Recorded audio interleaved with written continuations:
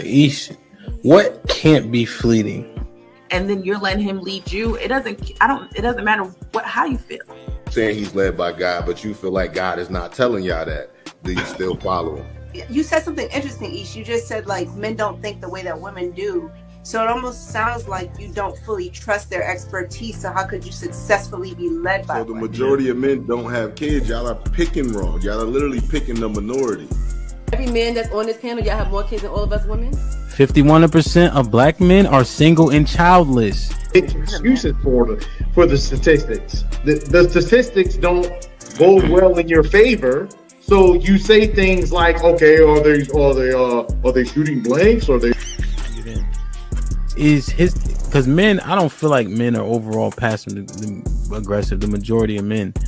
Do you think that silence is that passive aggressive? Because we will do that. Yeah, because there's niggas that'll use that as a way to trigger a woman. Like, because a lot of time a woman will tell you, like, when you're silent, it makes me feel like I'm ignored. So a nigga will do that intentionally. Yeah, no, I'm just because I didn't agree with the passive aggressive part until Mary said that. I'm like, okay, I can see men and be like, you know what? I ain't saying nothing else. Will unsubscribing from the Democratic Party help fix Black America? Let's just unsubscribe. No, you got to know why. I don't think so. That's the only thing that get black people together. You know what I'm saying? Like that's Shit like that. Wow. What I think will fix is if black people truly understood politics. Because for a guy, because listen, it's so many different reasons for a man to want to hang out with his friends. Adrian, I'm not gonna let that slide. I heard you. Why do you think that it's older single women who share that opinion?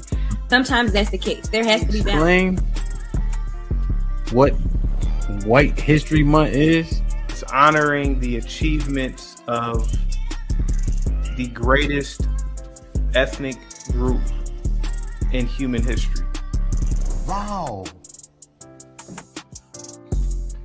I think all of that shit deserves a put him in the bathroom. Would you rather have a whore of a daughter or a gay son? Let's see here.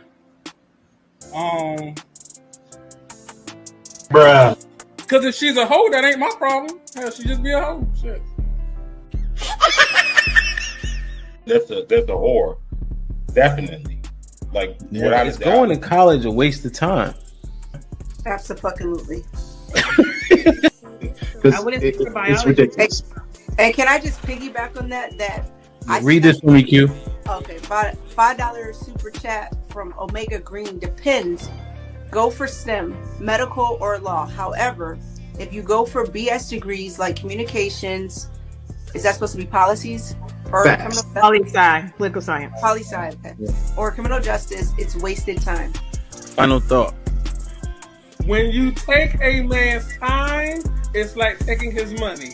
When you take a man's money, it's like taking his time. Simply put, we want something for it. If you're not interested, don't go out. Sis, hit me up. Let's clear your coochie balance. Do women, should they still be covered by men? Do women need to understand what it takes for men to feel like they should be covered by men? Yeah, absolutely. Like, women don't value men anymore, and it's evident. For women to admit that they're not equal to their men, women have to come to that conclusion that you are not equal to your man. Are you for spanking? Let's go around the room, yes or no. Q, you for spanking? Absolutely. Age. Mm-hmm. Okay, so big kids don't get spankings? You gotta fight them niggas. There's no difference between divorced women and single mothers.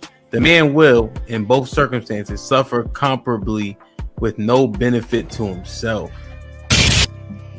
The benefits don't outweigh the cost.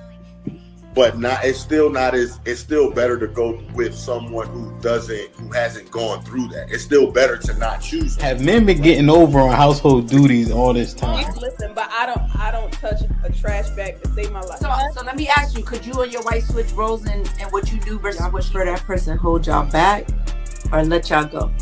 Physically, can't nobody hold me back. Ain't no such thing as a fair fight.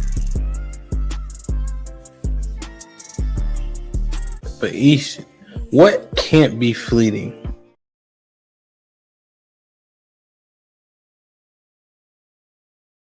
Direction, choose your own path. You know, this is the home of We Major, Me Frosty, Unfamous, and the restricted clothing brands. Let's get it.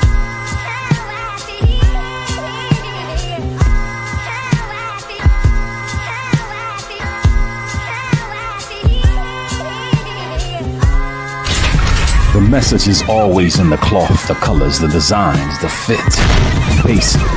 Pay attention. Stay alert. And remember, choose your own path. Direction, choose your own path. Don't just wear anything. Wear garments that mean something. We got hats. We got sweatshirts. We got jackets.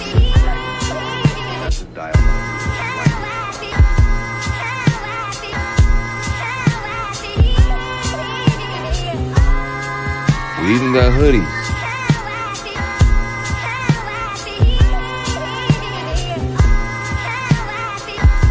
Let's not forget our classic tees. Direction, choose your own path.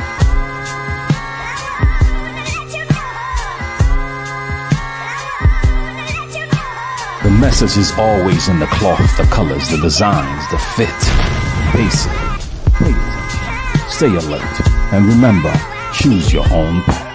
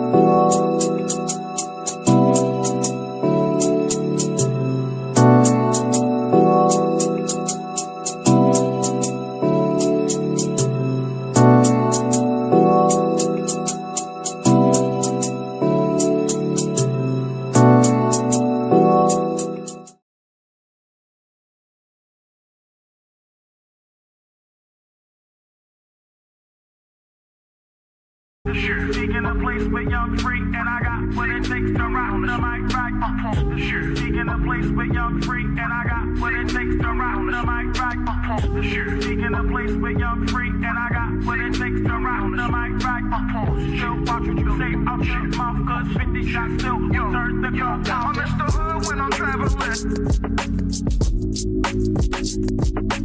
Hood when I'm traveling.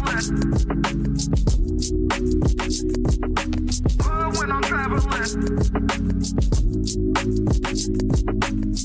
when I'm traveling, get that when I'm traveling, six pack when I'm traveling, when I'm traveling, when I'm traveling, when I'm traveling,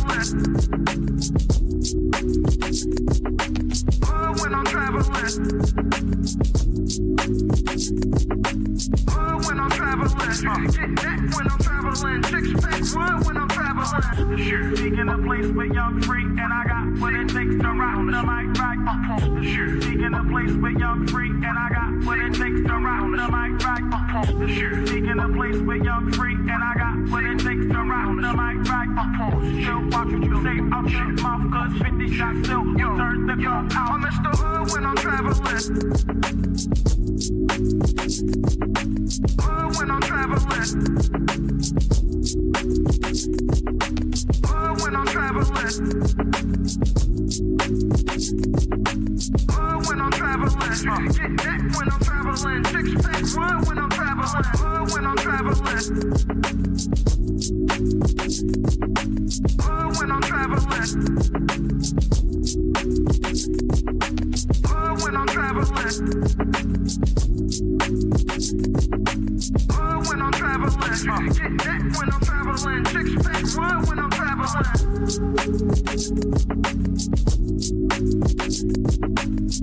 When I'm traveling, when I'm traveling,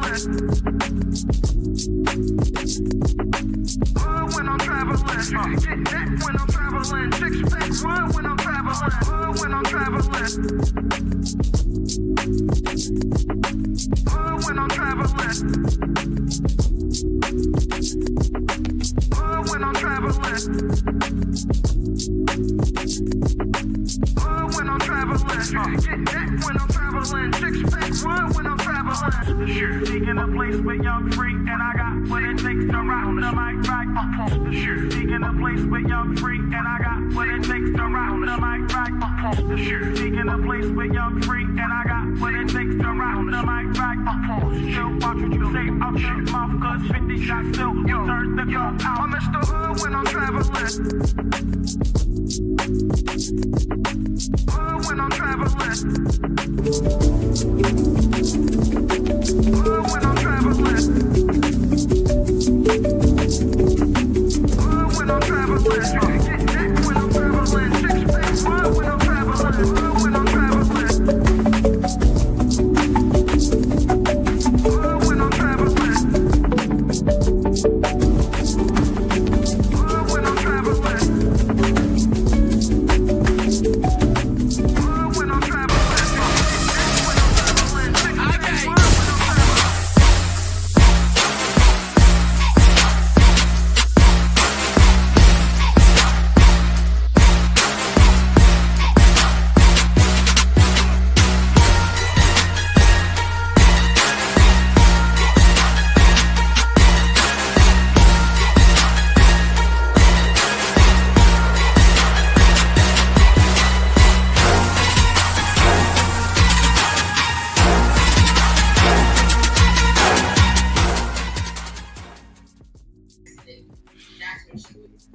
Yep.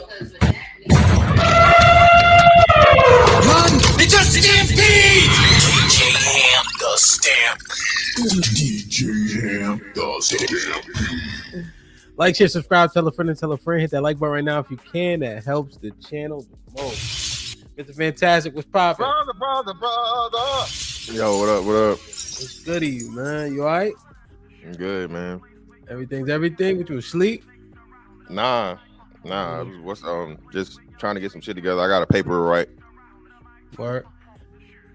When is semester over? What? Middle of March? Probably right around spring break time frame. Word. Grinding, man. Aaron, what up? Perfect. Nothing to it. Business as usual. Chilling. Indeed. How's the weekend and all that? Good. Low key. Productive. Just kind of one of those normal weekends. Nothing really to speak of. You know, shopping, laundry, blah, blah, blah. Regular shit. Shit like that. I like it. Perfect.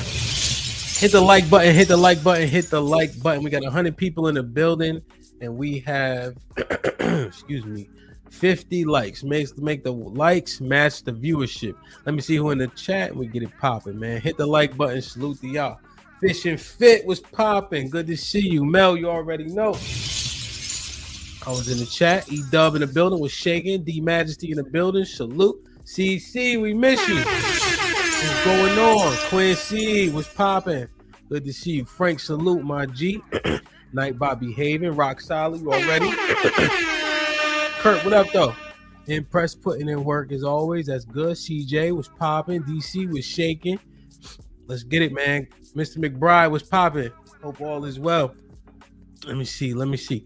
Daily in the building, of course. I like it. Let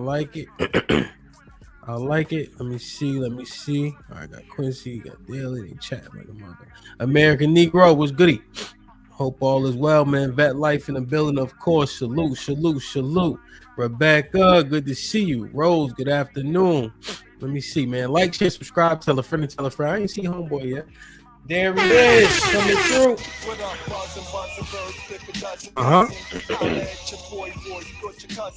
Salute to my brother Darius in the building. Get the 5 membership. Whoever got blessed with one, welcome to the family. Please maintain it. See, what up? Perfect. Miss Jilly in the building. Make sure y'all say what's up to Miss Jilly in the chat. Sozan, of course. Aaron, what up? Shalom. DJ Riff in the building. Bino, what's good, kid? Good to see you. I got Miss Jilly already. I got Rebecca. Dion was popping. I got American Ego, Coach Ferg in the building. Dave V, what up, kid? How you? Unlike Lee, what's popping? Good to see you, KG. Shalom, Ak, what's goody? DJ Smoke in the building. The Bell in the building, what's popping? Boots, what's goody, kid? Ron Node, I see you. Terrell, what's up? Mayos, what's good?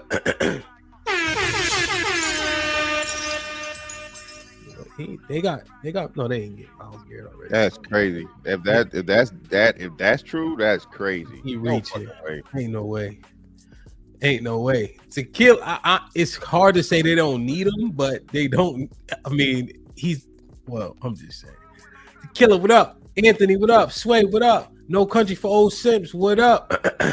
I like it. Saul, we see you. What's popping? Good to see you, man. We popping today. He knows what's good.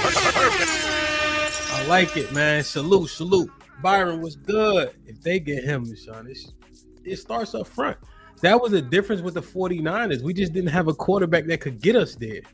You know what I'm saying? That could win it because we had that line for 2 years straight. And we just couldn't get it done. Soft ass Garoppolo. Man, I ain't want to think about that shit. Now we got 24 unrestricted free agents now. And Brock Purdy got to get paid. That shit over with, bro. You know what I mean? What's up with y'all though? What's good? Action, what up? So this is stemming off more so last week and specifically the stream on Friday. Mr. Fantastic was able to get up here, but you was running around and all that. You know what I'm saying? You ain't get to sit down in your chair and shit. Aaron, was you up here? Yeah, Aaron was here. Aaron was here. But I feel like, and I'm saying we gotta slow down, man. We gotta really assess this and pull it apart if we want to truly edify, right? So as I've been learning on the internet, having the conversations, I don't know if we are being fair to the ideas that we don't agree with or that we think are bad investment or choice. You feel me? Royce, what up? Mike, what up? And so instantly when we say marriage, right, it seemingly has a negative connotation. But is that because it's true and it should when it comes to men? Or is that because of the narrative and how it's painted? 455, what up, homeboy? Shalom. Now, there's another thing that I wanted to walk down. Is conflation.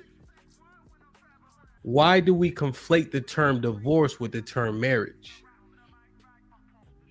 They're not actually mutually exclusive, but we make them so, and it could be fit. Go ahead, Mr. Fantastic. How not? You can't have one without the other. What you mean? You don't have to have the one though, right? Yeah, but you don't have to. But that's what I'm saying. But one cannot exist without the other, so they have to be mutually Are they mutually exclusive? Have to be. They're intertwined because you can't get a divorce if you're never married. But see, the mutually, yeah. So I guess, but it's sequential. Does that make them mutually exclusive? So maybe I'm misinterpreting that. So I'm saying. Yeah, no. I'm saying you may be correct in mutually exclusive, but sequential is they're definitely sequential or what I'm looking for, Aaron? Directly correlated. The correlation is there. No, it's like coefficient or whatever. So like as heat rises, resistance decreases, and what is it? It's something like it's like a coefficient. I'm trying to think of it in like engineering terms. But either way, it's one directly impacts the other. So what I'm saying, you can't have a divorce without marriage. Now, of course, you're correct, and a marriage doesn't necessarily end up in divorce, but you cannot have a divorce without a marriage. So therefore, they are definitely intertwined. Yeah, with one another. That's what I'm saying. They correlate well, right? But I think in terms of mutually exclusive, let's look it up, right? I don't want us to get hung up on that term essentially, but we can look it up, right? So, pardon me. So oftentimes when we're talking about marriage, we are most often talking about divorce. Y'all ever noticed that? As soon as we start talking about marriage, we don't talk about marriage at all. We actually start talking about the reason why men shouldn't get married are divorce reasons, right? Not marriage specifically. So where do we start? What do we need to pull apart to understand? One thing that we broached, maybe we can start here. If we want to, well, what do y'all want to start? Divorce or marriage? Well, let's start with the source, because like you say, you can't have one without the other. So start with marriage, and then we'll go. Well, Like, share, go ahead. Like, share, subscribe, tell a friend, and tell a friend. Hit that like button right now if you can. That helps the channel the most. Free Zone, Black America. What's goody? Go ahead, Aaron. You can have one without the other. You can have marriage without divorce. You can't have divorce without marriage. So they're neither mutually exclusive nor are they mutually dependent. Yeah. There's a singular dependence. Divorce is dependent upon marriage, but marriage is not dependent upon divorce. But they're not mutually exclusive. Yeah.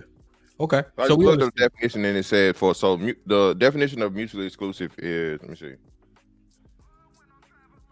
Mutually exclusive means two or more things cannot happen at the same time. It's a term used for in statistics, logic, probability. So yeah, they're not mutually exclusive because you can't be married and divorced simultaneously. So yeah, they're not mutually exclusive. So that's the right. Your terminology is correct. They're not mutually dependent either. They're not dependent on one another. One is dependent on the other, but the other is not dependent on the one. But in terms of mutually exclusive, they're not, right? We understand. Yeah, they're not. You're correct. That's correct. Okay. All right. Boom. So let's start with marriage, right?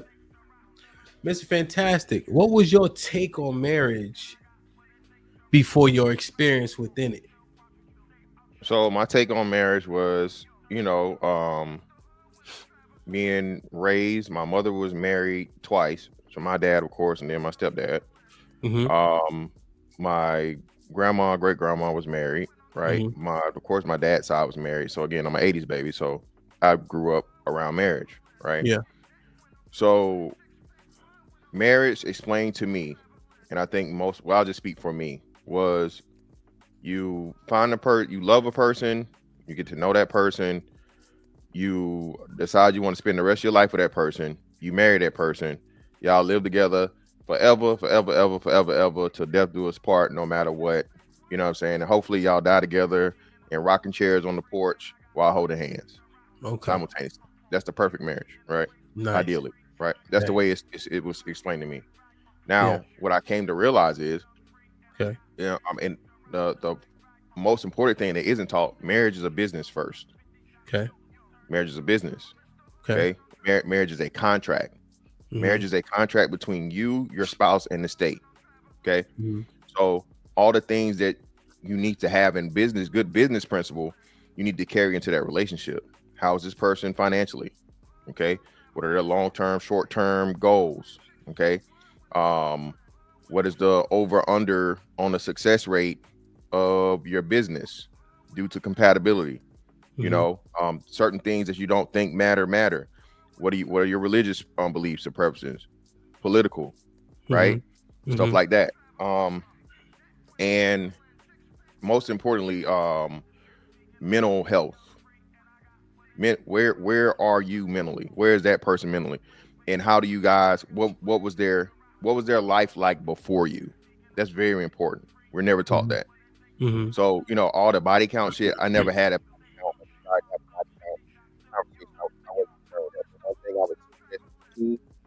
Your mic, woman. I'm sorry. Go ahead. Your mic muffled for 10 seconds. Everybody keeps saying my shit doing that. Check. Is it good now? Check. Yeah, it's good. You don't blown that motherfucker, bro. Huh? You don't yell that shit into that shit one too many times. Hold up. Oh, no wonder. That shit maxed out. My bad. Check. Should be good now. Now it's mad low. Turn up a little bit. Oh, you know what? No. Give me a second.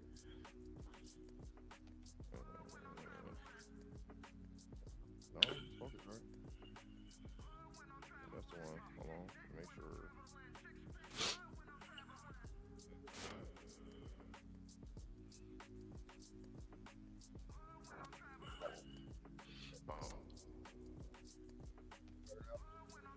No, it got worse.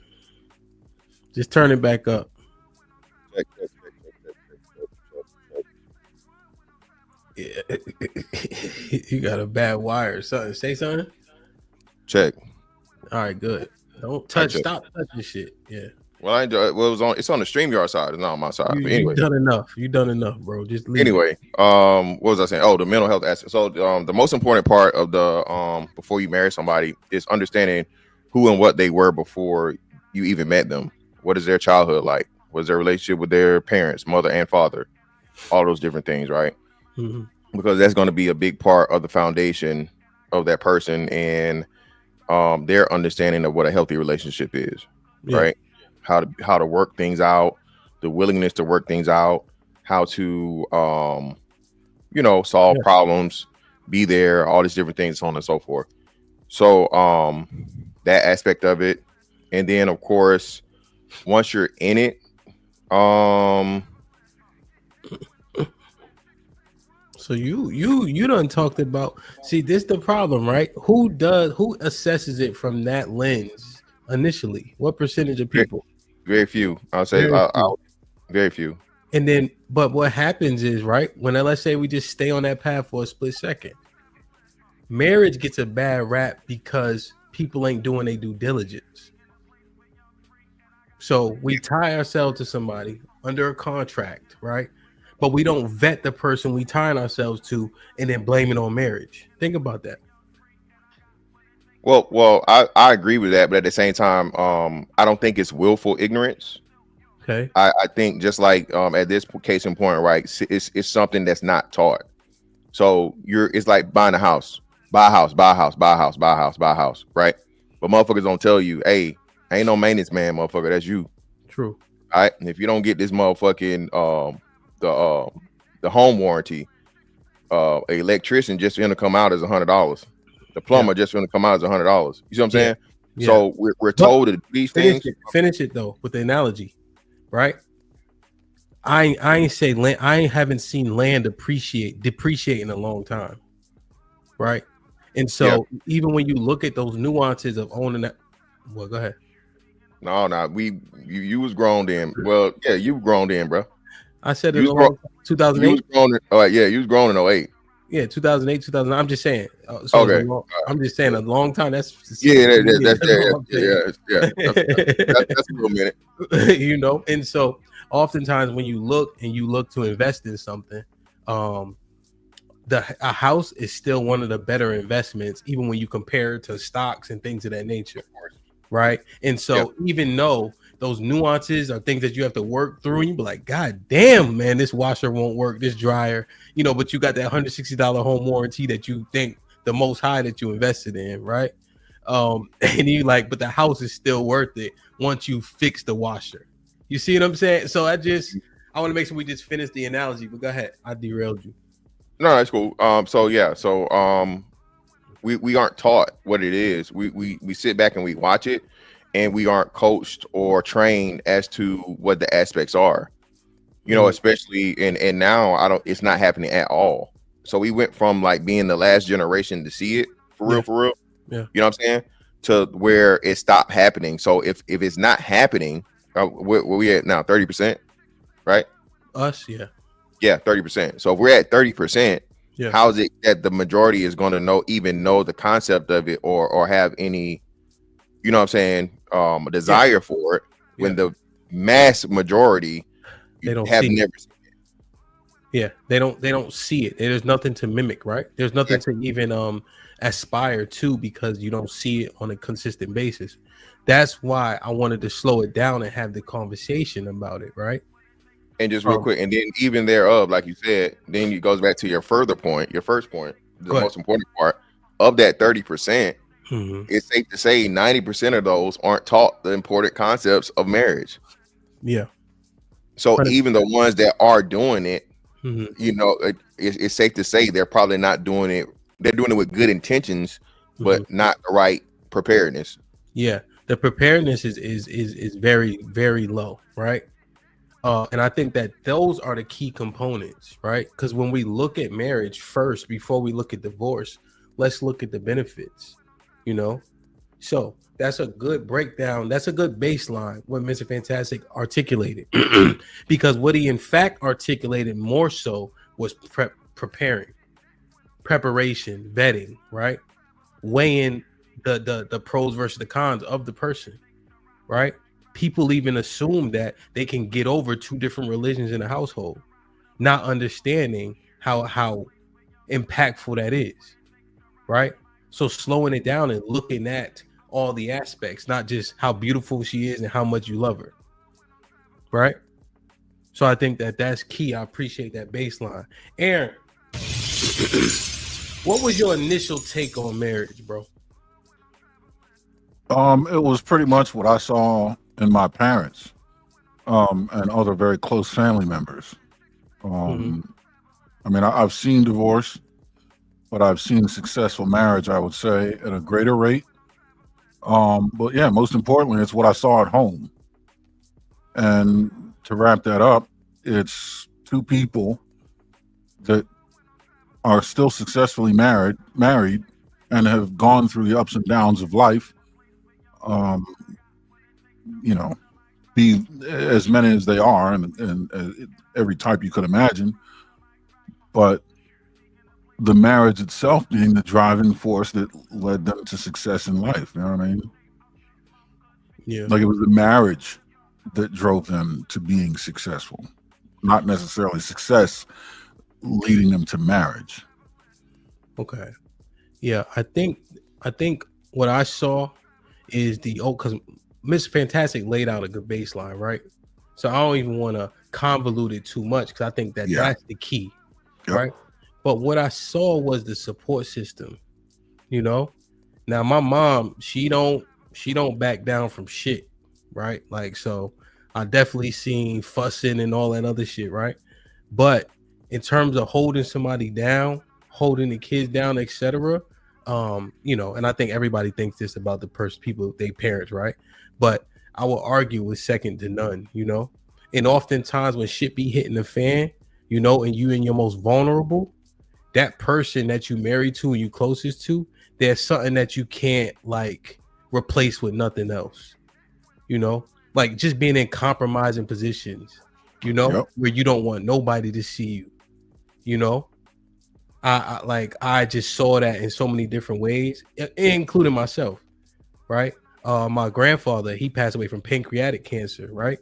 You know, just the demise of a man that was a big, strong, airborne man, right? But you know, my grandma was dead, and he can't do shit. You know, he just everything's just falling, right?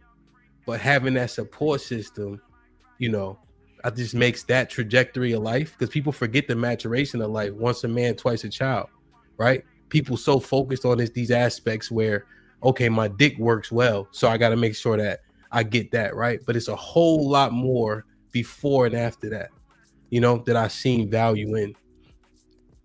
Also, the women in which I seen tied to men, I didn't see them trying to tear those men apart, right? Just in terms of the construct itself, I didn't see those women specifically saying, I want this man to do bad, because they're directly tied to him. So if he does bad, what happens? By proxy, she does bad. By proxy, everybody end up on the street. You know? So generally speaking, when I was in compromising positions, right? When I was knocked, you know, yeah, my boys would do anything for me, you know what I'm saying? But oftentimes, like, there was a lot of women that's like, hey, you need this, you need that, you need this, whatever the case is, right? And so I've seen that energy a lot more. So I could have a biased view of it, you know what I'm saying? Although, of course, we've been through hard times, right? You know, with women dealing and such. But I'm just saying, in terms of the construct itself, I've seen women trying to make sure that the family was good. Because if the family fails, everybody out on the street. You know? And I see men work their ass off. And I see men not complaining. I see men say, all I need is a beer in the truck. Give a fuck about anything else. You know? And so I don't know if that was the right way, but that's what we saw. Feel me? So it's just interesting. That was my take on it before the edification, just growing up as a kid. You know what I'm saying? No, I would agree 100%. And that I think it's exactly what, thanks for articulating what I was trying to say, but pretty much what you and Fantastic said culminates to what I experience, what I know marriage to be. And like I said, it was my father bust his ass, right, to be successful from beginning to end. The day I was born to this very moment. And he was the type that didn't complain. All I need is A and B. But my mom in return made sure he had damn well more than that, right? And sang his praises to the day is long. You know what I mean? Made sure that she appreciated, and anybody that was in his proximity understood what they were dealing with. Word. Okay. I like it, man. Like, share, subscribe, tell a friend and tell a friend. Hit that like button right now if you can. That helps the channel the most. Aaron with the $2 says, I thought marriage was for old people, only a 91 baby. Let's look through some of the the pros of marriage. Now, this is one that I've heard, like Mr. Fantastic as an example, say before here. So parental rights, right? Now, this is the one thing that gets complained about so often for men specifically in terms of the courts, right? The fatherhood, the rights to a kid, so on and so forth, right? But if the majority of kids are born out of wedlock, most oftentimes are those gripes coming from the fact that we don't have presumed paternity rights. And if so, does that make more sense in terms of having a child to be in wedlock when doing so? Well, I think people need to understand that the court system, the family court system, was made for the family.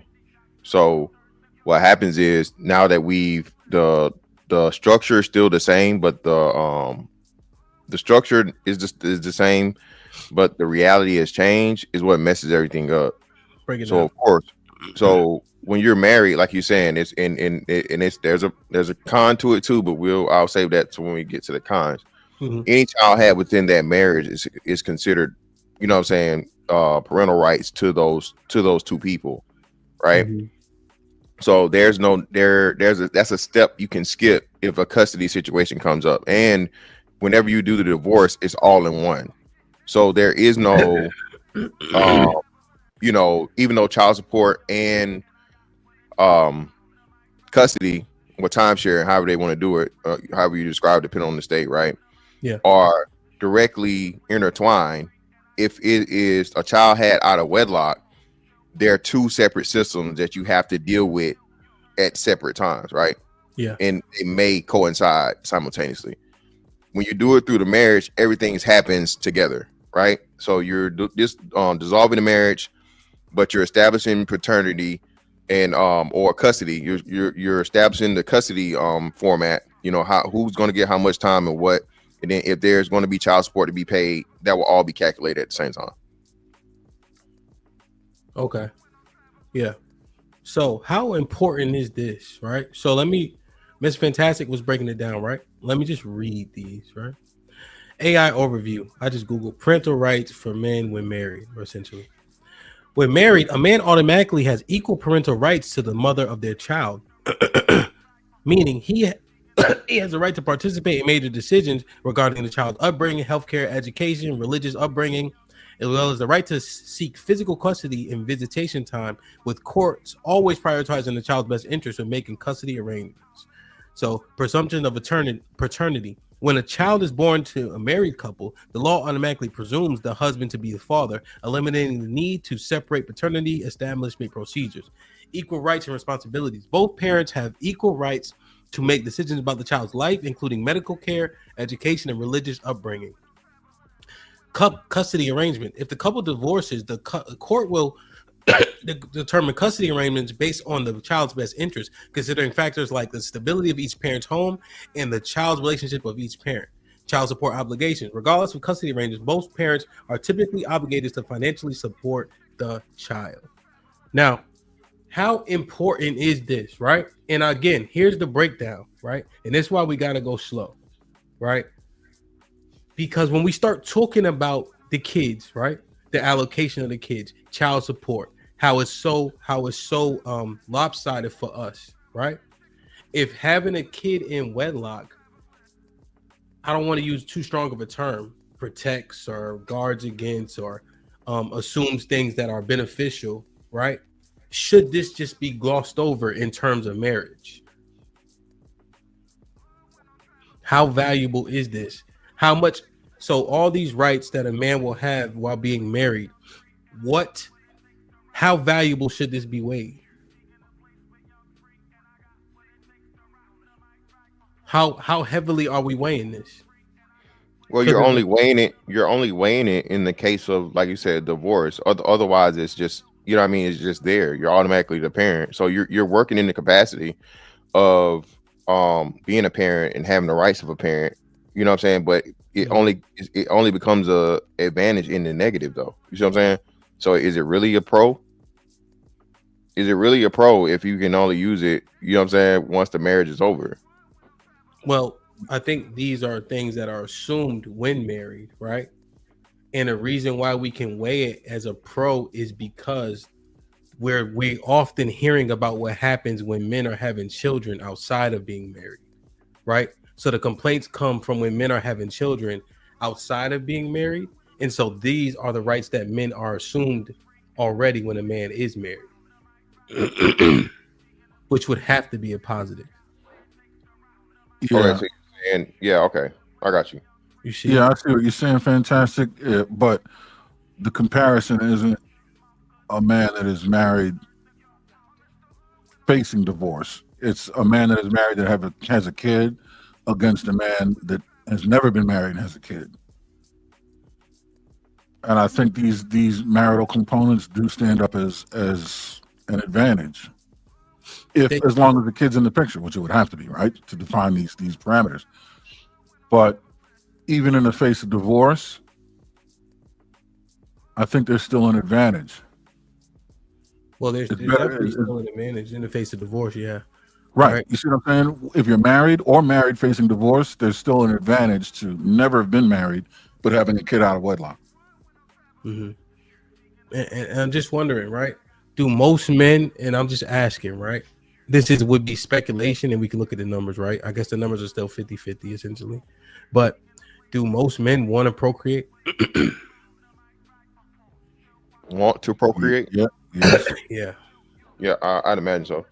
And I just think if that is so important when you bring a child into this world and you want to raise them, right? If these benefits are assumed that we hear so many men have gripes about, how valuable is this?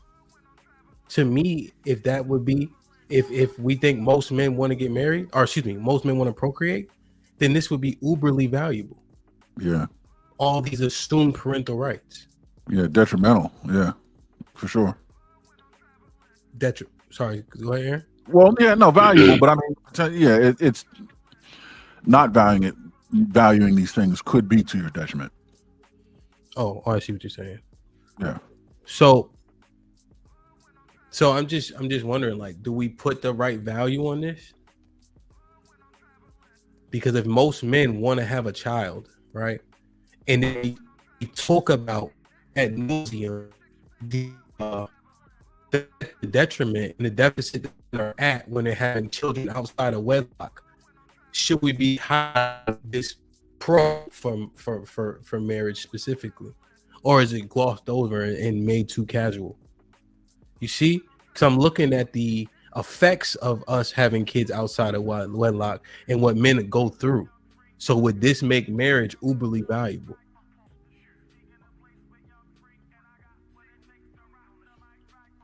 Yeah, I mean, it is glossed over, but I think it's glossed over because it's taken for granted. I think it's taken as a guarantee, unless the conversation moves into divorce. But then all of the bad things that can happen to you out of divorce start to overshadow the good things that marriage brings.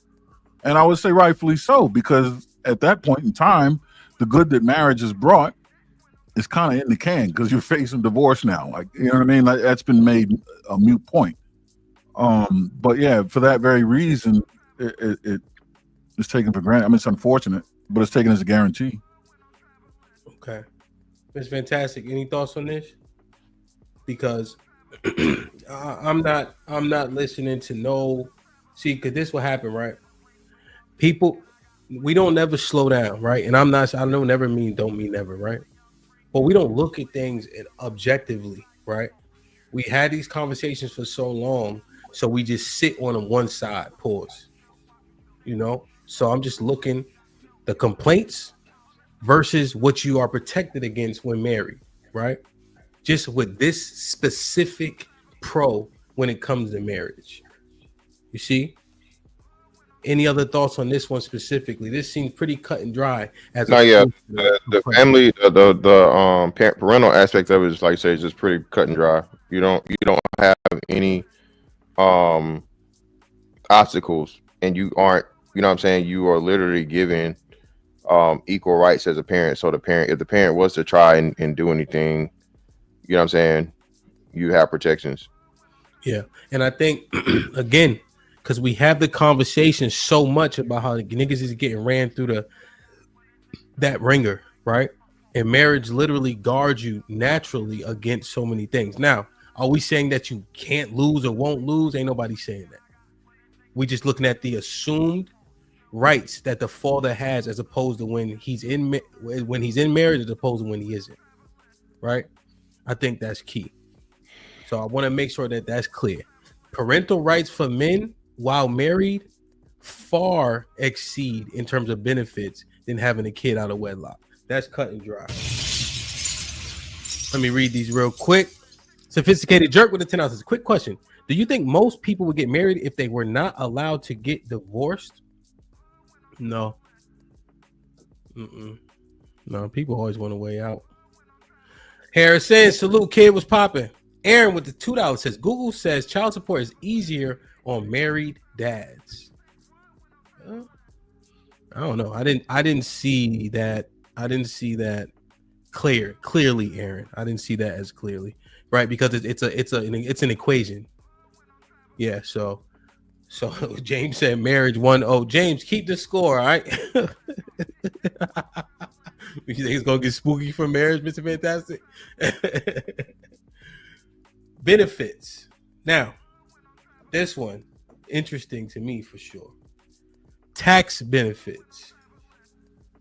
What y'all think? Cap. Why?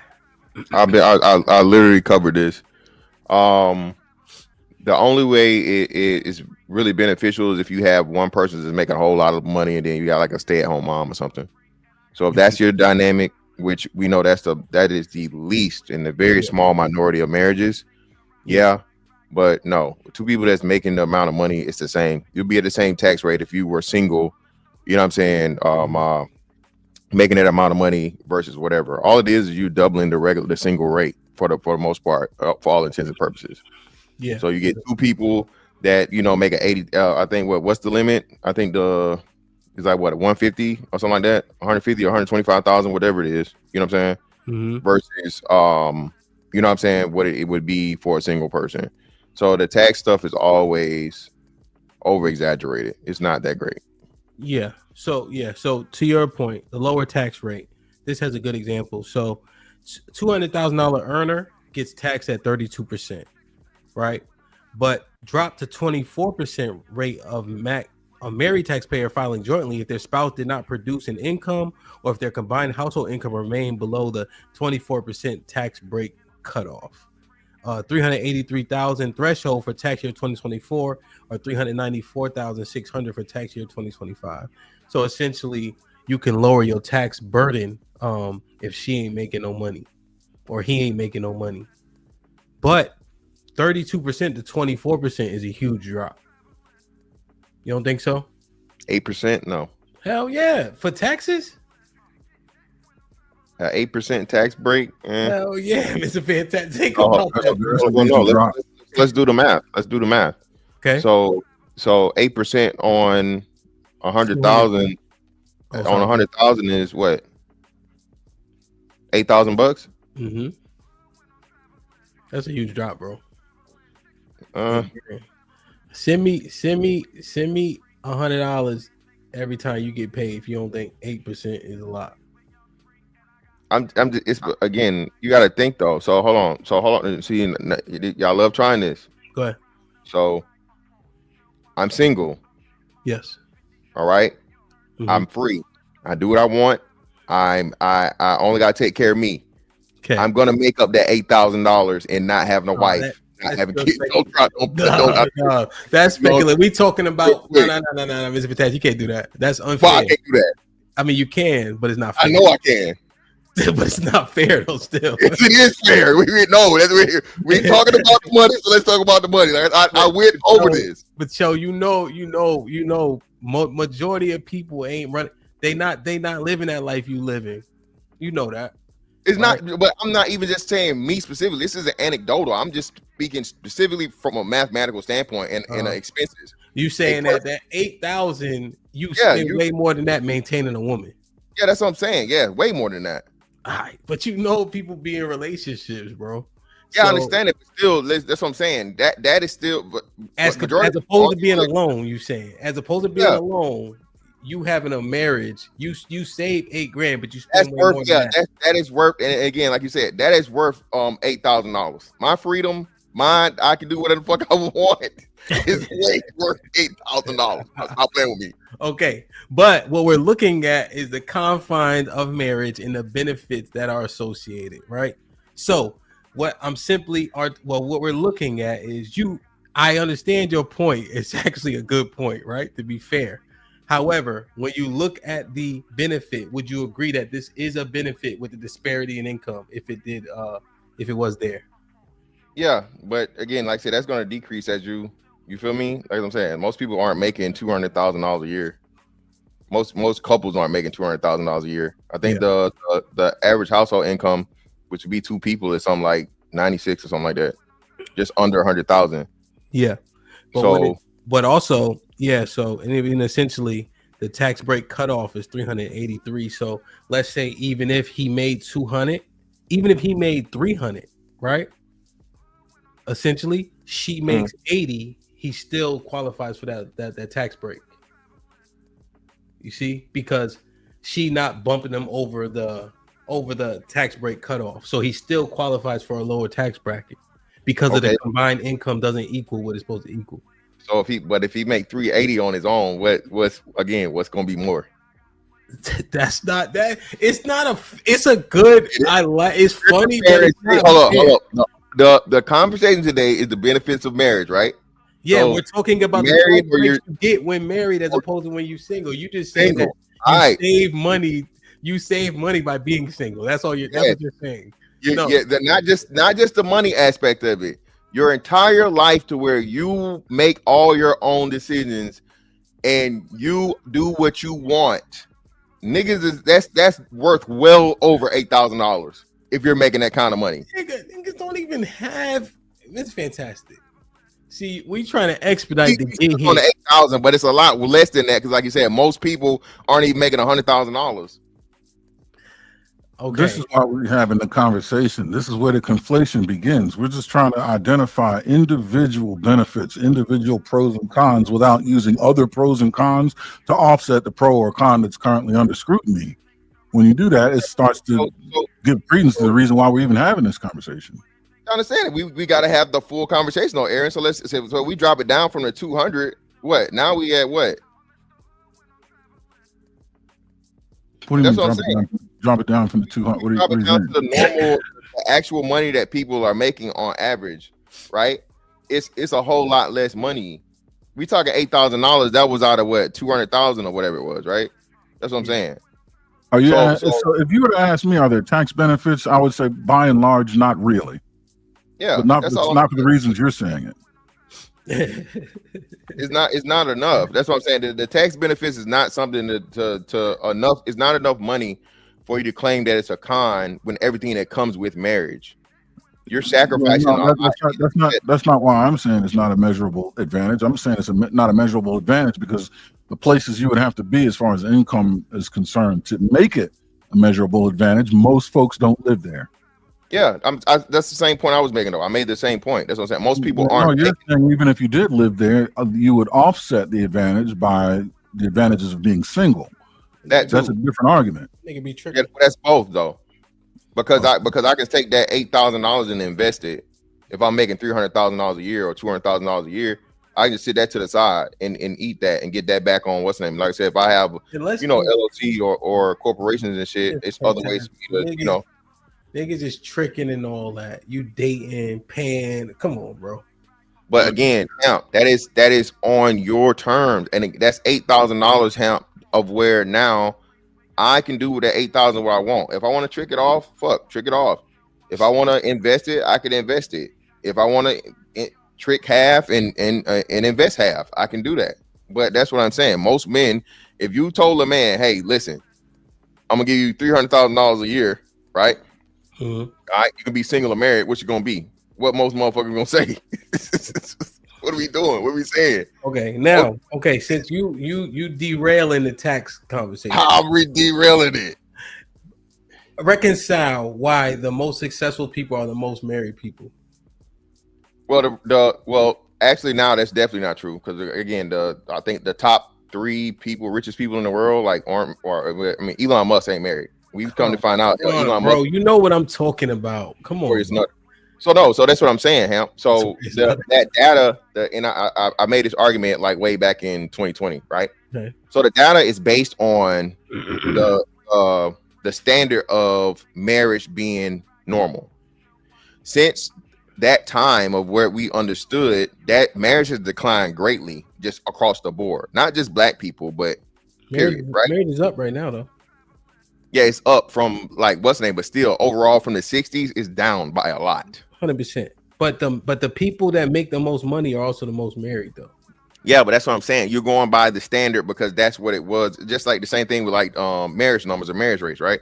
Mm-hmm. As more people go, because like we know, people are getting at later generations are getting less married, and less married. Oh, yeah. It's not we don't have enough data and enough time yet to actually settle that because we aren't out of the residuals of marriage, and you still got 2 generations that greatly contributed to marriage. The 2 biggest ones, the remaining boomers, and then Gen X. After that, it's a steep decline, Hamp. So saying that is disingenuous because you're basing it on something that's still being upheld by, you know what I'm saying, 2 aging out groups that don't. I see. So you got boomers who have the most people. They're married at high numbers. Yes. But do the boomers also have the most money? Well, no, that's put into it. But you know too, Hamp, like I said, some of the older people have the more money. So older people still have more money than the younger people. Okay.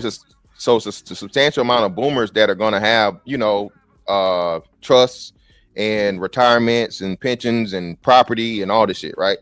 So you got to think those 2 generations, boomers and Gen Xers, while being married, you know what I'm saying? That's a substantial part of the support behind more married people make more money. Okay. Because they literally help. They literally established the foundation of that. Okay. They able to say that because of them. I understand the why, right? But then here's the problem. We often talk about these sand niggas and the East Indian and all that, right? About how much structure they have and how they married and they also make a lot of money. So do we throw that out? Because we use them to leverage against the women here in terms of their women's conduct. So where do we allow the data to live, even though the factors, I understand the factors. No. So that now I'm glad you brought that up because my bad. Oh wait, Aaron. So you know it's crazy. Asians, right? Asians, Indians, right? Yeah. Have a very, very high marriage rate, but at the same time, what? Mm-hmm. Asian women also make the most fucking money of the second highest earning group, period. Yeah. So Asian women are the only group of women that out earn men. So of course, those married people are going to have the highest income because they're the top 2 are them. And they're the most married too, though. Yeah, they're the most married, but then too, they're also a small population. That's what I'm saying. And they're not American. So you got a cultural thing to where their culture is fantastic. This is the reason why I'm because we use their conduct culturally to say here's good, here's bad, right? So we got to maintain the fact that how they do things, since we leverage it as good, still remains good and still should be something to aspire to because they're the most married and they're also the highest earners, right? We know that marriages that have the more money that people have, the marriage rate declines. So what is the correlation? Well, no, so that's what I'm saying, right? So I understand that those people are the thing, but it's saying it's basically said about men, right? So it's never talked about women. It's talked about men. Okay. Right. Men that are married earn the most money. Married men earn more money is what they always say, right? Mm-hmm. But again, like I said, you're basing it on, and you can take that part of it, but are you making the money because you're married, or are you making the money because, again, you're married because you're making the money? What Aaron's, so married, do you think men's focus changes? Yeah, I think a man's focus changes, but I also think that man, a big part of him being married is his financial stability and success. What do you mean? The reason why he's married? Yes, that's a major reason of why he's married. Most men don't make their fortunes post-marriage. They already have it, or they're already on a path. That getting a wife doesn't make you an extra $100,000. Can't be post-marriage, simply because men hit their financial stride later than the average marriage time. So if men hit their financial stride at 40, but the average marriage rate age is 30, then that can't be true. That doesn't coincide. That is post-marriage, though. That's what I'm saying. No, I'm saying they start making their money post-marriage. Yeah, after the marriage. Yeah, but I'm saying it's not because they're married, though. I'm not saying I'm up. Well, think about it though. Why though? Why you can't? So that's speculative, is all I'm saying. Well, it's not. It's not speculative though. When you had your first kid, now not you, but just think about. It's cool. Well, but I don't have to use you for us to still make this, to understand the point, essentially, right? Is when you get a kid, when you get responsibilities, what do men do? Do we? Yeah, you have to make more money. You make more money. You do things to make sure you make more money. Yes. You see what I'm saying? So I'm just thinking about how men usually respond when they have responsibilities, and then just saying, okay, kid, okay, wife, okay, house, okay, reputation, okay, lineage, okay, and I'm just seeing a man working harder and harder. That's all. Because we just speculating about it. You feel me? Yeah, and that's what that's what I'm saying. So when you compare that to, and that's another thing too, right? And that's why I say you can't, because that's gonna look different by age groups and other things. I think, but the average marriage age in America is like 30 or 29, 30. Like 30 something. Yeah, 30. Right. 30, so within 10 years, like you say, a man starts peaking financially, right? He was going to do that regardless, Hamp. That's what I'm trying to say. It's well, we know so. That's what we're saying. Whether a man is single or married, once he starts hitting 40, he starts getting on his stride financially. That's across the board. You know, he's single or married. Now, when we looked at it, though, for us specifically, do you remember when we looked at it? It's a while ago. It was me and you. I don't even think we was doing like this show. I had dropped a link and was going over black men stats, obesity rates, and all this other shit. Even at 55, our average income was like 50 G's. 55 G's, I think it was. Something like. We did this a while ago, like a year ago. And then I look at the low number as compared to our counterparts, and then we also the least married. Because here's the other thing that we have to reconcile, right? Men will just chill, right? You don't got a family, you don't got nothing. One nigga, you got a futon and a PlayStation. Men would be happy with just the bare minimums, right? And then we could be motivated, but we are comfortable. And then the inspiration comes from elsewhere. And then I start to see men succeed just based on those numbers, and also us being the most non-married. Well, no, but then you have to look at the aspect of it too. And I'm pretty sure I would have brought it up at that time. Juan makes less money than us, and he's more married. So that's not it. We make more money than Juan. He's not, the Hispanics aren't making as much money as we're making. So that's why I say you start getting into the other part of it, to why is that so? But Juan is just one of one, and then everybody else making way more money than us. And they understand it, but you can't. Well, you got to do the same thing though. I know, but take the Asian, take the crap, take the white man, right? You got all these groups, and then you got one under us, right? So is Juan just an outlier, And do we measure against the ones that are above us, or do we reach down to Juan and say, hey, Juan, we still make more money than you? No, you consider both. You consider both, but you can't. You can't. Huh? Well, let's weigh it though. Weigh it how? Juan is just one, and then there's 8 above us, and they also more married. Well, it's not. It's not 8. You only have 2. So you got Asians and whites. There was another list I saw had like a bunch. Yeah, the same one I was talking about. We had the argument. It broke down the Asians, so it broke like you know what I mean, Korean, Japanese, whatever. But still, from a racial standpoint, Asian, white, black, Hispanic. That's the order, right? Mm-hmm. So we only have 2 people. You know what I'm saying above us, quote unquote, right? Yeah. So and those 2 people, you know, historically have just always been the highest earners. So to say you niggas not doing as good as the Asian man, you know what I mean? Well, the white man ain't either. You feel what I'm saying? So now we're playing the, you know, well, it's somebody over you. The only motherfucker that can't lose in that battle is Asians. So that's why I say you have to consider both. And then at 2, like I said, taking considerations, now y'all got to put your pro-black hat on, and all the racism shit y'all talk about, all the Jim Crow, slavery, and and things that have kept you from being financially, you know what I'm saying? That has to be taken into consideration. And then also look at the strides that black men have made financially post, you know what I'm saying, civil rights era. How the hell you ain't making that argument though, right? What? Jim Crow and all this other shit. Well, no, for the thing to be equal, yes, because you're talking about financial outcomes. But Miss Fantastic, you say racism don't exist. I never said racism don't exist. I say racism. It's not impactful enough to stop. Yeah, it's not impactful enough to stop you from doing anything in 2025 or 2024. But then, how do you correlate? How do you reconcile that? What do you mean? You say the reason why we not there is because of this, but then you said it's not enough to hold us back significantly. Well, I'm talking about from an individual basis and constant basis now. No. And that's why I say too, it's going to take time for the numbers to increase to be able to see what it really is, say a couple of years from now, like, you know, 5 to 10 years from now. What I'm saying is the starting point, right? Or what it was. Black people didn't own property. Black people didn't own businesses. Black people didn't have the, you know, the financial access that white people had.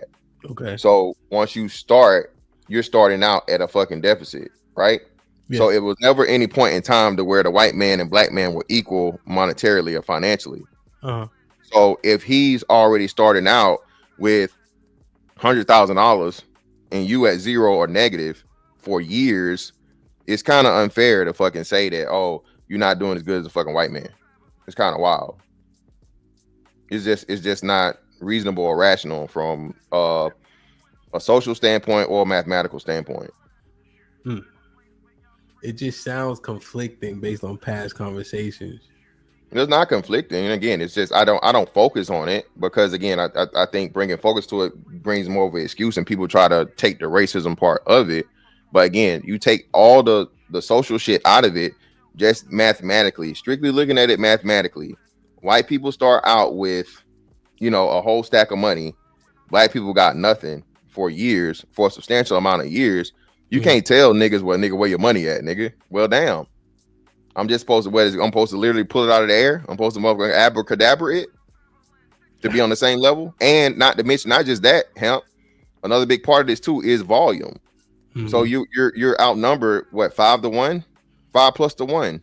So if you're outnumbered 5 plus to 1, on top of the fact of the matter that again you don't have equal footing from a financial standpoint, is very disingenuous and fucked up to be like, well, nigga, why you not making the same amount of money as them niggas? It's fantastic. You fucking you yo, you making this argument right now? I am fucking flabbergasted. I just want you to know this. Yo, I don't know why. You got that head wrap on? You on your fucking Mansa Musa shit right now. Yo, you is fucking wild. I can't believe he just made that argument. It's math. Like I don't know. I'm speaking mathematics. Ain't nobody talking to you. Math. Aaron, do you hear him? I can't believe it. I mean, it's entertaining to hear. I mean, it's my brain is like, well, what do you want to do with this? Aaron, hey, Mr. Fantastic, pardon my back, man. Math. I told you it's math. This is math. I wish I could clip this and get a time machine and go back to previous conversations and just play it and watch your wires, the smoke come out of your ears. This is. It would be no smoke again, man. Like I said, I it's a lot of stuff that, like I said, you don't need to bring up because niggas will use that as the excuse. They won't get past that. I've acknowledged. I've never said racism doesn't exist, but at the same time, like I said, just from a mathematical standpoint, it's just basic.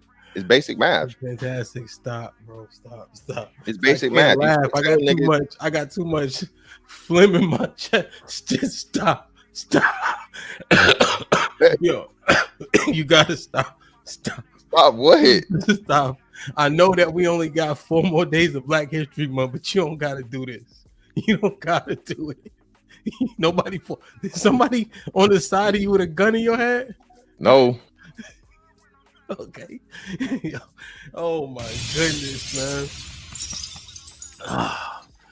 Okay. All right. So, Mr. Fitz. Okay. Go ahead, Aaron. He just made a. Go ahead, Aaron. Go. What'd you think? I think, man. I think a man. I just look at, I take a man and then the same person and put him into 2 different situations, being single and being married. A man being married is going to have a different kind of drive.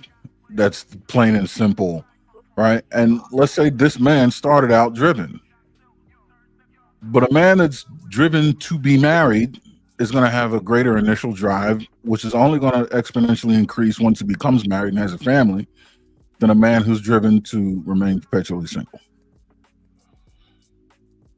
Yeah. It's that simple. Yeah, I think that men, just in how we operate, right? The external inspirations, you'd be surprised at the plateaus, right? And then oftentimes there's things that people don't understand about the allocation. If you do the things that Mr. Fantastic said initially, right? So the thing that he said about the vetting process, right? If you get that right, then that woman is instantly an asset when it comes to doing things that are productive in terms of earning money and entrepreneurship and things of that nature, right?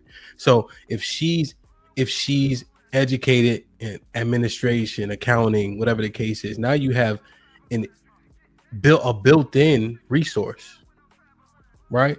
That you'd be surprised would allow you to have more be more efficient in process, right? But you have to do the things that come before marriage, right? That Mr. Fantastic laid out. If you don't do those things, then people start to blame marriage on the reasons why it sucks, when the truth is the vetting sucks, you know?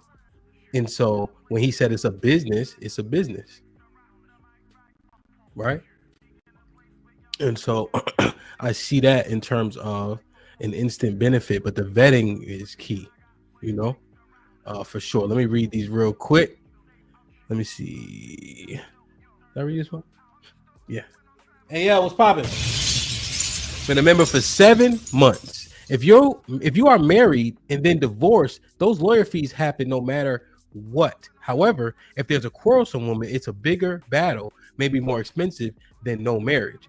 Without marriage, courts are optional. Okay. I think this is an issue too, right?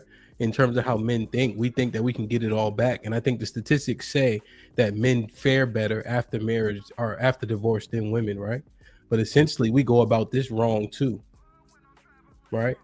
You got to understand that if you're going through the process of divorce, it's a fight, you know? But I see men kind of acquiesce in a few different things. Mike Brown, salute. Perfect. Mike Brown, been a member for 20 months. Shit like that. Shit like that. I'm with Fantastic on this one. That was at 12.53. So this I think the tax. Bet life with a $10. So James, it might be 1-1, I guess. Bet life with a $10 says Mr. Fantastic. Salute, fellas. Only thing at Fantastic, the right woman will make you way more than $8K because she's on your team. Keyword is right, quote unquote. Woman! Exclamation point. Some women are assets to the marriage. Excuse me. Darius with the $5 says, was she with you shooting in the gym? Mike Brown with the $5 says, Fantastic cooking today. I will make the money with or without my wife. Okay. Mike Brown with the $5 says, HAMP. That data show that those women respect their men / willing to marry despite the income. Seems fair. Ali with the $10 says she got to have at least 60,000, not going to therapy and ready to love, to be able to cook and clean and take care of the home 5 to 7 days a week and listen and be quiet on demand. This where negotiations start. It might be tough. Moke Loke with the $10 says at work but still showing love. What up, kid? Good to see you. AC salute member for 10 months. Ali with its $5 says she gonna work for these benefits or she gonna work for these nuts. If you can't put her to work, put her outside. God damn.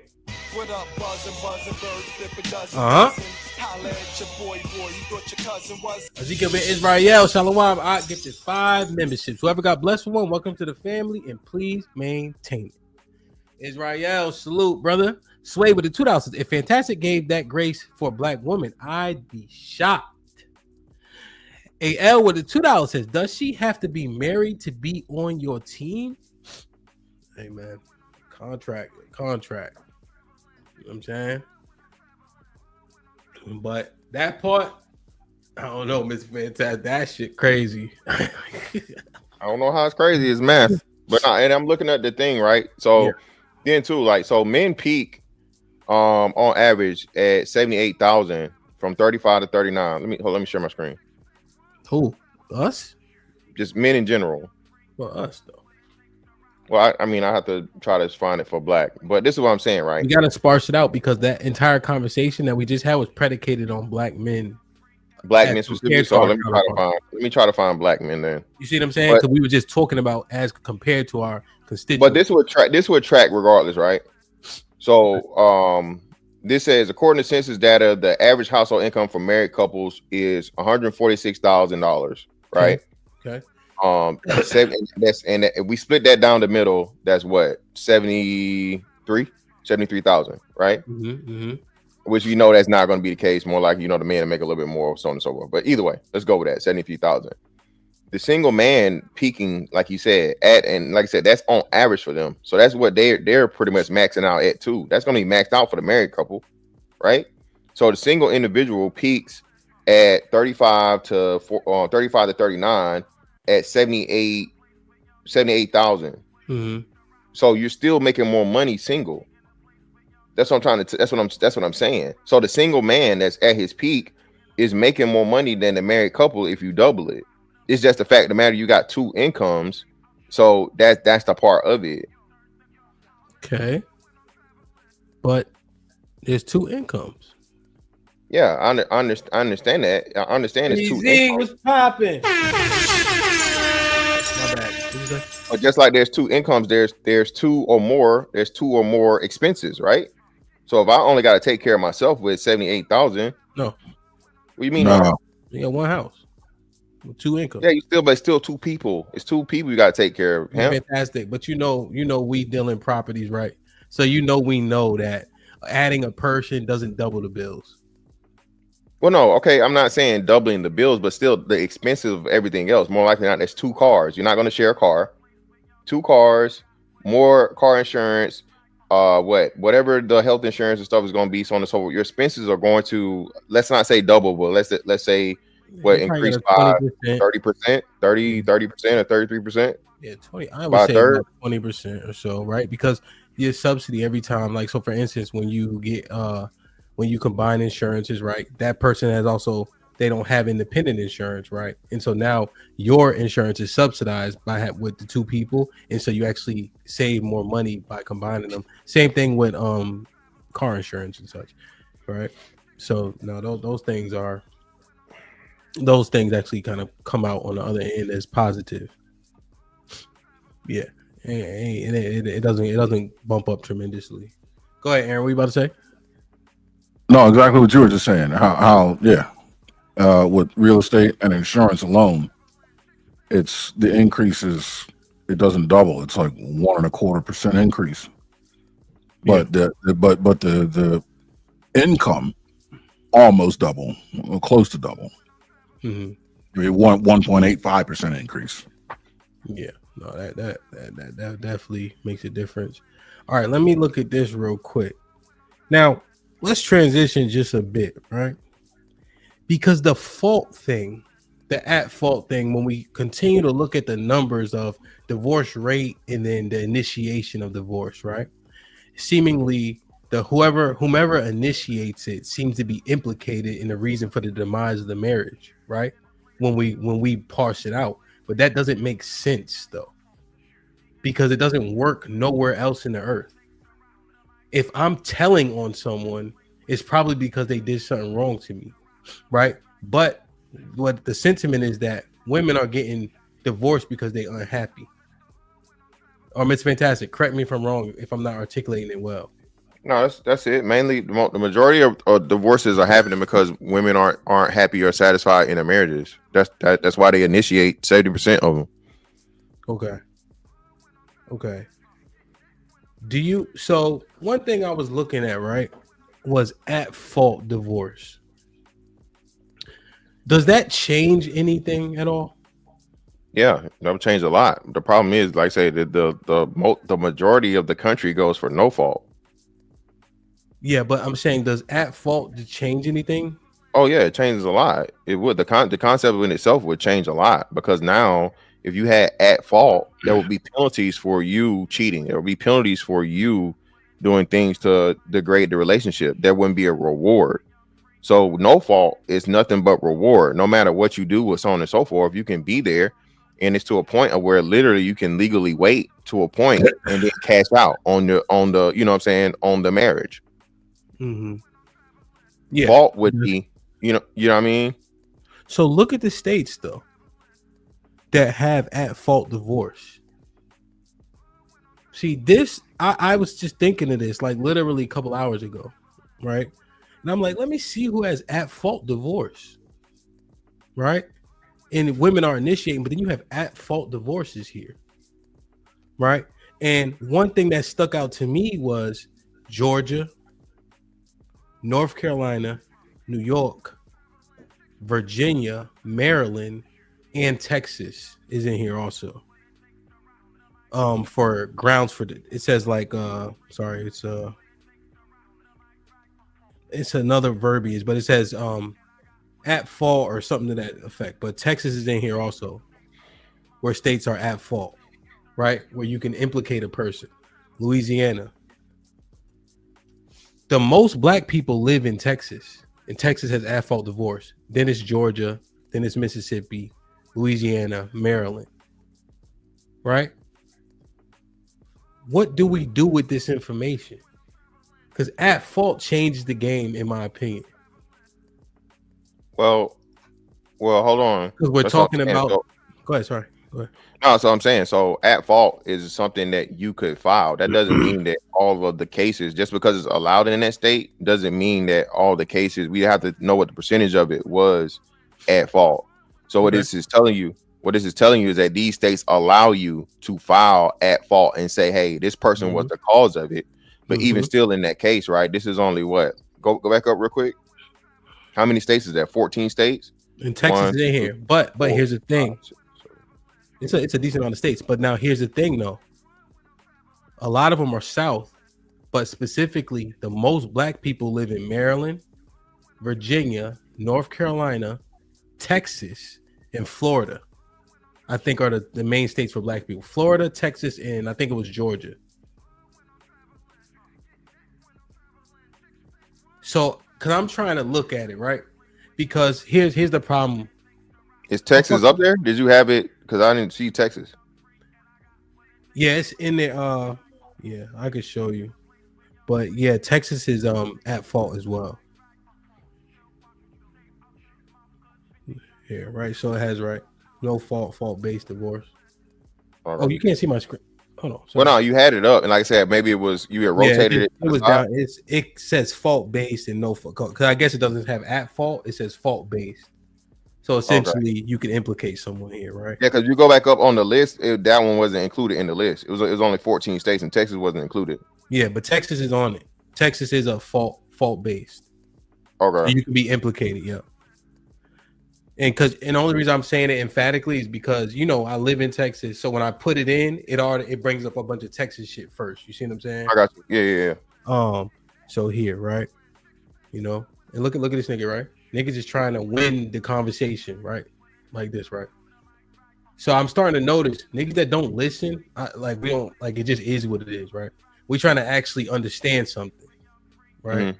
So we understand people will go to the extreme to try to find somebody at fault. But what we're simply looking at is when we have at fault divorce in these states, and then we look at the correlation of regarding black people. So black people live in Florida. Hit the link. I'm gonna drop it, right? See how everybody speaks. Florida, Texas, Georgia, North Carolina, right? Where a bunch of us live in Maryland, and they have at fault divorces. I'm just trying to assess it because we often speculate about the reason, right? Why women. Yeah, you got it. So hey, just so people know, your order was correct. So it's Texas, Florida, then Georgia. Okay, yeah. So you know what I'm saying. So I don't think. Look it up. I don't think Florida's on this list though. Yeah, Florida's not on the list. Florida's not on the list, right? A lot of us live there, so that has no fault. But Georgia, Texas have at fault divorce, right? Well, a lot of us live in North Carolina. A lot of us live in Maryland. And so I'm looking at it because we say they initiate divorce at 70%, but the majority of us live in states that have at fault divorce. And so since we always speculate about they leaving for unhappiness, but now they have at fault divorces in the states where the majority of us live. So what is the speculation actually? Well, like I said, that you will have to look and see what it was, because irreconcilable differences wouldn't be at fault, quote unquote. Yeah. Right. Yeah. At fault would be what do you call it? Unfaithfulness. What's the legal term for unfaithfulness? Adultery. Not adultery, but yeah, you know what I mean. Cheating, right? Mm-hmm. Infidelity. That's what infidelity would be at fault. Abuse would be at fault. You know what I'm saying? Things that you can substantiate. You know what I'm saying? Beyond the shadow of a doubt. You know what I'm saying? You know what I mean? Like that.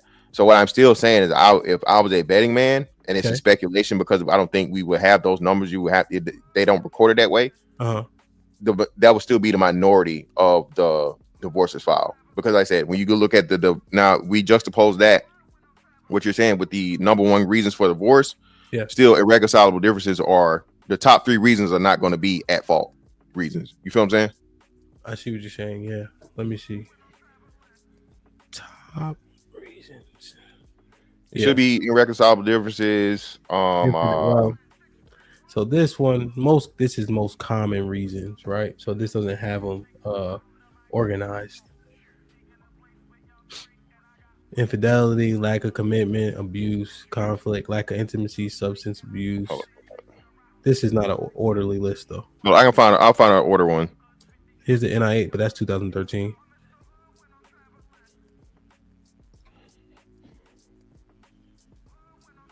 Yeah, if we can find a list, because is divorce.com viable? It should be. Well, I mean, it's the .com thing. Most of the stuff you're gonna see is gonna be what's the name, right? Mm-hmm. It's gonna be a lot of law firms. I don't think it's gonna be. Yeah. So one seems to be slightly maybe consistent with what you're saying. Lack of commitment could be infidelity. So 3, they have infidelity as 3. That's what I'm saying. I know infidelity is like top 3 to top 5, but the 2 main reasons in front of that are going to be, you know what I'm saying, just no fault reasonings. Yeah, this is just they seem arbitrary as hell. Yeah, the number 1 looks like it's arguing, you don't like a person no more. Yeah, Right? irreconcilable differences. Yeah. Now, lack of commitment seems similar to infidelity, but it must be something different. Right? Something different. So Now, this lack would of be- commitment is you're not spending enough time to her. You're spending too much time at the gym or with friends, and not the relationship. So no, lack of commitment is not infidelity. That's separate. So number 1 and number 2, right? And then number 3 would be an at fault thing. Yes. Right? Now, so what do you think then, right? As we look at this, like what's the thoughts? You know what I'm saying? Like what's really happening? Because we do have at fault states, and the majority of at fault states are where we live. As black people. But so if we like I said, juxtaposing, using all of those things and trying to bring them together, it still would be the majority of the reasons going to be no fault reasons by a lot. And then the at fault cases, infidelity, even though I think I know for sure the person that has the highest level of infidelity, you know who that is, right? You know what demographic that is, right? Latino? No, black women. What? Black women have the highest level of infidelity. Where? Shit, they let me see.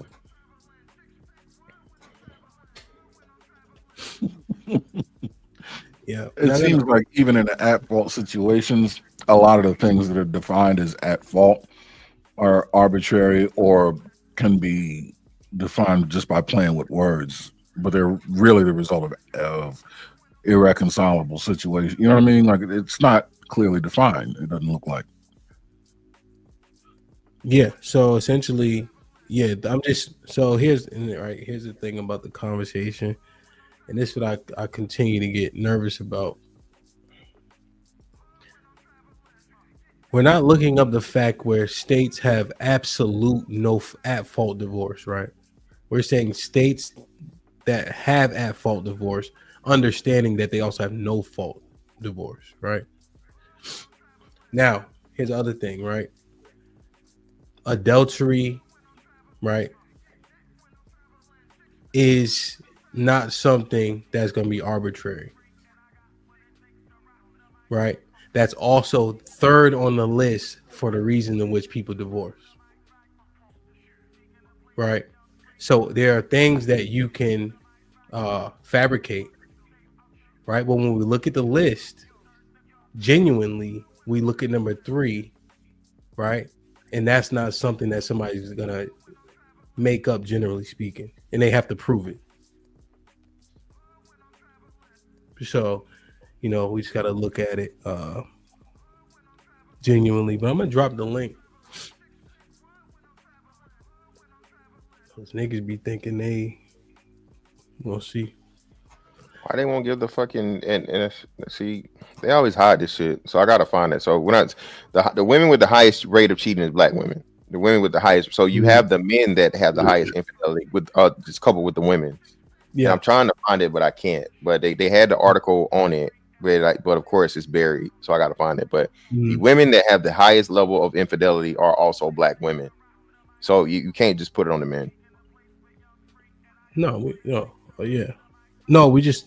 looking at the initiation rate essentially, right? And I'm just trying to understand it because again, you know, like I used the analogy, kids are the one that's telling the one that ain't do nothing.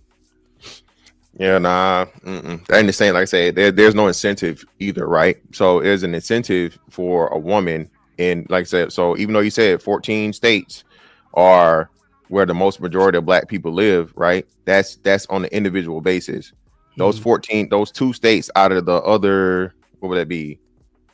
46? I'm tripping. 36. The other 36 still aren't going to outnumber the rest of those black people. So the number of black people in Texas and Georgia are not going to outnumber the number of black people in the other 36 states.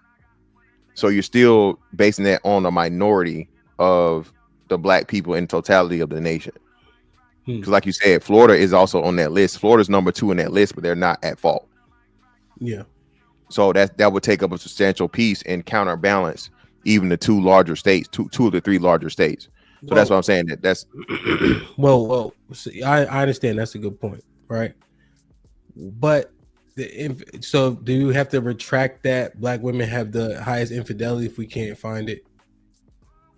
Well, no, I'll find it. It's definitely there. You gotta But no, find it. we're not retracting that shit because it's Okay. true. But you gotta find it, Mr. Fantastic. Okay. Right? You have to. You're in trouble if you don't. You gotta find it, bro. Like because that's a harsh one. Essentially. So damn man, I was thinking about something else. There was another one I was about to bring up, but I can't remember. Damn, I can't remember for shit. I can't remember. Like, share, subscribe, tell a friend, and tell a friend. Hit that like button right now if you can. That helps the channel the most.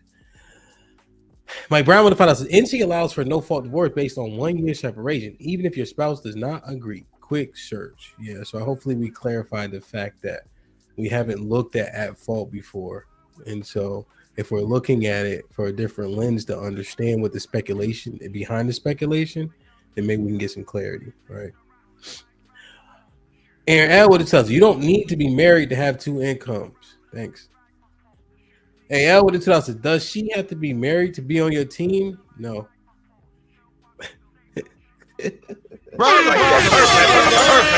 Harris with the 20 ball says, can you explain how that concept works, Sir Hamp? If as men we have a no snitch rule, men not reporting abuse, men staying through infidelity, and the person that tells usually never gets questioned about their actions, we have a no snitch rule. Where? Have you seen First 48? Okay, I think men don't report abuse. I don't think we even see it for ourselves. I understand that. Men staying through infidelity, is that true? Nah, that's going around right now, huh? But that's they not talk the about this sentiment. shit, huh? The sentiment is men don't stay. Yeah, but you said it, and we all agree on that. That's not we answering. We're not even arguing that, huh? If niggas don't know, niggas staying. I'm just saying though, right? We just gotta see things. See, we trying to mind something out, and when we go slow, shit start to bump into each other. Shit start to conflict and all that. You know what I mean?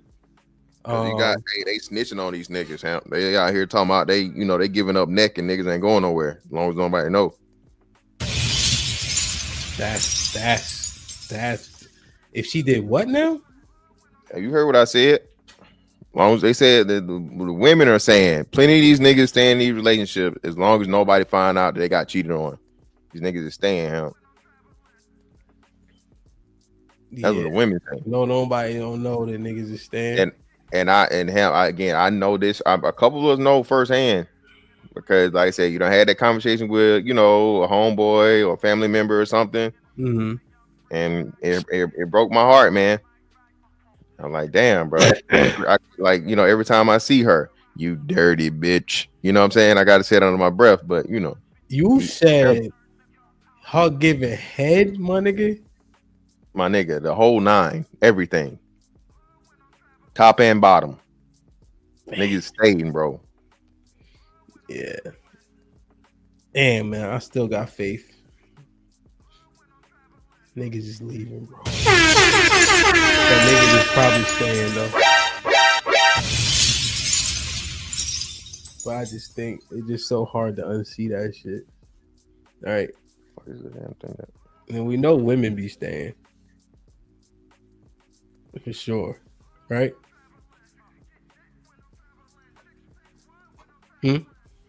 Of course. Yeah, they stay with niggas that be fucking them boys. So I mean, and then act like they.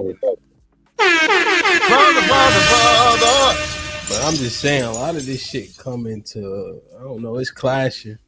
The one thing, can we stop talking about alimony and shit, please? Let's throw that shit out. Most marriages don't even last long enough for alimony to even be a thing. Like in Texas, as an example, you have to be married for 10 years or more to qualify for alimony. Like Louisiana, they said less than 7 years, it's not likely, right? and then only 10% of people even get into a situation where they would even have to pay alimony, because we know everybody work. And even though for our people specifically, the disparity between income is what, $4,000 amongst men and women. So men make more, but it's slightly nominal. But the 10% stat for alimony is everybody. So when we talk about that part, I don't know if we framing it correctly for people coming up or considering marriage, how we understand that that's a concern, but it's not a real threat to the overwhelming majority of people. And then you couple that with the fact that the more money people make, the less likely they are to get married. So that part just seems disingenuous when we talk about that part. Is that fair? Hold on. Is spousal support and alimony the same thing? Okay, yeah, so support and alimony are the same thing. Yeah, okay, cool. Yeah. Yeah, it's only 10%, but again, this is where we get into the thing of where people are saying something and just using the wrong words for it to describe it. A lot of men don't have to pay alimony, but again, if you got a split property, HAMP, you're not paying her alimony, but she literally has rights to your marital property. That's not going to show up as alimony. No, 100%. In most marriages, assets are split. Indeed. So when a man says taking half, it's more people talk about the taking half your shit than the alimony. Taking half your shit is not alimony. Alimony is not taking half your shit. Yeah, but it's not alimony though, specifically. No, I agree, but I think we're focusing too much on you. I'm with you. We cannot use that word, that term. Cool, fine. Alimony, let's not say it no more. But scream much louder about taking half your shit, because that's true. And half your shit includes the kids, the most important asset. Fair, right? But marriage allows you presumed rights to those kids, right? And so that's the pro of marriage. The con of divorce is that you do have to negotiate all assets up to and including kids. Now, when you said marriage is a business, you were right. And so what happens in any business? Right, when a business dissolves, if there's a partners, they split the assets. That's exactly, yeah. Mm-hmm. And now for men, the reason why that isn't as concerning is because when you look at the statistics, correct me if I'm wrong, men fare better than women after marriage, after divorce. Right? So splitting of the assets comes with any business, as you so eloquently stated earlier, and we understand that needs to happen when parting ways. And also men need to understand that's not as much of a risk for you as it is to her, because men generally fare better once people are broken up.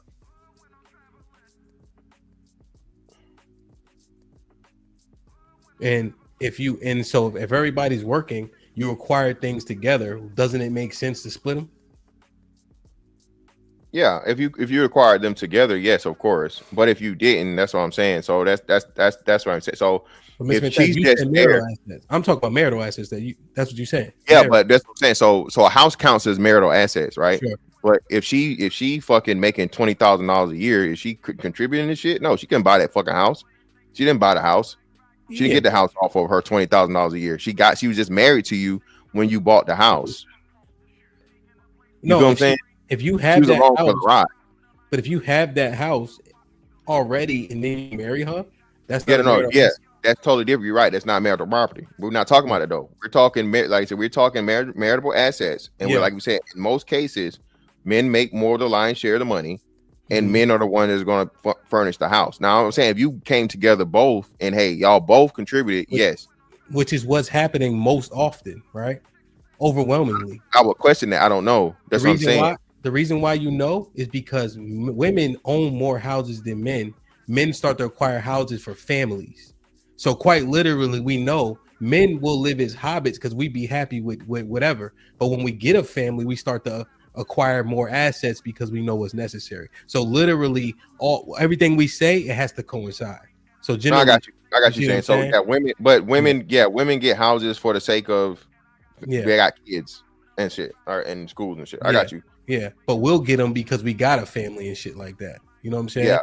And also we know everybody working in the majority of houses, so there's a contribution for her for sure. Like I think we can That's a safer assumption than saying she only making 20 grand. Because we both make about 50.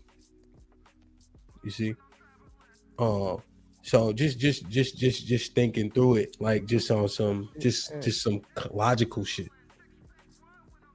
100%. So I think that I just want to assess it, and when we framing it, I just want to make sure that we give people the right information.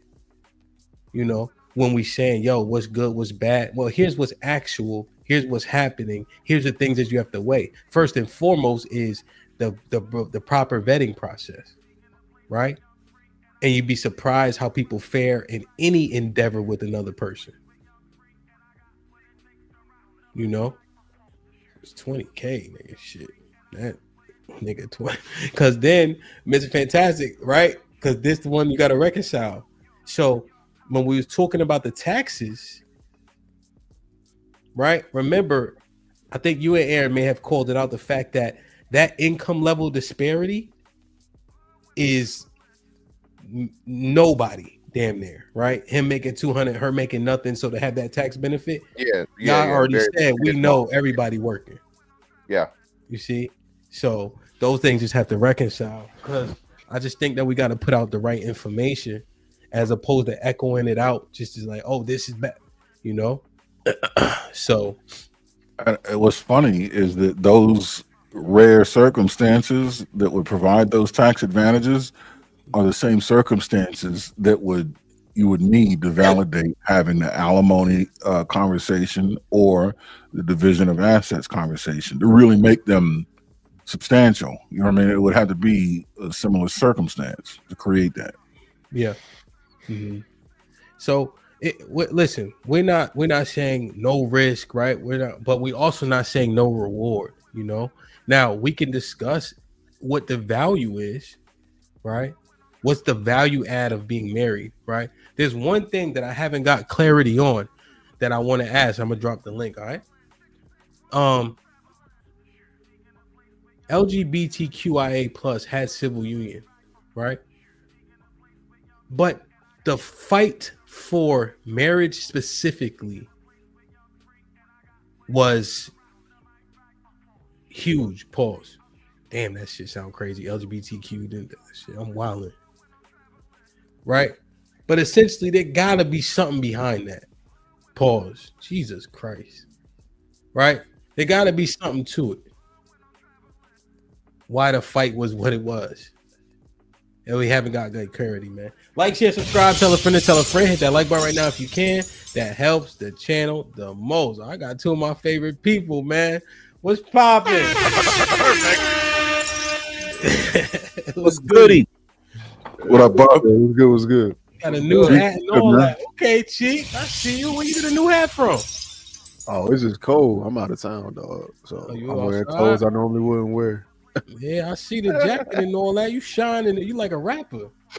No, it's not even that. It's just like when you underdress so much, when you finally put on a different jacket or something, shit be popping. Act like they don't know you. Yeah, like who is this? You say you acting brand new and shit. Yeah, nah, it's just like it's just a jacket, dog. It's nothing crazy. Y'all niggas. Even the microphone got fur. Damn. God damn. What's up with boy? You all right? It's cold. Everything cold. The mic. If you can see, then optical illusions can trick you with your glasses on, or with this being on the computer screen right up in your face. What optical illusions show us is the way your photoreceptors and brain assemble visual information into the three-dimensional world you see around you. Man, so what's up with you? Where you at? Right now I'm in Chicago. Where? Yeah. I'm in Chicago, so shit is. I mean, it's not so cold now. Mm-hmm. I didn't realize how many Mexicans was over here. Now I get why Love Seas half Mexican, half black. Shit like shit, they're everywhere. Yeah, crazy, man. That's fucking crazy, bro. Shout out to Love C for being half Mexican. Cheeky know that because apparently Mexicans live in Chicago. Wow, bro, by the boatload. That's not intentional joke. God damn. Cheeky, mute your mic, bro. Bet life for the 10 ounces. It's It's too late. So, fellas, If she don't know shit or can't add any value to the marriage, you have no business marrying her. It's a business, as Fantastic stated earlier. All right, so Bub was asking for the link for a minute. Bub, what up, though? Yo, what's good, my people? Shout out to the panel. See, man, y'all, come on, man. Y'all get me all up in my emotions and shit, man. Y'all know I like to watch, but then when I start hearing nonsense, I gotta cam up. God damn. What happened, though? Oh man, Mr. Fantastic was talking crazy. See, here's the thing. Here's what's cool about me, cause see, I could come and speak some real shit because I'm not a YouTube character. Don't nobody know me. Don't nobody give a fuck what I'm talking about. But they can relate if I'm saying some real shit. So that's what I'm here for, to say some real shit. So let's get into it. So what threw me off about what Mr. Fantastic was saying about being married, not being like when it comes to taxes, not being beneficial to taxes versus a single individual. That's nonsense, man. I'm living through this shit. I've been living through this. You know what I'm saying? I could tell you maybe like over 15 years ago, you know, I was single, you know, I had met she was my girlfriend at the time, my wife, but you know, I got this new job and shit. I started making more money. I went to this new job owing $21,000 in back taxes, right? Soon as I got to the new job, the IRS locked me into filing zero, right? And in 1 year, because of the difference in money I was making, wiped out that whole fucking tax bill, right? But then every year after that, I was owing taxes. So I'm like, damn, yo, why I'm always owing taxes? To an OG, you know, pulled me to the side and was like, yo, because you filing single, you filing zero dependence. You know what I'm saying? And you know, eventually I ended up marrying my wife, not because of that, but once I did, I noticed the transition. Like I wasn't paying taxes no more. And for those that don't know, if you get a return every year, that's because you don't make no bread. Once you start making some real bread, you're gonna owe fucking taxes unless you got tax write-offs or businesses. You know what I'm saying? So I wanted to get up here and speak some truth into the nonsense that Mr. Fantastic was talking about. There's no fucking benefit of being single, bro. Marriage is always gonna outweigh being single. Even when it comes to your sex life and all that. Oh, you might think because you single, oh, I'm gonna be getting buns every night. Fuck you not. In all reality, you don't got that much energy, and you're not gonna be getting buns every night. Where you gonna go besides a strip club and pay for some pussy? Where you getting buns every night? That's the one thing. You laying next to him, like you definitely could get buns every night. Come on now, yo, real shit though. Niggas is definitely not getting no buns, bro. Don't even say that shit. Exactly. Y'all niggas know niggas ain't getting no play, so don't even say that shit. So let me know when the married niggas finish going off. For the majority of niggas, having a wife is a godsend for niggas. You know that. You know that. Don't even do that, Mr. Fantastic. Fix your face, my nigga. Yeah. They don't even get no cheeks now. We already know that. Don't even do that part. And I could speak on this, like I said, because I'm a real cat that lived in both situations, single and now I'm married, right? So yeah, there was a point in time where my wife works now, but my wife don't gotta work full time. There was points in our marriage where she ain't work at all, right? And that was it was fine. It works for us. I pay all the bills. If you don't pay, if you in a relationship but marriage, you got kids and shit like that. If you don't pay all the bills, you and know what taxes and shit like that look like at the end of the year, you can't relate. But if you can, speak up. I'm tired of motherfuckers being quiet and you let people like Mr. Fantastic come up here and talk nonsense. If you know it's nonsense, came up and say some shit, bro. Yeah, and Bob, I'm with you, but that you just said it though.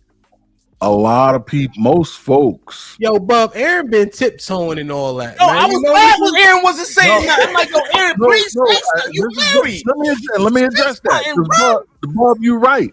But how many people are in position to see these benefits financially?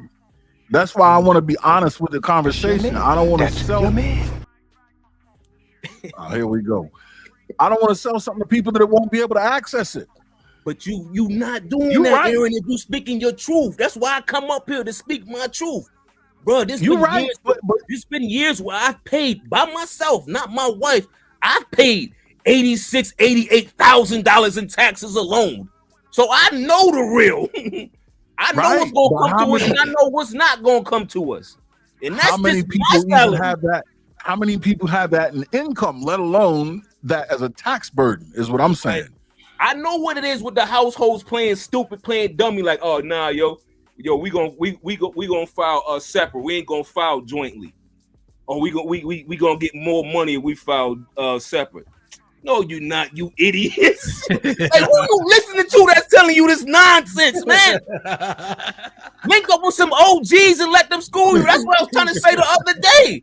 Y'all running around here listening to dummies that don't know shit, man. Link up with some OGs that's gonna put you on, man. Stop listening to these fucking characters and idiots, man.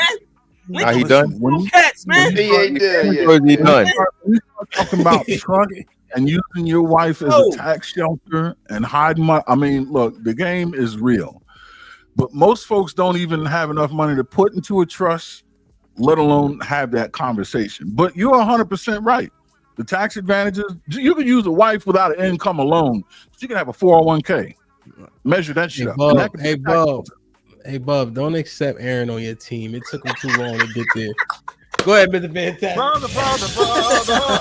Yo, why you doing this rhetoric to these people? Fantastic. All right, so first off, my brother, words mean things. You see how you said you could be getting cheeks every night, brother, and you married, but you not, nigga. Could and would and should is two different things.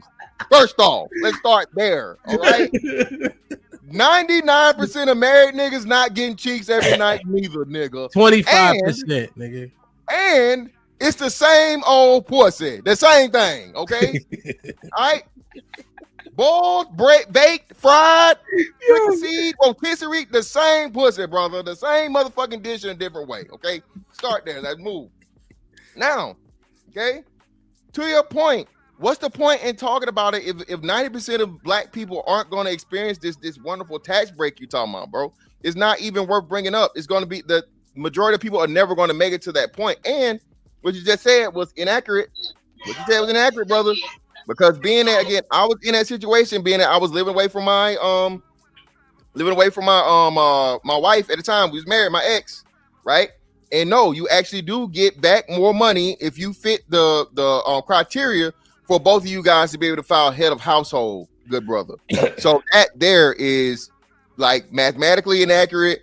It is tax code inaccurate. No, if you, and I think it's like more than 6 months living in two separate places or whatever it is, so on and so forth, you can file separately. Two head of households are going to equal more money than married filing jointly, brother. But it's fantastic. Okay? You live in separate, right? And you have to qualify, but you're with that person, and you can both qualify for head of household because there's a bunch of qualification aspects that are needed, right? The marriage actually assists with that.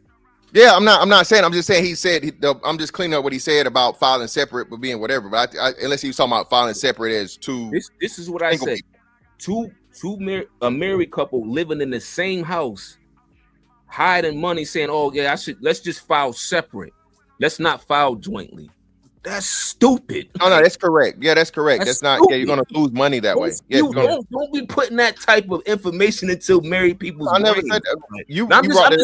I'm just throwing it out there because, like I said earlier, I'm living through this shit. I don't have to come up. Don't nobody give a fuck about Bub, bro. Like, I don't have to come up here and like carry shit like day in and day out. Don't nobody give a fuck. Yeah, but the tax thing was real shit and enjoy the show. The tax thing was the L though. Y'all lost on that one. Marriage lost the L on that one, brother. It wasn't a win. Once again, like I said, if you single and you getting a tax return every year, it's because you don't make no fucking money anyway. That's not true either. If you single and you gotta pay taxes, that's not true either. So hold on. So it's different things that play into it, Bub. So Bub, if you don't got kids, what? Yeah, that's what I'm trying to tell you. So hold on. So we can do this because we both do this, right? So you have earned income credit and you have child tax credits. Okay. So all your tax people, the misconception of a tax refund is that you didn't pay any money into it. No, you're getting money back. You overpaid in taxes, so that don't mean you didn't pay no taxes, because you still paid some tax. You just may get some of it back, not all of it. That ain't his argument though. Yeah, but he's framing it as if if you're getting a tax return, you're not making bread, and that's just not accurate. Well, what it is the more money you make, it's much less you trying not to owe. So yeah, I understand that. Speaking, itemizing makes more sense depending on how much money you make, because that 12,500, whatever that 15, don't cover that burden. And yeah, so, like I say, if you that's why you get either a corporation. It's other stuff. It's tax code shit. That's all I'm just saying. So we talking tax code, and we talking we talking tax code, and we talking the marriage shit. At the end of the day, the marriage, your only support for the marriage. Why you not letting Bub talk? What you talking about? This nigga just came up here and did a fucking Malcolm X, Martin Luther King combination speech. This nigga went off. He'll be all right. He'll hop back in here. So what I'm saying is this: the tax reason is, as Aaron so eloquently explained, is a very, very small thing that most people won't qualify for. So that's not a good leg to stand on, because most people are not going to be in a position as to where they get a great benefit from that, because they don't make enough money for it, like you said. So at the end of the day, Mr. Fantastic, keep it a buck with me. Is there more benefits to being in a committed marriage relationship than being single? In 2025, no. Why are you spewing this type of shit, Mr. Fantastic?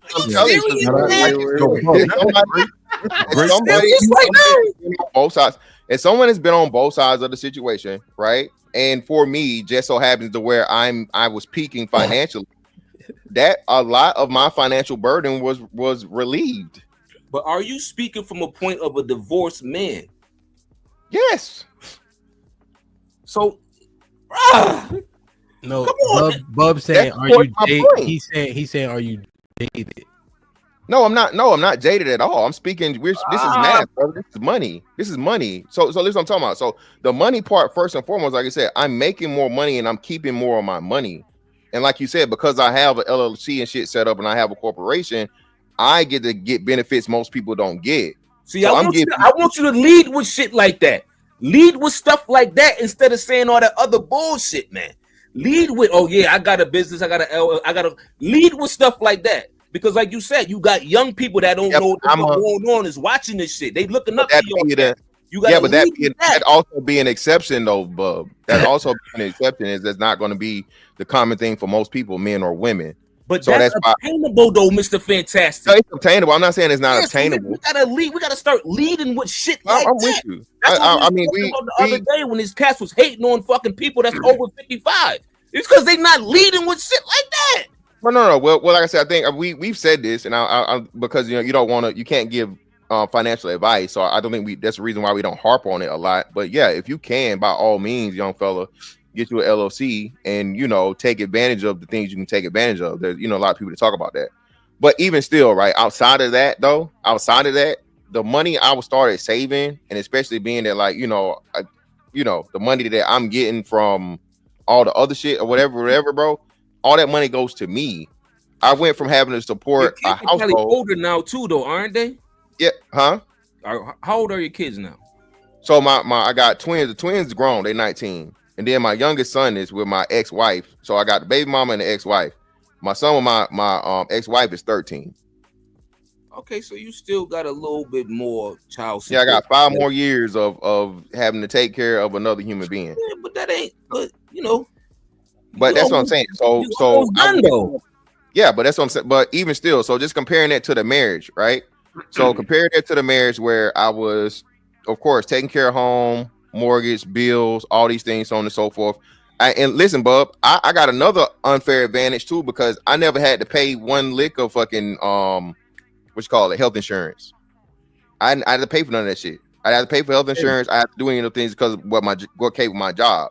So imagine, even if I was now, that's even more of a break. If I wasn't in, working for the military, I don't have to pay for myself on that thing. You got your same old bills and all these different things. But bro, women are expensive. And we come not complaining. I'm just saying it's something that's the wrong type of woman is expensive. Oh, wrong or right, brother. No, I can attest to that because I'm living it. Aaron, help me. Yeah, but no, He just Bub said is right. he was there. making a bunch of money It- before. He was looking for tax breaks.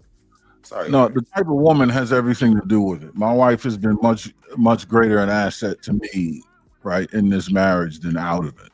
That 100%.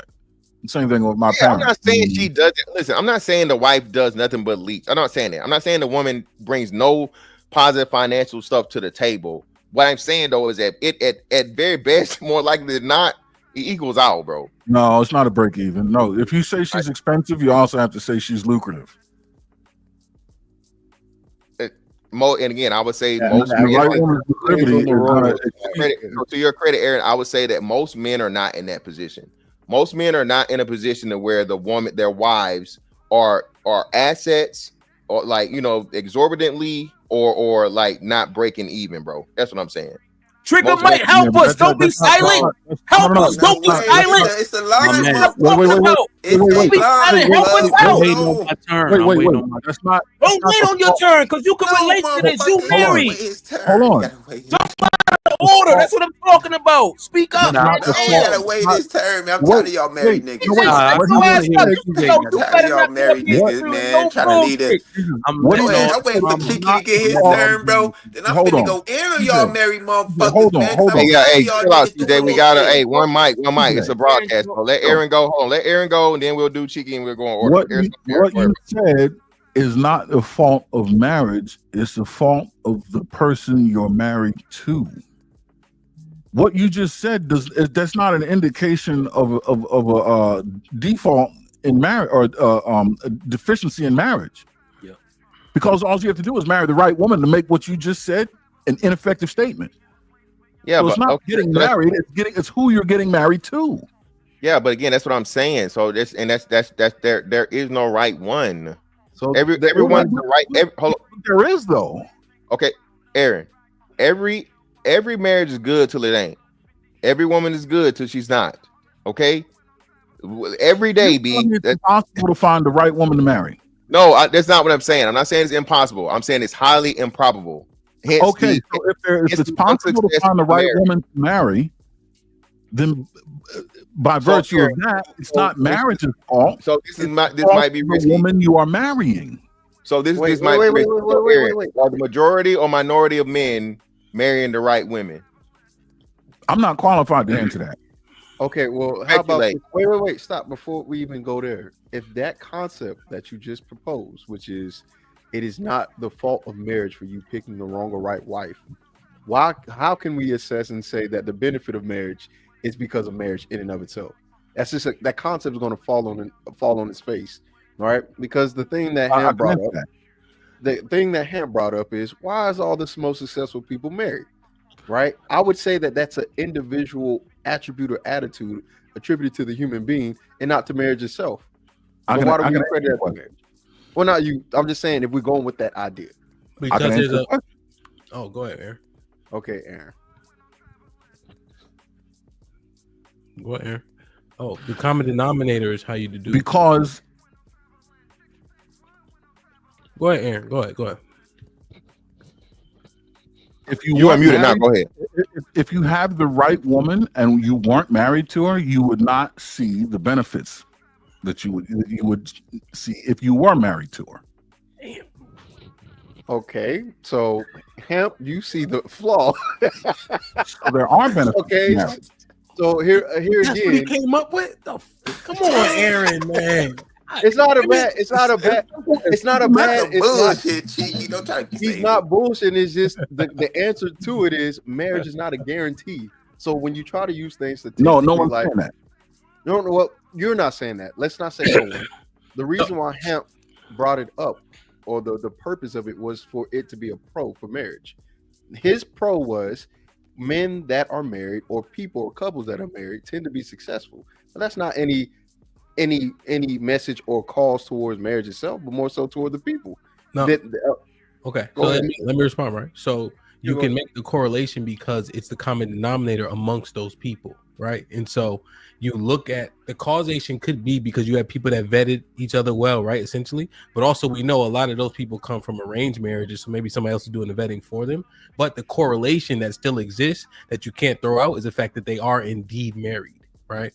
And so marriage, even in based on commitment, requires people to do a little bit more because of how much it takes to get out of it. Right. So you'd be surprised what people are willing to deal with when married as well. Okay. So I think that marriage may be a common denominator or amongst those people. Sure. But another thing that may be more common is their accomplishments before marriage. These people who are successful, I'm sure, were showing signs of success well before marriage. And that may have been the reason as to why they got married. Right. Yeah. A perfect example is every woman says, hey, I want a man with ambition.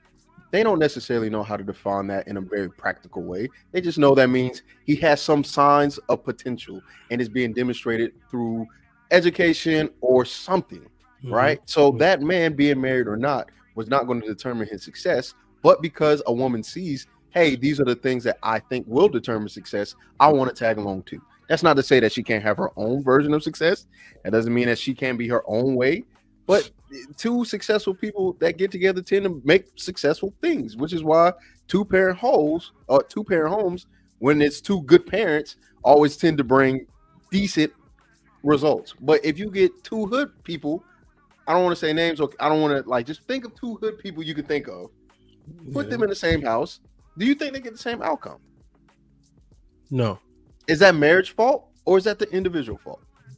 That would be the individual's fault. Okay, so why are we trying to attest why are we trying to attribute marriage to the success of something and not the individual themselves? Because those people aren't married, right? And we see correlations. So we see correlations. So as wait, before you lose me, who's not married? The two hood people ain't married. Oh, okay, sure. Are they? There are hood marriages, absolutely. Understood. But who's more like? Well, let's look it up. Sure. Right. And then we also see. Go ahead. Yeah. I was just saying. Now we can look at marriages because they do track this. Marriages that have lower than high school diplomas tend not to make the most money. The ones with college degrees do. Like marriage amongst lower income people still happens. Marriage amongst these things in tax brackets still marriage still can be applied to all of those things. Why is success only attributed to those that are successful, not ones that aren't? They're low income marriages. Why can't we just be like, see, when you get married, you get broke? That's not true. Yeah, you know I think that's a good retort. I think that is a good retort. Right, because we're not saying the reason why those people are poor is because they married, but we're saying the reason why people are rich is because they married, essentially. Yeah, the same shit I told y'all. Yeah, and so when again, when you're trying to, I'm not against marriage, right? I don't want my retort or my critical thinking to be used as, oh, he don't like marriage. It's not it. It's more so, if we want to name pros to marriage, let it be unique to marriage itself. Then that way we can actually come up with a legitimate list. So far, tax is about the only thing, and people can argue about that. That's fine. Kids. Kids. Okay. So we said buns too. We said buns. You might have come in late. You might have came in late, Chief. Okay, so I heard the kids for sure. And then wait, sorry, before I've been forgetting this. My bad. I've been forgetting this. Sorry, this I just pulled the CJ. This is gonna have nothing to do with nothing, but I need to say it. See, the one thing we talk about marriage, right? Okay. Because it was just said, right? So we got the 70% initiated, but it's a 50% divorce rate, right? So why do we not focus on the 50% that are still married? Why do they just get tossed out? Ever? Because we hear and we see the product of married men on panels. Break it down. So these married men on panels, I'm not saying that they're not happy, but when don't do that, because I'm not even talking about trigger Mike. What I'm saying is we had the same conversation you guys had last week, because I did a little catch up. They're not being the most honest about their interactions with their wives. Yeah. Did you see my monologue though? Oh, which one? With Jay Schroeder, the one, the No, Friday? I had a yellow shirt on. Yeah, no, I think I seen that one. And Okay. you was being very candid, right? And you have been very transparent about, the things that you go through in your relationship, and for the most part, I think Bub too. But again, whenever we start hearing these married men speak, everything is perfect. Everything they abide and obey. They do what they need to do, and every man that's looking around is like, where the hell you find that at? And it's not to say it doesn't exist, and it's not to say that you can't develop, or because what I've learned, right? Because I'm back in a relationship, right? This shit again. I've learned in a relationship again, my nigga. This I'm telling you, you got to learn how with to the same girl. Train. You got to train and teach. I am learning more and more to be more patient, because it doesn't matter what girl you pick. They're fuck. She's a girl. Thank you. She's a fucking girl, bro. And it's like, I don't want this to turn into my whole rant shit. But I can hear it in your chest, big dog. My nigga, I can hear you in the rant. I'm why you mad, like, son? I'm just saying, I'm not mad. I'm just Go saying, on, Cheeky, go on. Don't make it seem. Go on, big Cheeky. Stop. Go ahead, Cheeky. Do not make it seem, especially if you're not a man who's committed, teaching women that it's easy to do this shit. It ain't.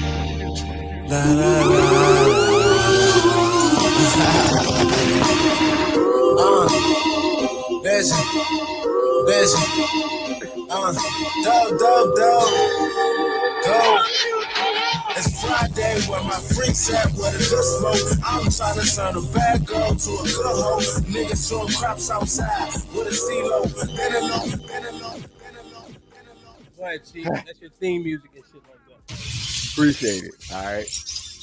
All I'm saying is, right, I have been very patient, more patient than I've ever been in my life. And I could say maybe it's due to older age, or maybe just due to being more, I don't know. I'm just trying my best, because I've tried my best with, people, and there's only been, it's only been a couple. It's not like I'm out here hoeing.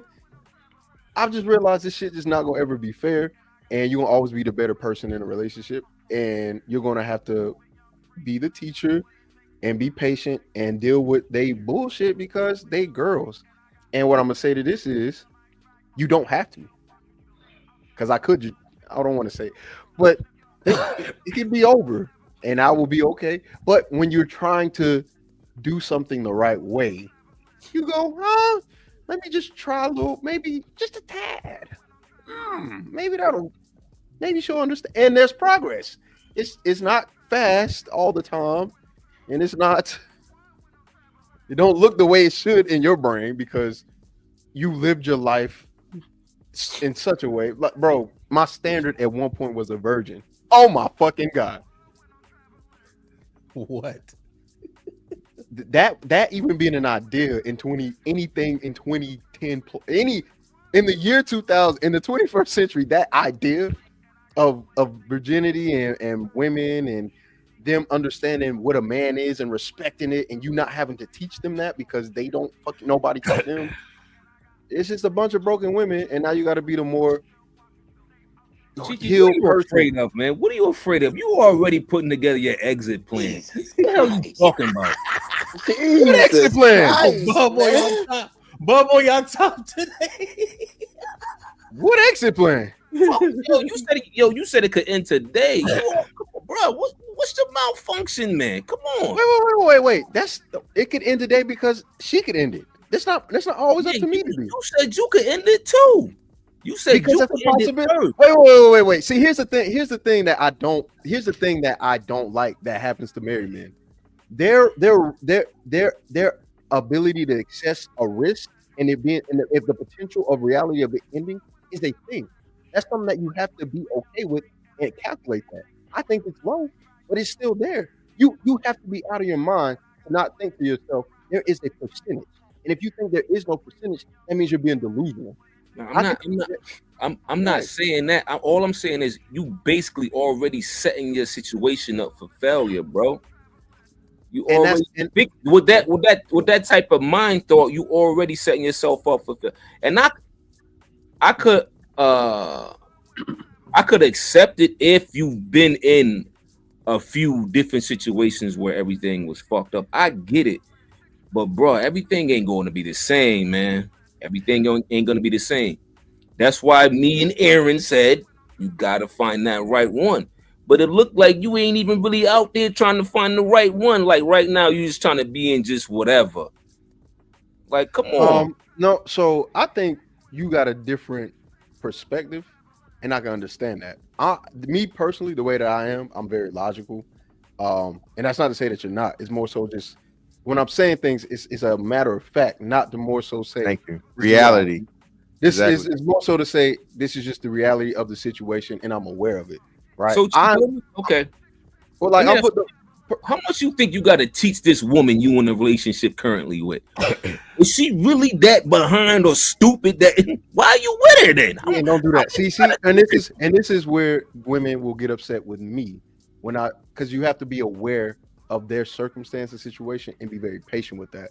I don't think it's stupid. I think what it is they just haven't been taught. I can't fault somebody who doesn't have a father or has a father but doesn't necessarily respect his movements because he's his own man and he may have showed her something that was not right. You have to work through that. So I can't take this idea or approach of a superiority or be condescending with the situation. That is what leads to failure. And I've learned that. So how much grace and time are you willing to give this individual? As much as I can. Like there's a limit. What does it sound like? 10 years? 5 years? 12 years? I don't think you can put a time limit. But how do I measure that? Right? Like that's hard to measure. I'm willing to give. It's not really that hard to measure. It's extremely hard to measure. Wait, hold on. So if that's the case, Bub, let's just use you, right? Because I don't think you're coming at me. I'm not taking this personally. No, I'm not. I'm just asking. I think you're asking legit shit, and I appreciate that, right?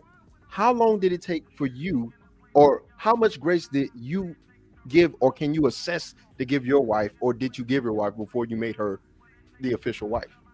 10 years. We had to go through some shit, a whole bunch of shit. 10 years. Okay, so you 10. Okay, now when you say a decade to a woman, a committed relationship for a decade, how many do you think want to be in a committed relationship for a decade without being married? Without being a wife. Without being married. That's for you to determine. You got to find the right one. No. That's not for you to determine.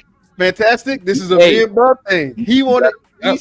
He's saying you got to find if she pressuring you after year 1, year 2, exit left. We ain't been through nothing yet. The waters wasn't tested yet. You still in the honeymoon phase at that point. Y'all ain't been through no real shit in no 1, 2 years. Okay, so Bub, you want a ring, shorty? You want a ring? Beat it. Go watch the movie. Okay, Bub. Now, Bub, you sound less patient than I do, because I understand that women, especially when you are the man that you portray yourself to be, because that's another thing too that we don't even get into. When you're a good man and you're good to them, they're very suspicious. Almost it's like, who are you and why? I had to fight through suspicion because of the fact.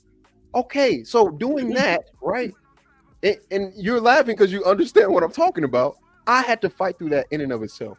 In my head, right, logically speaking, I haven't done anything to this woman. I haven't done anything against her. All I've shown her is love and care and blah, blah, blah.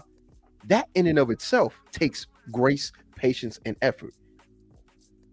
And I'm not even accounting that she has her own feelings and a clock as well. 10 years unmarried to a woman sounds like you're trying to fuck me over. Nah, man. Nah. Ask the ladies in the chat. Now we're going to see who's really tapped in. Now we're really going to see who really tapped in. Check this, because I'm going to give you a perfect example, right? I'm going to show you that I'm 100% committed to you, because I'm going to line shit up for you that's going to help you, and we ain't even technically in an official binding yet. I'm gonna make sure you got medical that you don't gotta pay for. I'm gonna make sure you got a pension plan that you don't even have to put into. It's already set up for you. I've already got your name on documentation stating that this is going to be yours, and we not even officially like no legal binding yet. So I'm gonna show you I'm gonna give you signs that I'm a real man and I'm about my business. I'm not gonna be stringing you along. I'm gonna give you examples and show you shit that, yeah, baby, it's for real. Okay. So with that being said, you need a car? Chill out, love. I'm gonna buy you a car. Oh, okay. I got you. Okay. I got you. Wait. Stop. So niggas is buying cars and they married. Fantastic. This is why. Not going good in the married niggas' favor. This started between me and Bub. I don't need any of the niggas that be on the panels almost every week to start stealing what's going on right now. Okay, come on, pay attention. Wrap it up, man. Pay attention to what this man is saying he's doing before he is married. And logically, does this make sense? Can that woman leave at any point in those 10 years and find somebody to do better? Yes. And that's just a fact. I'm not saying that she will or she won't. I'm just simply stating the facts. And I have to be aware of that and be cautious and understand her emotions and understand my own as well, because I feel ways. And why am I being considered somebody else having an exit plan for considering these things? And you're the person who's giving her all these things without any real commitment. How am I illogical and looking for the exit plan? Can I say something? Because when CJ beat it. Fuck you, bro. Niggas been going for an hour, brother. God damn, nigga, when the conversation comes up to, yo, we ain't never when she bring it up, yo, we ain't never getting married. Why you stringing me along? When you gonna cop me a ring? You ain't taking me serious. You got a rebuttal now. How am I not taking you serious? Look at everything I lined up for you already. It's gonna get there. But look, I am taking you serious. I ain't DJ. That don't mean nothing. No, let him finish. We trying to gotta hear his point. Go ahead. I didn't have to do A, B, C, and D if I wasn't, fully committed into this situation we got going on. I ain't have to do that for you. But now, I did. Okay, so now because I see this going somewhere. I see us being together. Amen, brother. Amen, brother. But guess what? Women want what they want. Who give a fuck about all of that? Where's my ring? Now, what do you respond to with that? She stayed. Okay. You know what? Here's the ring. What changed? Nada. You just got a ring now, but you still got blase this, blase that, blase this that I got you before that. And now there's more to come. Let me help. Be patient. His situation is don't help, nigga. No. What I'm saying is, we can't jump in. You can't jump in either, nigga. No. Because you sound wild. I'm not gonna hold you, but I respect it because it worked. It worked for you. It worked for you. It's very anecdotal. Let's see, man. That's all they are. They very anecdotal. His the ring was much more of a formality, essentially, right? As you guys can hear, based on what he's saying, you sharing house, car, kids, all that. That shit is like kids. See, you might as well have put a ring on. You did everything else. That shit like a formality, which is an outlier. Because I would agree, essentially, Cheeky's premise that a woman would get tired of waiting for that ring and shit like that. Majority of the time, I would say, right? I guess just speculation. But where were y'all going with that before CJ get in? The point was, Bub says it sounds like I have an exit plan. I don't. All I'm doing is assessing the reality of a situation. There could be one argument, there could be one discussion, one disagreement that says, hey, I don't align with you in this particular moral or perspective, and that can end the relationship, right? And it may not have come yet, but I'm not going to be foolish enough to go, this is going to last forever, right? Because that just doesn't make sense. What I will do is assess our days and our weeks and our months. And if it goes into years, our years, and go, I think we can align and agree with these things. And if I were to have sex with you unprotected and put a baby in you, I wouldn't want you to get an abortion. Unfortunately, I don't think most people think that hard or that far enough in their relationship or take the time to understand that person well enough before they sit there and go, I'm going to fuck you and potentially put a baby in you. And if you do keep it, I'm screwed. We're a little different. I'm very analytical. I'm very, very, logical.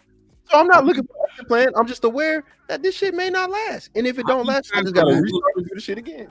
Cheeky, but how many times are you willing to put yourself through this cycle? How old are you? I'm 28. No, what? All right, let me get CJ in. But what? I think I was. No. I thought you was like, mid-30s. You got an old face. That's all. So. God damn! That's not a diss, bro. It's paralysis by analysis. That's what Cheeky is experiencing, right? He analyzes so much, you get paralyzed. You don't do nothing. What the possibilities are. All right, let me get CJ, Black America, and Trigger Mike, man. What's poppin'? I'm gonna log off unless somebody got smoke for me because I they got smoke for you. Nigga, stay up there. Your last argument, you done made a fucking argument. You done beat yourself up. And then Bub last argument was not to get married. I said, God damn. So wait 10 years. What I need to get married for? The fuck? Right. What's good? CJ, real quick. Rebecca with the $5 at fantastic. It's okay, shit, mate. Just research it and get back to us. And live with the $10 says Bub for president. And live with the $5 says I'd rather get the same P than no pussy at all, respectfully. Melly Mel with the $2 says 2 pair hoes, Cheeky. Oh man. And live with the $5 says I'm praying for you. Cheeky, stay strong, brother. A relationship can be a beautiful thing if y'all keep growing together, big dog. Indeed. Awaken Black Wisdom with the 20 ball says secular marriage works for the government. It's a lifelong contract to ensure kids can grow up and contribute to the workforce.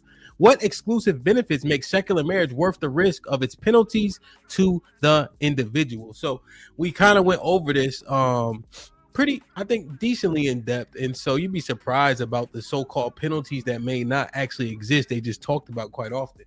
Vet Life with the $5 says, damn good job, fellas. Hell of a conversation. But by default, if you don't have a ring, women will take that as you not taking them seriously. I think we tend to agree. Allow with the 10 ounces. In other words, Bub led the way and she followed in the story. We have to lead, and if she's the right one, she will follow. Ed with the $5. So what's the purpose of marriage if you already buying cars and doing all that hard labor on her behalf? What you get more work to do after the ring? Trevor Trev with the $2. Why is it always about what the woman wants? Like, share, subscribe, tell a friend and tell a friend. Hit that like button right now if you can. That helps the channel the most. CJ, what's good? What's the deal, gentlemen? So it sounds like to me that the married men are still willing to send the young buzz into a burning building. Like this marriage, and then y'all, especially y'all 100 niggas, y'all, it sounds like y'all just paying for access to the women because y'all not even getting submission. Y'all don't get. It's y'all way or the highway. So y'all really just paying for access. And then y'all keep telling us to do it. This shit sounds ridiculous. And the benefits, the tax benefit is minuscule. There is really no other benefit. I really got the smoke for Bub. Feel me? Bub said a bunch of bullshit. I guess he make a good living, so he paid for his woman to do whatever she want, which he just paying for her access. He paying for access to his women, buying their cars and shit. He rich. Yeah, but he not getting submission like that. I bet she talk back like when she want to. She do what she want to while he finance it. Like we not going for this bullshit no more, man. The young buds ain't going for it. We see what's happening, and we not going for it. Y'all two on both sides of the fence. It's like, hey, young bud, this shit is hard. Then we got, hey, we gonna get married. It's all. And then Trigger Mike said some bullshit the other day that we all married anyway. You're in a marriage even if you with a girl because you guys are doing marriage shit. Like that's not fucking true. That was the clip I sent you, HAMP. So it's just all over the place, really. Feel me?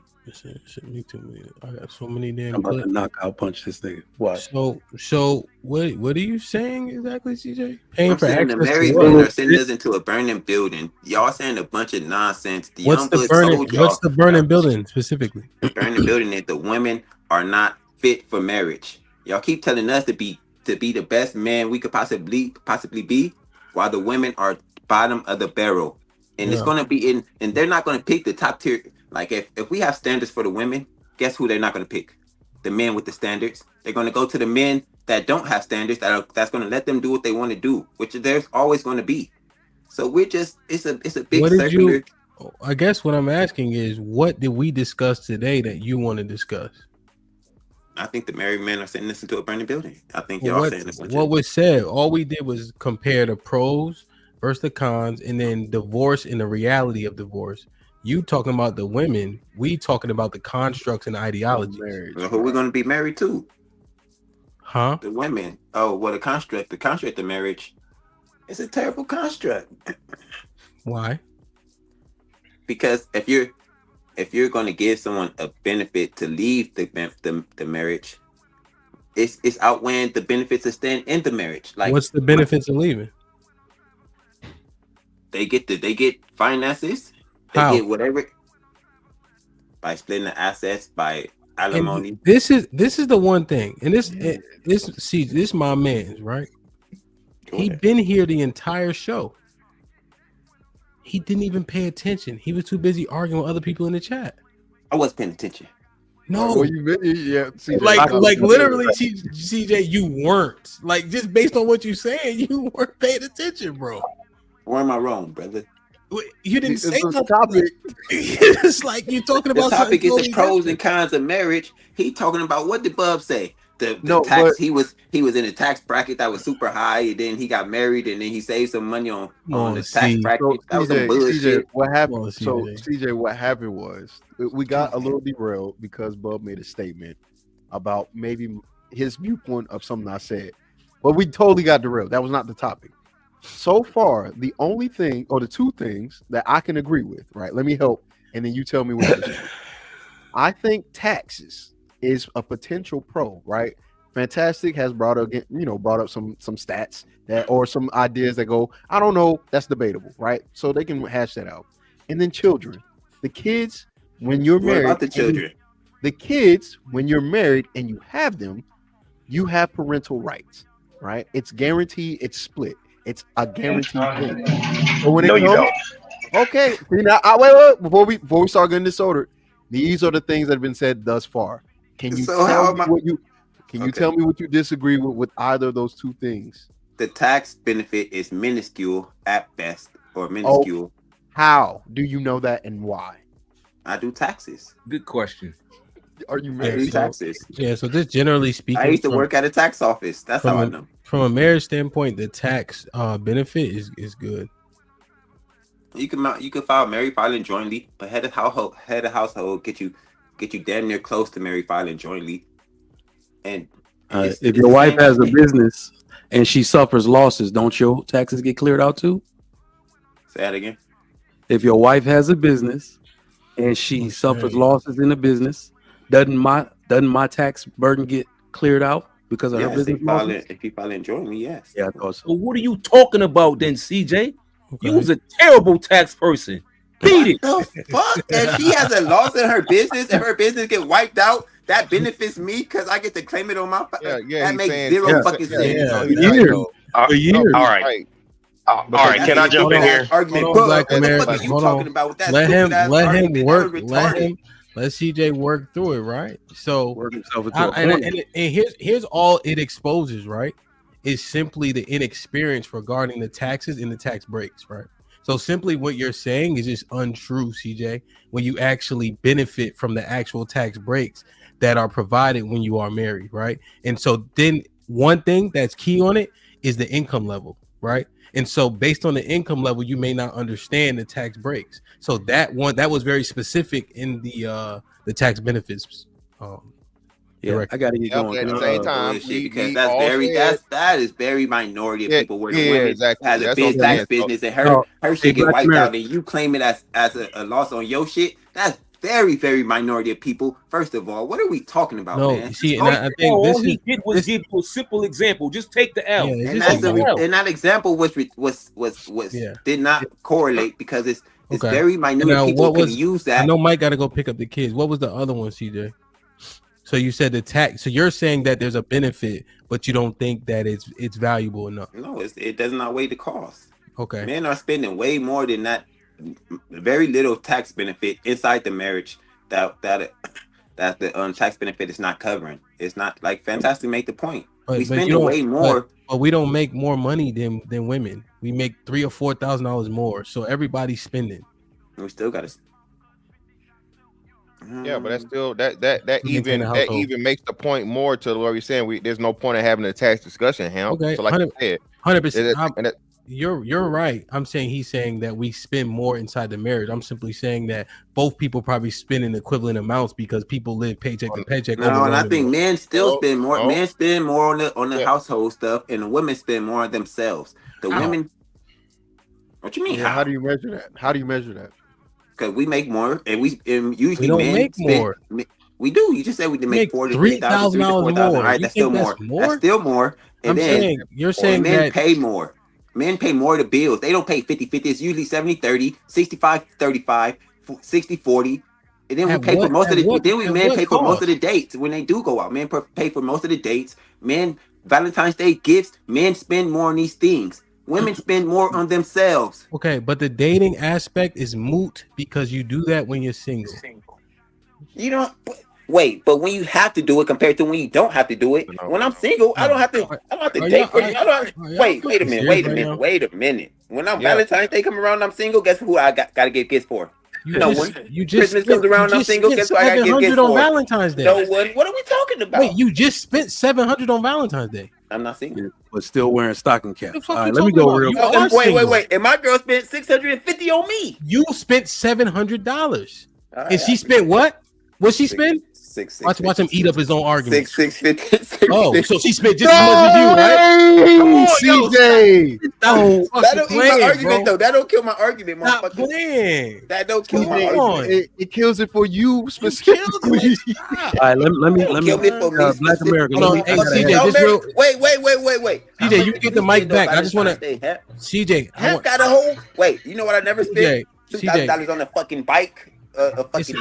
Why you bringing him into Peloton bike? But I didn't make that argument that you making, right? But also, I understand the tax benefits because of the income levels and such, right? I understand the tax benefits. So you'd be surprised, like what I care about in terms of a Peloton bike. But let me get Trigger Mike in real quick, shit, man. I think I won this argument. DJ, listen, you ate up your own argument. That shit was I won this argument, and I killed Bub. The crazy ass. He always be trying to win, and nobody be fighting but him. I'm like, nigga, just shadow pop.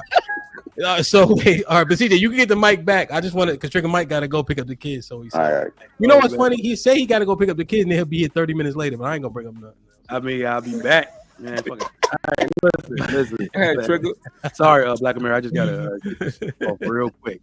So HAMP is very clever, man. I don't know if you did this shit on purpose, but you do a topic. I've seen you do this like 3 times. You do a topic days before, like last week, and then you do another topic that's unrelated, but it basically proves the whole premise of your previous topic. The other day you did a topic called "Fuck Them." Like, do we really care about the kids?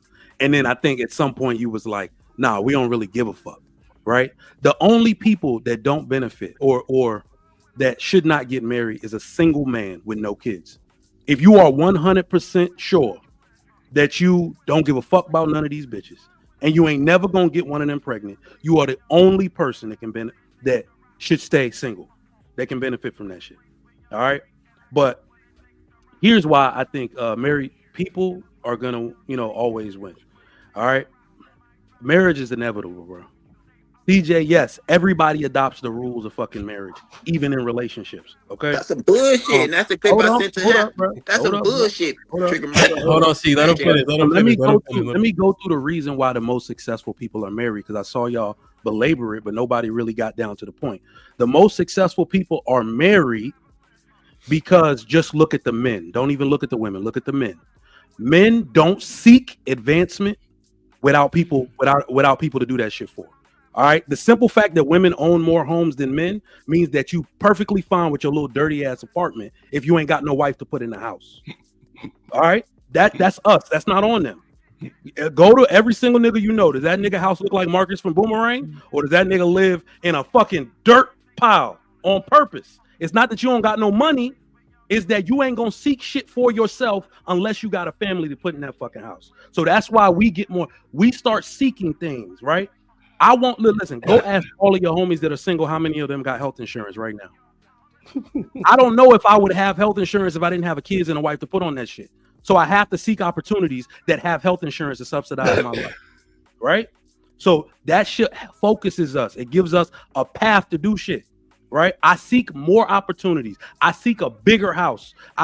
All of that because I got a family to do it for, right? So that's why married men or married people will always be more successful. And then don't act like the tax benefit is a tax benefit. That's a whole other income. Less than 10% of women are stay-at-home moms. My wife check go to our joint bank account, which was once owned by me. That's a complete separate bag. Completely separate bag. Right? So that's definitely going to be a long-term benefit to being married if you do it correctly. It was crazy to me to find out most modern marriages the people don't share bank accounts. That's why everybody don't like marriage, because they're behaving like individuals inside of a marriage. If y'all don't share everything, you can't benefit from it. So if you really look at it, go ahead. I'm sorry.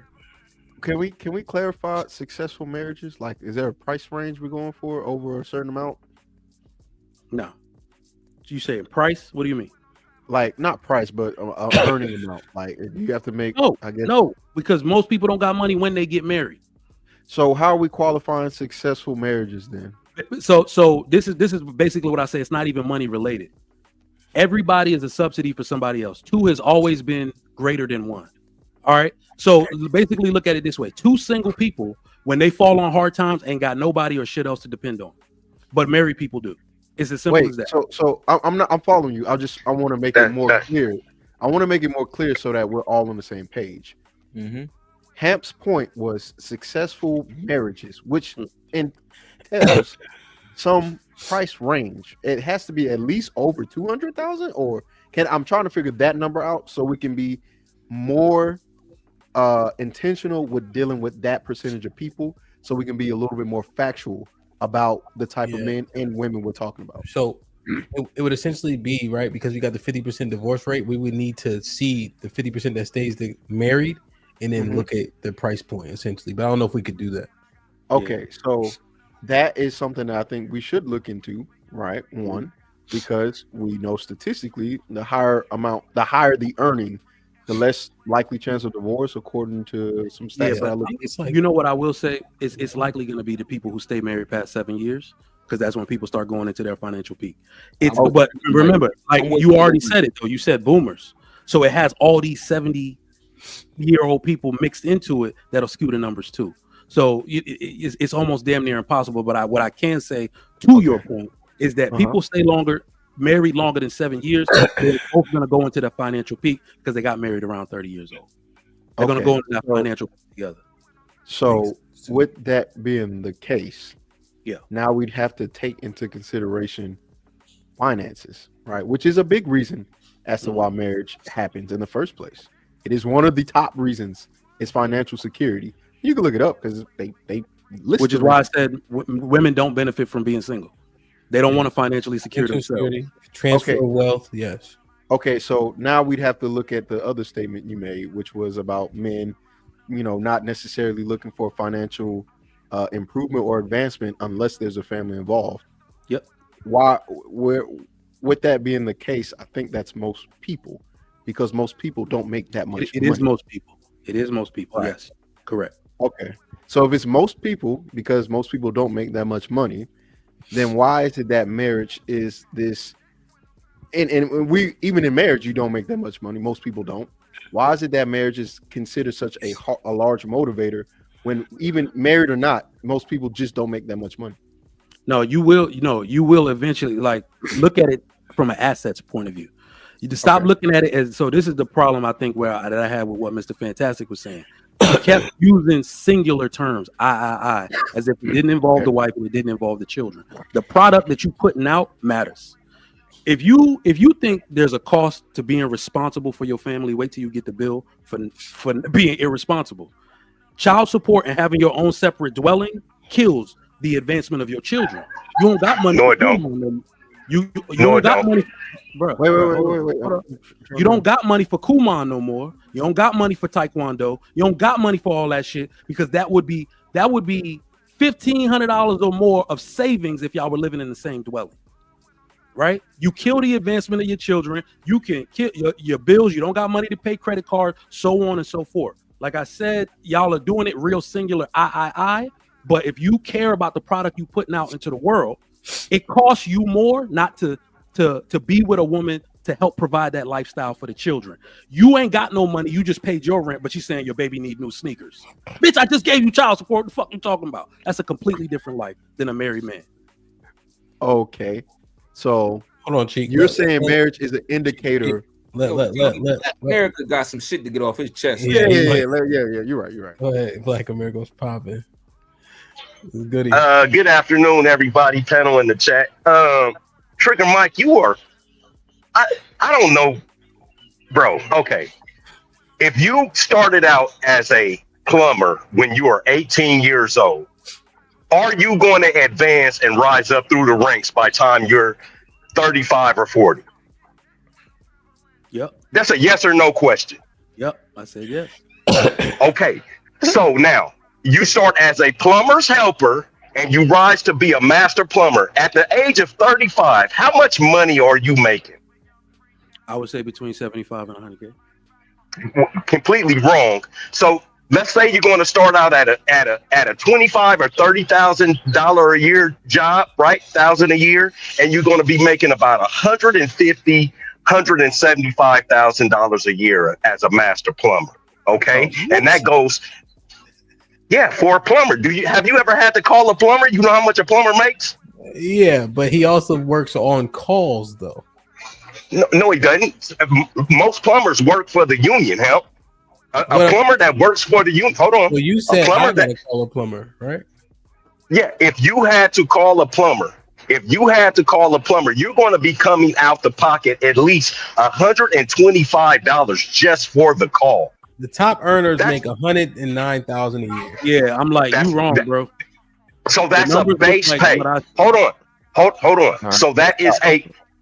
So that is going to be a base pay. Here in Vegas, if we're building a hotel, we're about to start building another hotel, right? So those plumbers are going to be working 6 or 7 12s. So that $9, that $109, they're not considering the overtime at $56 an hour, bro. No, yeah, but Black America, everybody ain't doing overtime. Hold on. This is $52 an hour. That's what I'm saying. This is the top earners. The average is $75,000. Oh, yeah.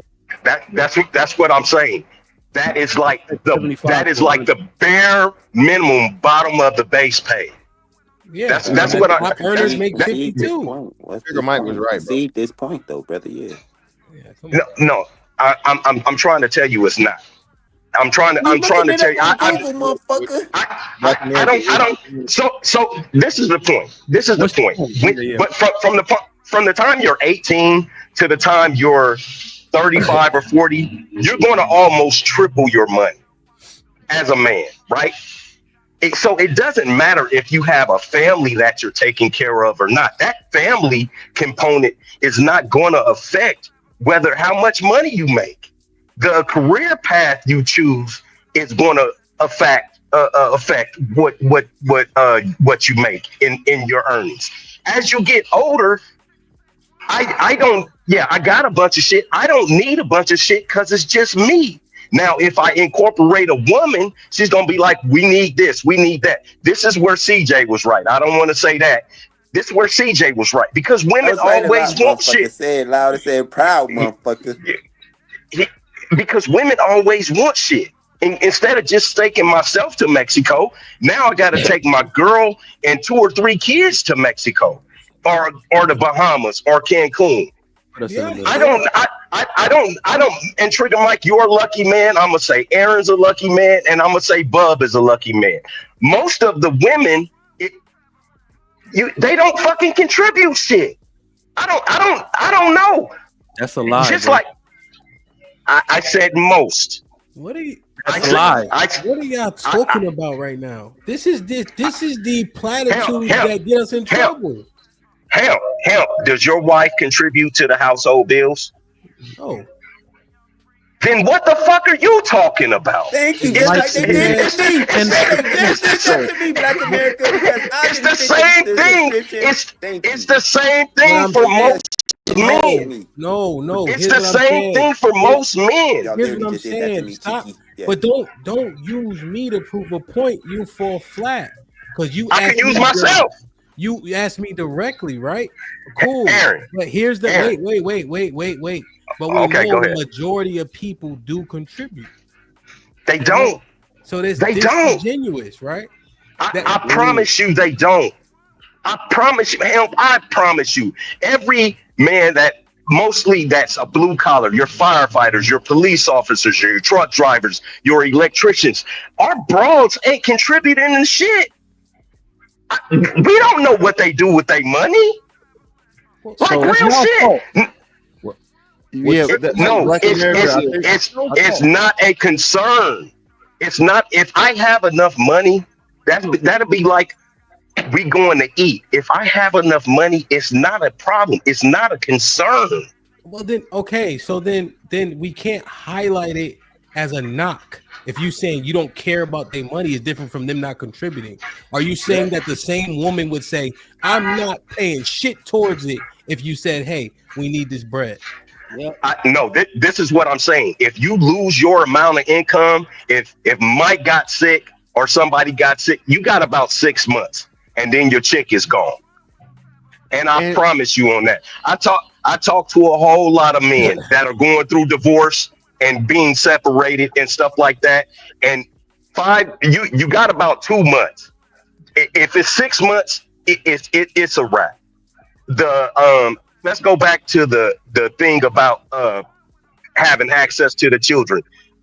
HAMP and the panel. If you get divorced as a married or divorced father, you are going to be paying a lawyer fighting for your child, just like somebody who had a child outside of wedlock. There is no difference. You're going to be paying a big ass lawyer fee. It's not automatic that they're going to give you rights to the kid. No, you're right. I don't. You're what you're and see this is what I'm saying about the conversations, y'all. And I'm saying y'all because it ain't me now. Y'all tearing this shit apart in the worst way, and we giving misinformation, right? So the rights are assumed. You have parental rights. You're talking about allocation of custody. You're talking about visitation and things of that nature. Those are the things that people have to squabble over. But in fact, you have your parental rights that are assumed because you had that kid within wedlock. You have to say it correctly. Okay, so those are the things that cost you money, because besides the fact of I don't like the fact of something Bub was saying with the 10 years, bro. You, me, Aaron, any one of us that's married, anytime your chick is jazzy and ready to leave, she can leave.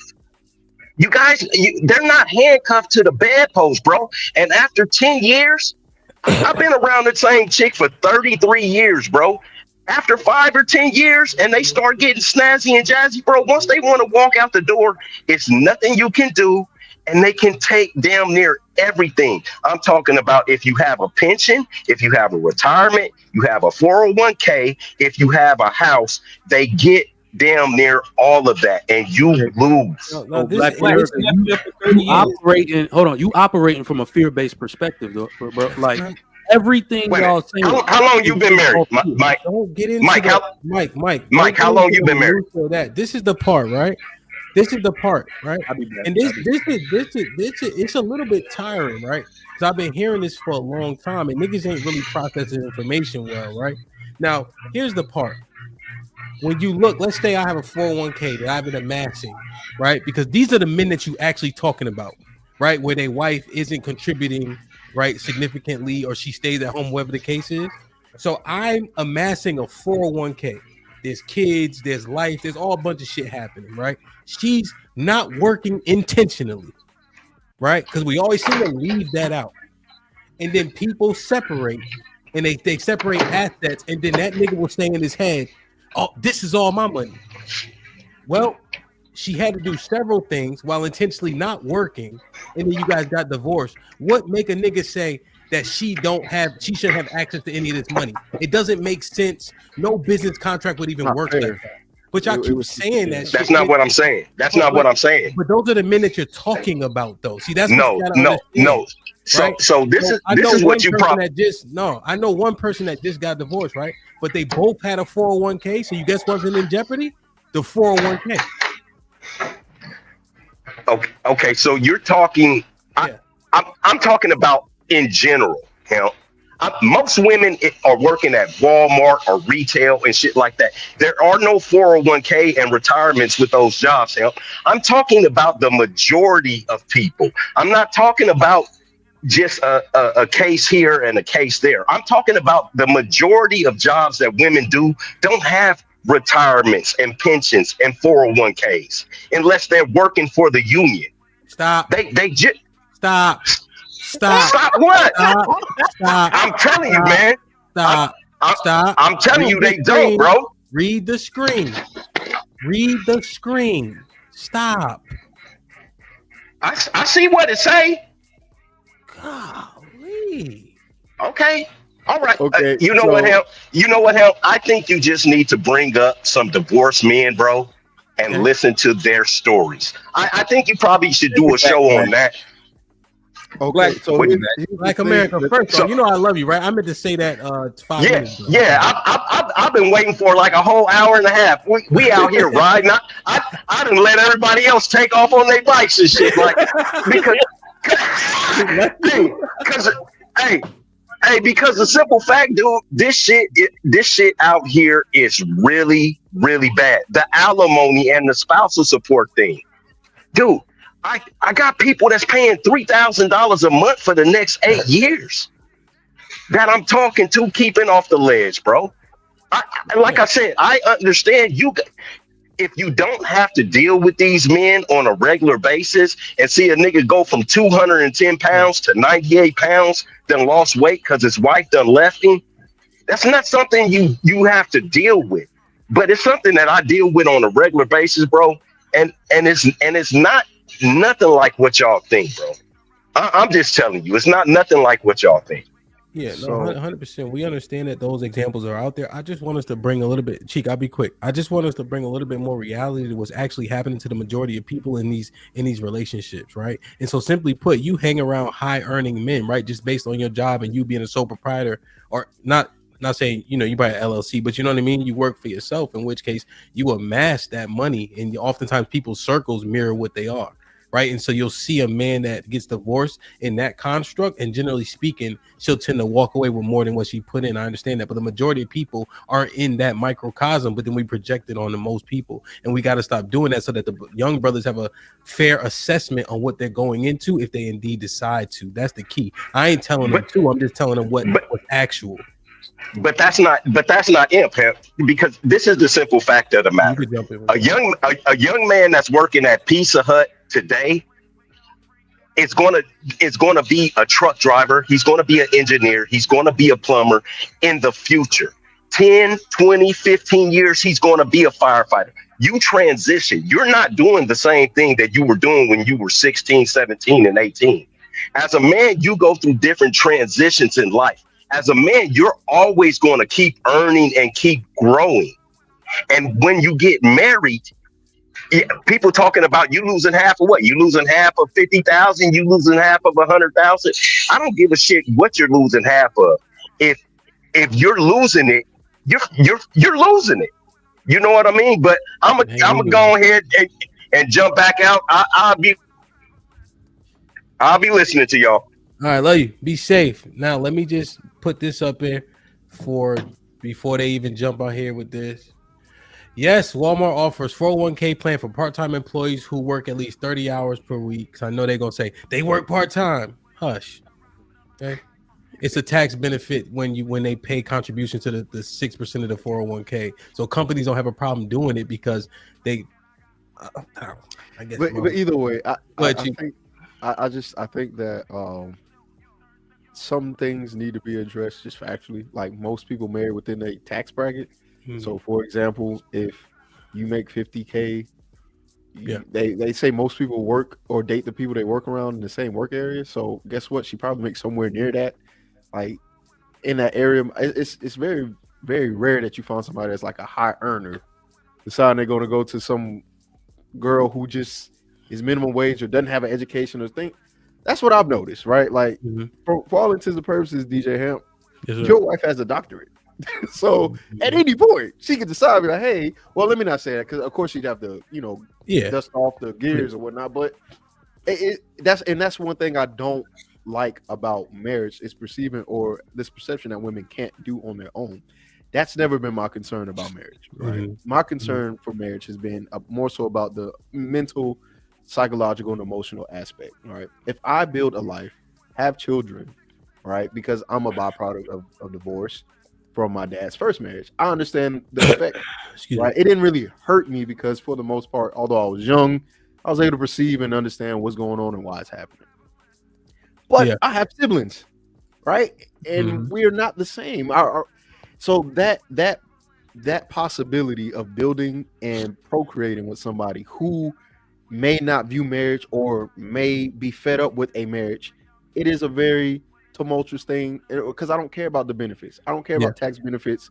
When I think that the byproduct of us getting a divorce is our kid having some level of abandonment issues or anxiety, right? Because that is a thing, right? There's certain things that I'm not worried about in that way, but that's all. Well, Cheek, but reconcile that with the fact that the majority of kids that are born out of wedlock, what do we say about their results, right? And so they lead, right? What, because it's always leveraged. Born to a single mom, you got IEPs, you go into jail, you do this, right? And so if we had to choose one, right, because divorce isn't a guarantee, nor is that, but we often leverage that statistic against children born out of wedlock. You see? So with that, I think it's more so it's not even kids being born out of wedlock, besides the men not being there. That's the conversation that I see more than I do wedlock or not, because marriage, most children aren't planned. Most children are made by happenstance, and because you didn't wear a condom and you nutted in her. So guess what? You got a kid now. That's most kids. But the issue that what I think is the issue is the father or the parent of significant value not being involved or not there for whatever the reason, whether it be because she's tripping or because he just wasn't anxious or whatever the case. It's not necessarily marriage. Being married or not is the reason why the kids are failing or the kids are not meeting expectation. It's because they don't have a father figure right there immediately. So marriage to me is not like if you have kids out of wedlock, you're the worst. No, are both the parents involved? Does the son or daughter see what a man looks like, how he operates? Does the man treat the woman well? These are the things that kids aren't seeing, and it affects the dating market. Which is the overarching issue, right? Regardless of the construct, essentially, right? You have to have the productivity of both parents, especially that daddy, if you want to get different results. I 100%. I just was, looking at it. Miss Pat, you want to say something? Cheek, I picked up something you said like a minute ago.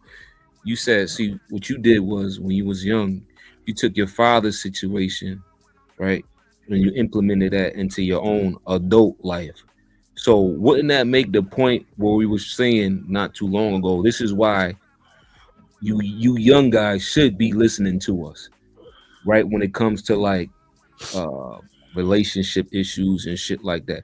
So at a young kid, you saw what your father went through in a divorce. He was obviously your father. He was way older than you.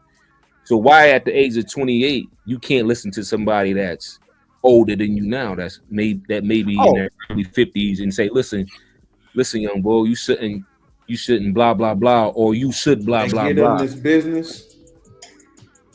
But now y'all want to call them old heads and disrespect them and act like they leading y'all down the wrong direction.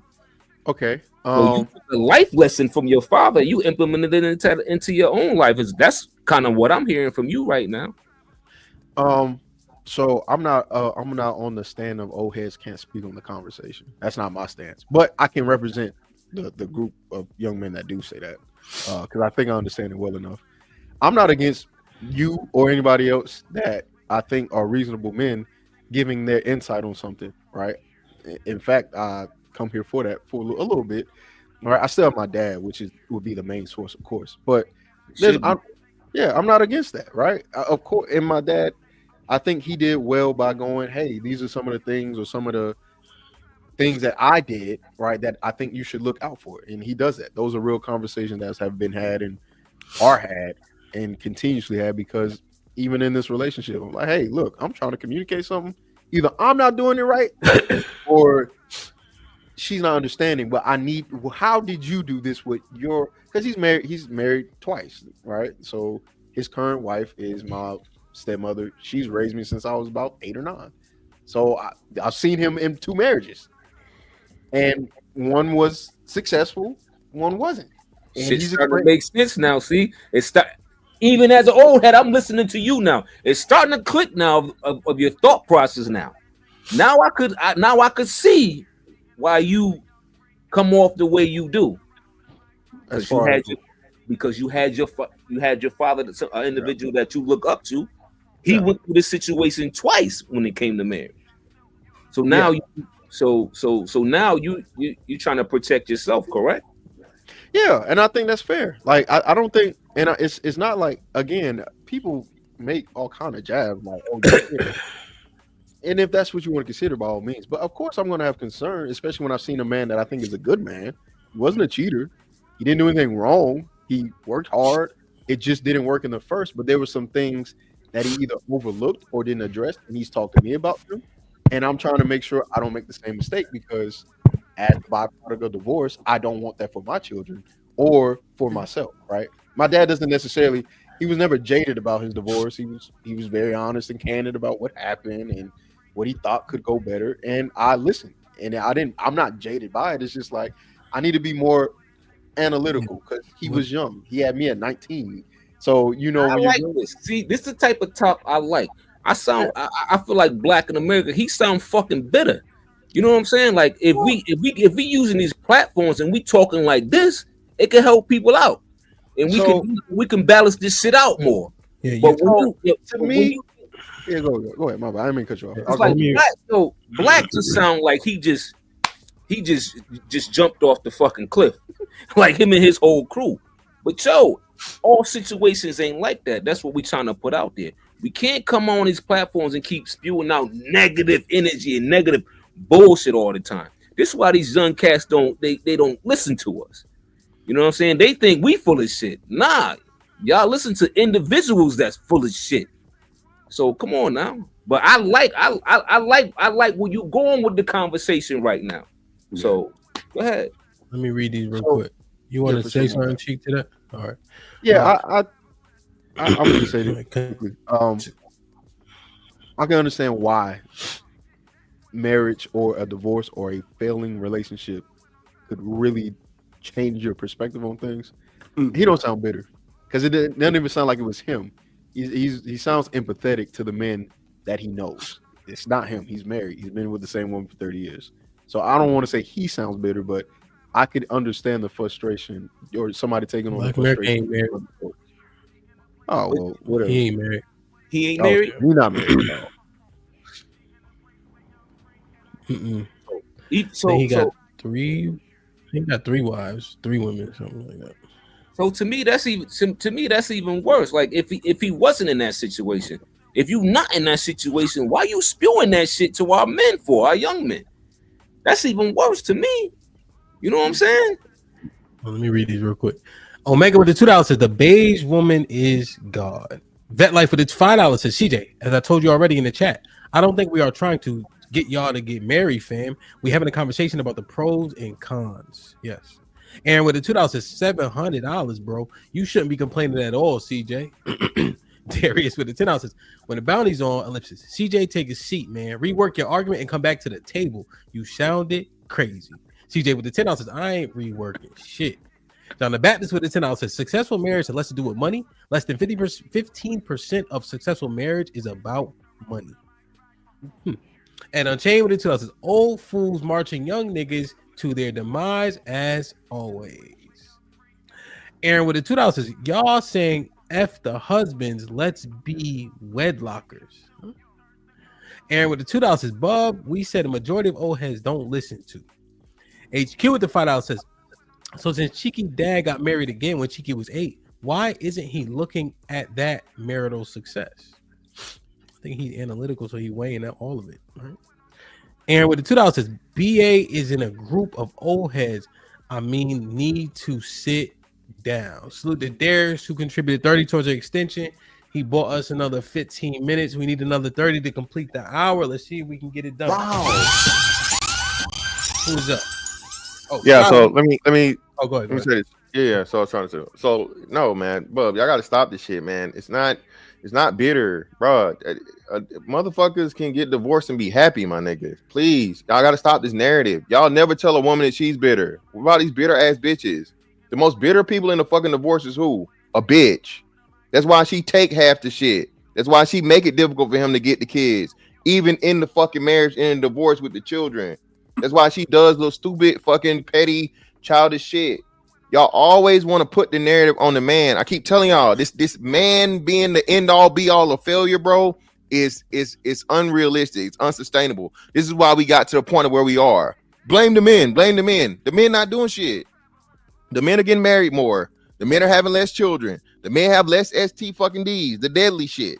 Okay? But yet still y'all want to talk about the man. The men are making more money, even though the bitches are claiming they're making more money than the men. They lying. Okay? So again, marriage, bro, if it's working for you, congrats. Good on you, bro. Wish it the best for you. Wish y'all make it together forever. Hope it. But bro, the numbers are telling you, and as the numbers decline overall, that is a again business. Take the feelings out of it. Take the right one shouldn't even be a fucking factor. For real. Because it's business first, right? So you need to be looking for the best business partner because it's a business fucking transaction. Okay? So the right one, more likely than not, is not going to be the right business decision. And this is what most people, but black people especially, when we start talking all this tax shit and money shit, most don't qualify, bro. You might get 30% of black people that qualify to the point of where you're gonna get benefits from the tax break. That's high. That's the high end. That's maxed out. Okay. So all this shit, that's why I said the only thing you got positive for marriage are children. Everything else is you don't have enough people that qualify for it to count or matter. Okay. Or it's just your the way you're looking at these things, and then even Bub, your story is wild, son. 10 years? How many women you think waiting around for 10 years to get fucking married, my nigga? That's very few and far in between. So that's what I'm saying. You guys are trying to put this standard and saying, marriage. When we know, again, I'm gonna say it again. Most people don't understand this shit. To a person that used to be married, every marriage is great until it ain't. Every woman is a good woman till she's not. Until some shit go the wrong way. And then hopefully the best you can do, bro, is break even to where my situation was my shit is a rarity. As crazy as my fucking ex was talking and shit, at the end of the day, she had enough love for me, respect for me to be like, hey, you know what? Hey, this shit, it is what it is. So it's not for me to be a dirty bitch and try to take your shit and make your life miserable because we didn't work out. Especially being that, you know what I'm saying, she accepted responsibility for what she did. But that's rare, bub. That's extremely rare. In a lot of these cases, I won't say most, but I would say 49 fucking percent, bro, of these divorces, it doesn't end amicably. It just don't. So, that's all I got. Mr. Fantastic. Well, one thing is Bub was addressing what the men were saying, how they were saying it on the panel directly. So he didn't say men sound bitter. He said Black America sound bitter. So he didn't have a need to put a jacket on the women because he wasn't talking to women about women. He was talking to men about marriage and divorce. Yeah, but that's still a narrative. Again, I think Cheeky said the same thing. A man telling, especially if he's not speaking from his own experience, if he's never been married, him being empathetic of other men and seeing several men get drugged through the mud and get fucking, their shit took or whatever, like he said. That's not him being bitter. How can he be bitter? He hadn't experienced it. You feel what I'm saying? So either way it goes, my point still stands, and it stands even further because, as you said, he's never been married. So how can I correct it? I misconstrued. So he married. He just got two more women, also. Okay, because I thought he was. He said he married. I thought he said he was married. I thought he'd been dealing with the same woman for how long. I mixed it up. He was dealing with the same one, but he married her and he got another couple or something like that. Okay, so either way, however it goes, he can't be bitter because he's in a successful situation. I think. Well, I think people can consume enough information that can give them a different outlook on it for sure, right? If you do something to my brother, it's probably going to make me more bitter or frustrated if you do it to me. Yeah, that's how my mind kind of works. But I'm not saying he's bitter, but I can understand how you could become bitter by viewing, perception, seeing things happen to other people around you. That's all. Yo, could I ask Mr. Fantastic something here? Yeah, and then we get Strada. All right. So Fantastic, you got 3 sons or 2? 2 sons, 1 daughter. All right. So when you talking to your sons about marriage, what type of information are you giving your 2 sons that could potentially get married one day? I'm not talking to them about it at all. They're both too young. They're both too young. They're not even, shouldn't even be considering it. My son shouldn't even be considering marriage when he's in school, trying to, establish himself as a man, but be considering something as serious as marriage at 19 years old while he's in college. Okay, so since you're a numbers YouTube guy, pull up the stats of the age range that individuals are getting married at. Pull it up real quick. Most unsuccessful marriages are under the age of 25 on average. I want to see it, Mr. Fan. Pull it up. I want to see it. Pull it up, okay. Just like hand pull this shit up early. Pull it up. Let me see it. No problem. All right, while he pulling it, Strada, what's popping? What's good with you? Goody. Blessings. What's up, brothers? What's good with y'all? What's good? Cool and good to see y'all. Mm-hmm. Like I said, I was married, divorced. I think my story personally probably tracks closer to what actually happened. So there's no alimony, no spousal support, none of that stuff happened. Again, I definitely have plans on getting married, right? I'm actively in a relationship. I think that what I learned from it, though, if we talk about pros and cons, one thing I learned for myself is I had to slow it down. Literally, slow it all down. So I think that the Cheeky's point earlier, I don't think that it's necessarily a pessimistic view. I think that there's a caution that comes when, you had the experience of it working and it not working. So, for example, with my current old lady, she knows there are milestones we got to hit before we even talk about marriage, but it tempers expectations, right? So again, if we talk about shared property, our credit got to be a certain amount. You feel me? Like we have to have a certain amount of debt down before we go into this thing again. And I think that being young as shit and really not having a template when I got married the first time, I did it because it was the right thing to do. Also, I wanted kids. So my only child is in wedlock. I didn't have a child. I don't have any baby mamas. I was married to that woman. And because I want children again, I got to slow it down the second time. Now I am sacrificing time, but to me, it makes more sense to slow it down if I truly want kids and somebody to be with. So I don't know if it's necessarily a pro or a con. What I took from it is I need to slow it all down and make sure that it's right this time around. That's it. Yeah. And you mind if I ask a question? Oh my bad. Yeah, I just want to change one word, right? Because you didn't see it doesn't sound like you sacrificing time, it sounds like you invest in time. There you go. That's a way better framing. Absolutely. Go ahead, Chief. So with that, how do you also factor in that the relationship just may not work, or do you disregard that? Absolutely. And this is how I do it, bro. So I believe in that one pot theory, right? So me and my current old lady, we live together, we share bills, the money goes into the same account type shit. Like we are really working on clearing debt and creating a savings together. So in that worst case scenario, if we break the fuck up, the account gets split in half, she go away, I go mine. What did I lose?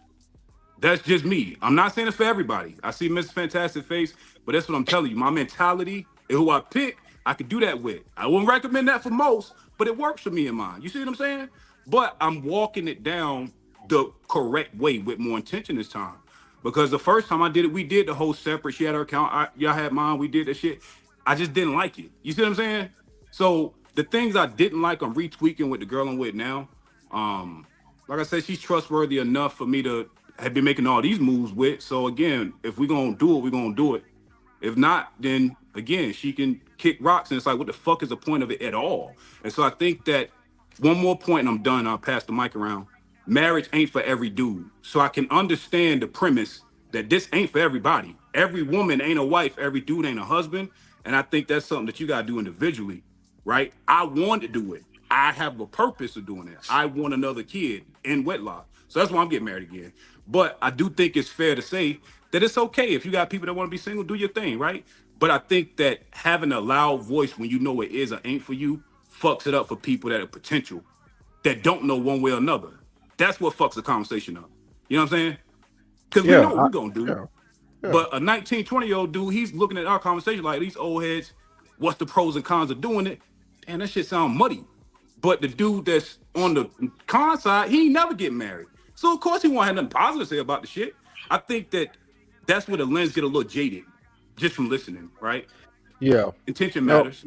Yeah, and that's I was just curious because like I think factoring that in doesn't make me pessimistic or looking for a way out. It's just I just know it's a possibility. Yeah, that's all. Yeah, it's a possibility. Absolutely. Yeah. Absolutely. Okay, cool. Yeah, I think that makes solid sense to me. Beans, what's popping? Hey, share my screen, help, so you can see it. Oh, for Bub.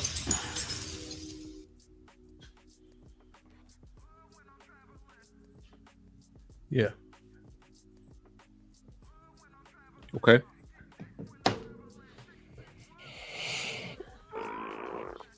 Beans, look. What up? What's going on? What you think? I think Strata is right about everything he ever says ever, as long as he keeps Saudi on his show.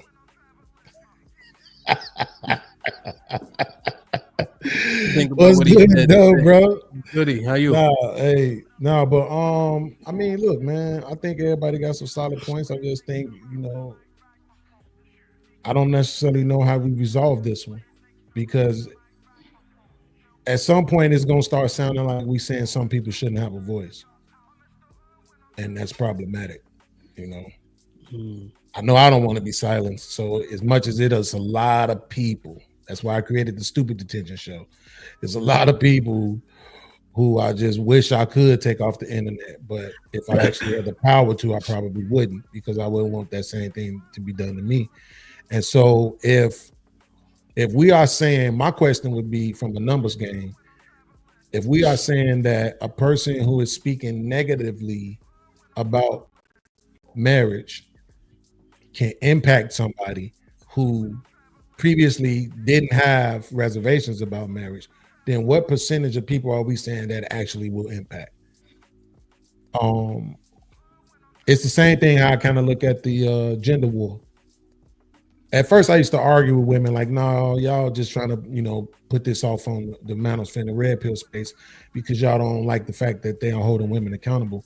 But I do think there is some merit to them arguing that this kind of rhetoric from this space is causing men to be quote unquote jaded against women. And so maybe the same can be said for marriage.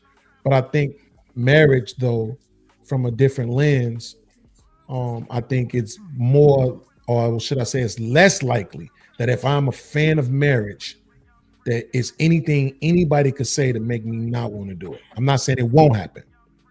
I'm not saying it won't, but that's why I ask for numbers, because I don't like dealing with people's feelings. So if we saying 100% of men that are okay with marriage, what percentage of them could listen to the most damaging rhetoric about marriage and then say, I changed my mind and become anti-marriage? Yeah, and so what the problem, what the reality should be all, right?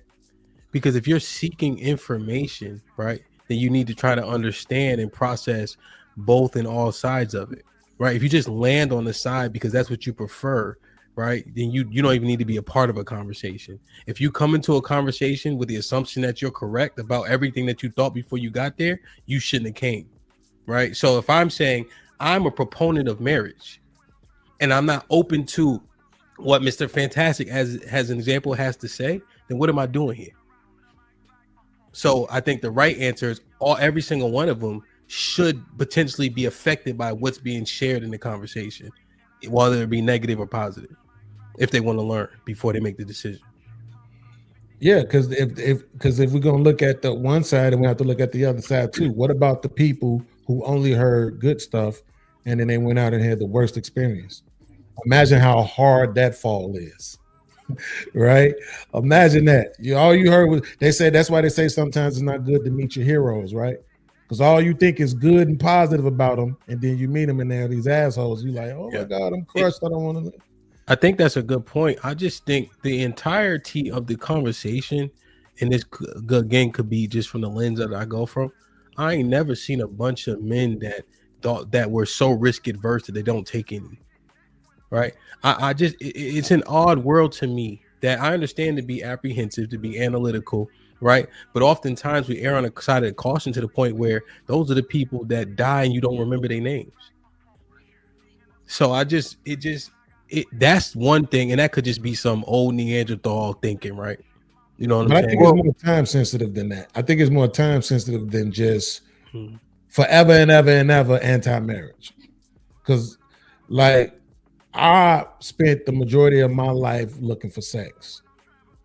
Okay. Now I'm looking for somebody who gonna wash these dishes, sweep the floor, bring me my food, help me up when I'm trying to get up off this low sitting ass futon. Wipe your ass when you sick. Yeah, all that. You know what I'm saying? Like that is way more valuable right now than the sex to me, to be honest with you. But that's what I'm saying. I'm 47, didn't take care of myself, right? So I'm dealing with health issues where now that is more valuable. You know what I mean? Hey, look, we might have sex once a week, but the rest of the time, I just want you to cook and be quiet. You know what I'm saying? So I think even a lot of the guys who may have these concerns when they get older, they still gonna want a woman, right? Because that's another thing we're not talking about. Is it that they don't want marriage or they don't want a woman? They don't want a relationship. Because a lot of the guys that may be against marriage aren't necessarily against relationships. They just don't want to go through all that hassle of buying a ring, planning for a wedding, walking down the aisle, spending all that money just for 5 years to look up and you backtracking, you walking backwards and you having a divorce party and you in court now you got to pay for both sides of the divorce and all that other stuff. Like you can't really be mad at people for not wanting to go down that road. But yo, Beans, dive what you just said, right? Dive back into, because you live in it as we speak, how that shit feel at 47 with ailments, not having a significant other by your side, knowing a companionship will make you feel more like damn, like I'm saying, like absolutely, this person really here for me. This is what I need right now. Yeah, absolutely, man. Like my ex, she been back in touch with me, and I mean, she came through Saturday. She brought groceries. She was cooking naked. You know what I'm saying? Like she made the house feel like a home. That shit felt good, didn't it? Yeah, it felt good, didn't it? Nah, absolutely. Yeah, bro. And then the sex was amazing as well, right? It always is with her though. But I'm just saying, like, I'm old.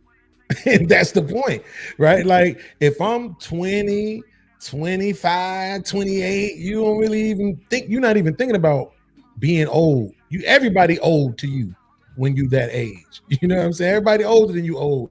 When you start getting into your mid 30s is when you start really considering like, oh snap, I'm 5 years away from 40, like, type shit. But if you got a real career going on, you don't got no problems with gaining the interest of women, I'm just saying I could see why. And here's another thing too, bub. If you know you're not going to be faithful, if you know you're not going to be monogamous, don't get married. Don't get married. So maybe more of these guys should just come out and say that, right? Like, look, I know I'm not going to be faithful to you, so I'm not going to marry. I agree. I don't want to get married until I'm ready to do that. Because I understand that that's an expectation that y'all have for marriage. So what's the point of me setting myself up for failure?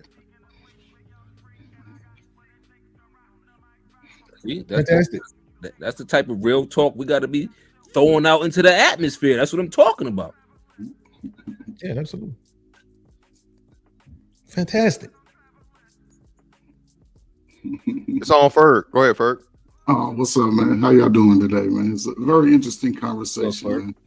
I've been on both sides of this coin. I was married young. I was in the military when I got married. I shouldn't have got married. I wasn't ready for that. the military women, everybody was fine. Everybody had that money. I was getting flued out, East Coast, down South, I-10, I-95, all that. And, you know, and then I had my single years, 15, 16 good years of being single in the city of Chicago. Didn't have a problem with women on the South Side or the West Side. Again, getting flued out, North, East, West. So I knew I wasn't ready. You know, I knew I wasn't ready. And to Bing's point, you know, I was just dating. Didn't have a problem. Women didn't give me the backlash. And I'm talking, if I put an age on it, I'm talking 30 to 55. You know, I didn't so much get caught up in, you know, what they said. I only watched what they did. You know, I treated it like a business and a job. If I called you and I didn't get a call back in 48 hours, then it's a no call, no show. And I wasn't going to put that much effort in trying to just checking on my dog, trying to, you know, pursue her after that. But then once I'll be facetious when I say that. When I got serious and wanted, you know, wanted to be in a different space, you know, I sort of pulled back for a little while, you know, and then the type of woman that I knew I had a need for and I wanted, she had to meet certain stipulations before I even committed to that. And I but got Mr. Spur, hold on real quick. So you did say that the first marriage you shouldn't have did it because you wasn't mature enough, right? Right. So this last time that you got married was the proper time to do it. Yes. How old were you when you got married? I was in my early 40s, about mid 40s. There you go. Yeah. That's what I said. Like that's what I think it really is for the majority of men who are anti-marriage right now. They probably younger, right? Or the older ones, they probably don't have the access, so they might be a little bit bitter. Those will be the guys that are bitter, is the ones that don't actually have the access to make the choice. But those who do, when they get older, don't nobody want to be alone. But here's the thing though, and this is, you know, I got 20 motherfuckers don't have access. Say that again. The majority of niggas don't have access, right? And that, this why I like to comb through this shit for me. Wait, access to what, huh? Vagina. Oh, see, I'm not talking about vagina. I'm talking about relationship. We talking about vagina, relationships, motherfucker. So you saying the majority of men don't have access to that nigga phone beans, he don't got a single alert for 3 hours straight. Not nan like, not no text message. He love when the scam likely shit come across. At least somebody want to interact. This nigga ain't shit. This nigga ain't shit. Get him off of YouTube. The real shit though. And see what I'm fearing, right? This is like a synopsis, right? Or hypothesis. It's like, yo, niggas been getting a boot smoke. So now everything gotta be bad. And I ain't even like it's not even Miss Fantastic. It's not niggas like him, right? It's like Mr. Fantastic get up, say what he say, show the estimates, show the stats, right? And then motherfuckers hit that link. Yeah, Mr. Fantastic. Fuck whole time, dick in hand, sticky socks and all that. And I understand that somebody got to be the voice for niggas who don't got one, but yo, that shit is overwhelming, right? And I just think it don't show that bravado that I know most of my brothers have. That's the part that bothers me. So put a number on it is my point. Put a number on it. What percentage of men who are, for the lack of a better term, let's just say anti-marriage, would you say fall into the non-access category? The percentage of men who are, not a proponent of marriage? Exactly. Fall into the non-access category? With the marriage rate, I say 60%. God damn. Yeah, I say 60%. Yeah. Because essentially it's the one category, the other 40% been married and shit like that. You know what I'm saying? They got so much access to women, it makes no sense to have one in their head. You know, they could be secular in thinking, you know, things of that nature, right? So they're not beholden to anything that tells them marriage is righteous or whatever the case is, you know. And then I couple that means with women saying 80% of men are unattractive and shit like that. And then I couple it with the fact that the average body count for a 35-year-old is 8. So I'm looking at all that, and then I'm giving it the number. Feel me? Would you say that men who aren't married, have never been married, that are over 30 will fall into the anti-marriage category? Over 30? Sorry, give me a thing. Like over 30. So 32 is an average age. So what they're not 30. Let's say 40. Men over 40 that never been married, never been engaged, none of that. Would you say that they are anti-marriage? Seeing as that they never actually sought it out? Nah, so I think I like your premise that once motherfuckers start getting old and all that, shit start to look different, body composition crazy. Feel me? They and this not a shot. I just have to go down the lane. They bald headed and all that shit start to. You know what I mean, they see they on Facebook and they show them a memory when they was 25 and they had muscles and hair and all that, and then they look over and now you 45 with no muscles and no hair. Nigga, shit, I need somebody to latch on to that ass. So at that point, I think that people want companionship. So I don't think they jaded. They just don't have the access. See, that's why the reason why I asked that is because I'm thinking, right, when you said that 60% number. Yeah. I think I don't right now, I'm being honest. I don't know how to compartmentalize right now, Aaron. Am I thinking or am I feeling that 60% is too much? Right. But I'm looking in my head about all the men that I know, very few of them ever been married, but they all stay with women. You know what I'm saying? Like they all got my older brother right now got a woman taking care of him. He's 51. He got a woman providing like never before. It ain't like he don't got nothing. She just doing it, right? Because she got way more than him. And him. He always been that guy. But that's what I'm saying. They still have access to women. They still have access to relationships, even in their older ages, but they never been married, never even tried to. Right? So that's why I think the 60%, it just makes me feel, but that's anecdotal, right? Based on my experience. I mean, I think it is solid. I got an uncle. My mom is, so he probably, how old is my uncle? He passed in 2016. My mom's 66. So 50, so he's probably like 50, you know what I mean? 55, 50. He's not that much younger than her. But he always stayed with a woman. And he had like a common law marriage type shit. You know what I'm saying? But he just thinking like, I stay here, I pay bills. Like he ain't even think about tying no knot for sure. So it's not anti-marriage. They just moving like, you know them like a they different just way. like that. It was some Generation X shit thing. Yeah, he came one time. I had this. That nigga came. He had to wash up. He's like, "Yo, you got some cologne or something?" I said, "Uncle Keith, you need to take a shower, beloved. You smell like halftime at a vagina game. You gotta go.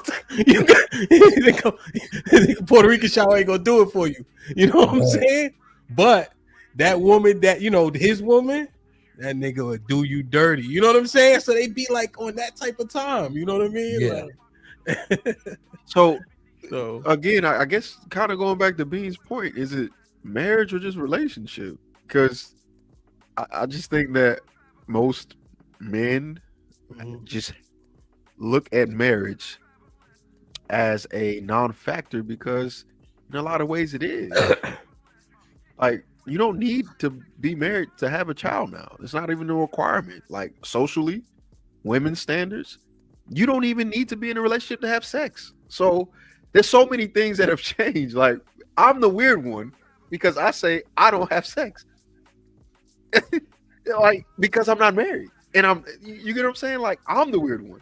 But just in the 50s and 60s, So it's like we keep these viewpoints that we have, or these viewpoints that we take on, maybe it's just not the right men expressing the point, and this is what we have the problem with. But the idea of it all is null for naught. We don't need marriage. Why the hell do I need marriage for when it's not required to have sex? What do I need marriage for if it's not required to have kids? And the way I know this is because women are doing these things without it. And it's no fault against them. I'm not blaming anybody. I'm just stating a fact. Maybe because not just that. To add to your point, women aren't held to the standard of even wanting it. So the men control marriage, and we accept that, right? But if women don't want to get married, it's the men's fault that the women don't want to get married because we control marriage, right? You literally have situations to where, again, I told you, the future is baby mama. The women are saying that fucking marriage is sex work, bro. That's what women are saying now. Women are saying that marriage is fucking sex work. Okay, they're equating motherfucking marriage to being on motherfucking Figueroa and whatever the other motherfucking blade. TikTok, baby. But see, I'm willing to acknowledge that is a fringe minority of women, because that's a very extreme leftist, feminist. I understand that. I'm in a political space. Like I don't just watch this. This is not. But cheeky, it is though. It's true. Well, either way it goes, whether it's true or not, I just don't understand why is it that we have this identity or have this perception that men are against marriage when it doesn't seem to be the case. It's just not necessary. It's not. No, I don't think men even think about it. The only thing I think is the main thing I think I was asking. The main thing I think is women want it because it's a emotional, nostalgic core memory. Like, I don't even know if they want it. I don't even know if they want it for real. I just think they want to use it as part of the process to do it. I gotta shut this down real quick though. Yeah, go ahead. Right, this the problem though, right? We allow divorced, whores, jaded women to say these things, and then we put that jacket on all the women.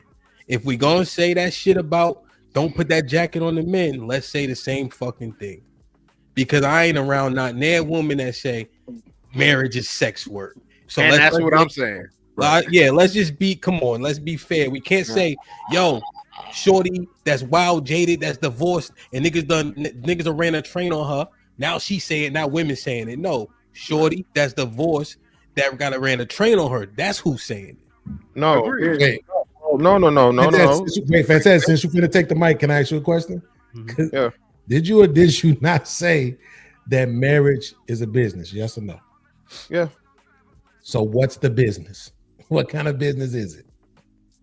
What do you mean? Oh, you talking about this to the sex work point? Exactly. What kind of business is it? No, it's a relationship. So it's a relationship first. And again, every business is a relationship. Every business agreement is a relationship between two people. Yeah, so but what kind of business is it? But the hopes for it isn't sex though. The sex is, like I said. I mean, well, no, it is. Right. Yeah, thank you. That's why I like you sometimes. Yeah, niggas get married for consistent sex and whatever first. Absolutely. Like I said, I can't go back on. Yeah, so niggas want everything else developed. Yeah, because I like you sometimes. It's crazy. But even though, right? And this is what I'm saying, Hamp. So to that point, these aren't married women saying this. These are the sex workers saying this. These are the women that aren't married that are saying this. So the opposite of this is you have men that are saying, "Oh, nigga, you bitter, you jaded, you this, you that," so on and so forth. From the men that have had fair relationships or men that's been in it, the women that are putting this ideology out here, and you have multiple women. And this is the other thing, y'all are fighting against it, right? Oh man, these niggas jaded and whatever. Yeah, man, they are. No, these women are going along with it. So one woman says some wild, crazy shit, and more women by the week, by the month, by the year start to agree with the crazy bullshit, bro. This is why we have the degradation in the relationships, in the marriages, because women no longer see it as an asset. They no longer see it as a benefit. I got one question, Fantax, just out of curiosity. So do you think that men that are in relationships with women, like they boyfriend, girlfriend, or some huggy bear shit, you think if the men proposed en masse that the women would just say no, they don't want to do it? Yes. Hell no. Yes. Whoa. Y'all niggas, y'all not thinking, bub. Y'all gotta think first, bub. Let him finish. Process it. I don't even know how to. So this is what I'm telling you. My evidence. After you go, Mr. Fantastic, y'all just let Mr. Furry. He been trying to get in and all that. Okay. So the evidence is a slew of women that say they've been not engaged once, not twice, but multiple times. So that's my proof, brother. Yeah. Oh, I've been engaged 4 times. Damn, bitch. So you done did 4 niggas one that wanted to marry you, wanted to provide and protect one good enough? So yes, brother, I know what again, and that's not the minority. Yeah, but you're women, they've been offered marriage. Well, But your then you answer his response, question with that? No. yeah, Mr. Fantastic, your response is opposite of what you just said. Yeah. No, I didn't. They would Yeah, turn 'cause it down. Wait, They hold told on, they me said no. yes. wait. Game. Fantastic. Here's what he asked. Yeah. Do you think that the majority of men and women that are in relationships, if the man proposed, they would accept? No. Wait, let me finish. Your answer Okay. was no, but then you gave the reason to Example. your answer. Wait. You gave the reason that you gave to your Hurry answer up, was Cheeky. You talking all slow and shit. Jesus Christ, go ahead, him. Oh, pit bull selling ass nigga. Goddamn. Yo, It's just a technicality though, because we know No, what he wait, meant when he asked that question. We meant marriage. That was a great technicality. But He meant marriage. Tiki. If you get proposed to and you don't get married, that's a turn down, ain't it? That's a fact. No, if you get proposed to you and But- accepted the engagement. No. He meant wait. But what I'm saying is, we don't know why that engagement didn't go through. You know, Right. you What could a- be like, I would marry you. Did she do some dumb shit? And you be like, And he calls it off. But listen, but both of what, Say that though. yeah, They your never argument said, I was points. engaged 4 times and the men called it off. No, It's but always yeah, they but- called it off. Wait, Beans. Proposals. We agree. They never Engagements, say say that. proposals. Look, But we agree. in the moment, but what y'all We but what, agree. down that We all proposal. agree. We don't. but get what the whole everybody's story. saying is true. But what both y'all saying is true. So what my man's question is, if we drop down on our knee right now today, and you a women in your life, she'll say yes in that moment. Now down the road, it might be some complications on his side or her side. So yes, she'll back out. Listen. One thing I learned. Listen, I grew up with 5 sisters. One thing I learned about black women, they ain't gonna never look bad on the other end of the joke or the other end of the bad shit. Scenario, Never. yeah, the scenario. They'll never take that. They'll never take that, especially on the spot. Where they go, no, always expect that that's a lie, because they actions after that will show you. Now, here's the thing that I got pushed back with, fellas. You know, I don't care whatever, man. I don't care how you feel. Don't get mad. But after 45, get rid of your girlfriends. You get rid of your girlfriends. That's when y'all start having girlfriends. Now I ain't gonna say y'all, but don't we start having girlfriends in like the 4th grade and shit? Get rid of your girlfriends. Figure something out. And this is what I'm gonna say for the fellas. We got the best opportunity right now to change the whole dynamic. We've been getting our ass kicked by society and our own women for the last 40, 50 years. I'll say this as a young brother.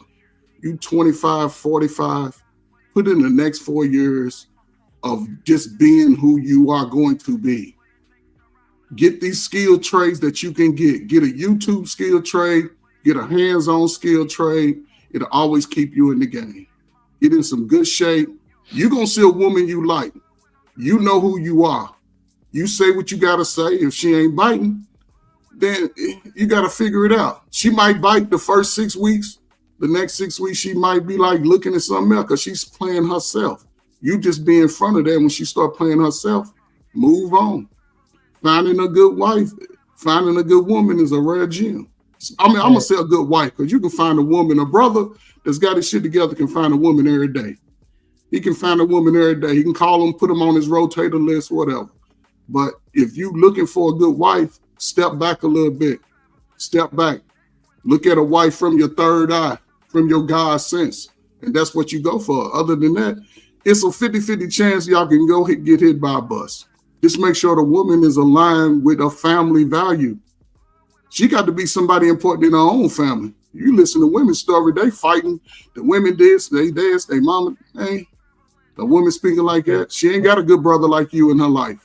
But So Ferg, let me steal a line from him. Yo, I gotta go, yo. Y'all hold it down, man. All right, Be safe. Yo, it's been real. I love you like a play cousin, Ferg, but come on, man. Like we ran away from it because y'all don't like to admit that women are prostitutes. But the fact of the matter is, if you are that, you don't get to be choosy, right? That's the whole thing about being a prostitute, is that you don't get to be choosy, right? I agree You with got you. to go with you got to go with the person that's willing to pay your price. That's how that works. So if the women themselves have to then, when you ask a woman, would you ever provide for a man, right? They always say no. Because I'm a woman, you're a man. They understand that there's some difference there, right? That's supposed to make their value higher than a man. And yet they want to say, but I want to move like a man, but you still value me like a woman. You can't have it that way, right? So they're moving in the way of men, but you're telling men to value them like women. It's not possible. They have to get back to valuing themselves and putting themselves on that pedestal, allowing themselves to be pedestalized by their Titus 2:4-5. Damn it. Okay. On the anecdotal experience, slightly goes against that premise, right? Because the gentleman that you said they were staying with women that are choosing to take care of them. Also, when you look at like those, if you go back to like the old back page and shit like that, you know what they would say? No black men, no men under 30. So they would be picking and choosing the people they chose to whore themselves out to. You'd be surprised. So we see that, but also by your own take is anecdotal, right? Because that chick makes over $150,000 a year. So for her to provide for a man probably don't mean that much. Well, I think so. I think it's predicated on means, right? And so essentially, what we also see is that our people make generally the same amount of money, and we know 80% of the country is living paycheck to paycheck. So we know that everybody in that household is contributing. And so even when we make the conversation, it's not prostitution because the overwhelming majority of women are contributing financially and substantially. Right, but see that, so that's like saying if I am the contingency of my relationship with you has to be the same as yours with me, and it doesn't. Right, I'm with you because you give me access to sex, so I don't have to go outside and chase it. And your requirement for me to do that is to provide in a certain way. So that's who we're talking about. Right? We're talking about the fact that you won't be with the man unless he provides for you in a certain way. So if you're talking about some 50-50 relationships where they got everything super egalitarian, then of course I'm not even discussing them. But I'm saying women in general absolutely want something non-sexual in return for their sexual prowess. Right. And then if you're talking about marriage in itself, well, I'm not even going to marry you if you can't afford to provide me a certain standard of living, even if I'm also bringing some sort of provision in. That is absolutely still prostitution because I'm there for sex and you're there for my money. So I think doesn't change it. The overarching issue is, right, the John that you're speaking about, he makes sure to let her know. Stevie Wonder can even see that sex is his top priority. Right. And so now the woman gets disparaged by using a term like prostitution, even though I know you mean it more intentionally than that. Because and I'm not putting that jacket on you, but you catch my drift, right? In terms of the verbiage, right? Because they know that men can be manipulated because of how badly we want sex. Right. See, that's the crux of the matter that bothers me the most, Beans. You see? Yeah. Right. So she only doing what makes sense because he willing to jump off a cliff for some pussy. And then the damn parachute 50-50. He don't give a fuck long as some pussy down there. Yeah, but then you had to add the other component. Now it's not just the sex; it's also the relationship in itself. Right? The women are literally saying, "My presence. What do I bring to the table? Me." So my presence. They want you to pay for their presence. They want you to pay for them being there. I ain't saying they shouldn't get it. I'm just saying that's what it is. You are literally prostituting yourself. That's what it is. There's no way around it, right? So to me, I can accept it. I'm just saying don't expect for me to sugarcoat it. Not for your feelings, because we don't sugarcoat nothing when it comes to the men. We don't have a hesitation with saying nothing to them. So that's where, like, I think the question comes into play.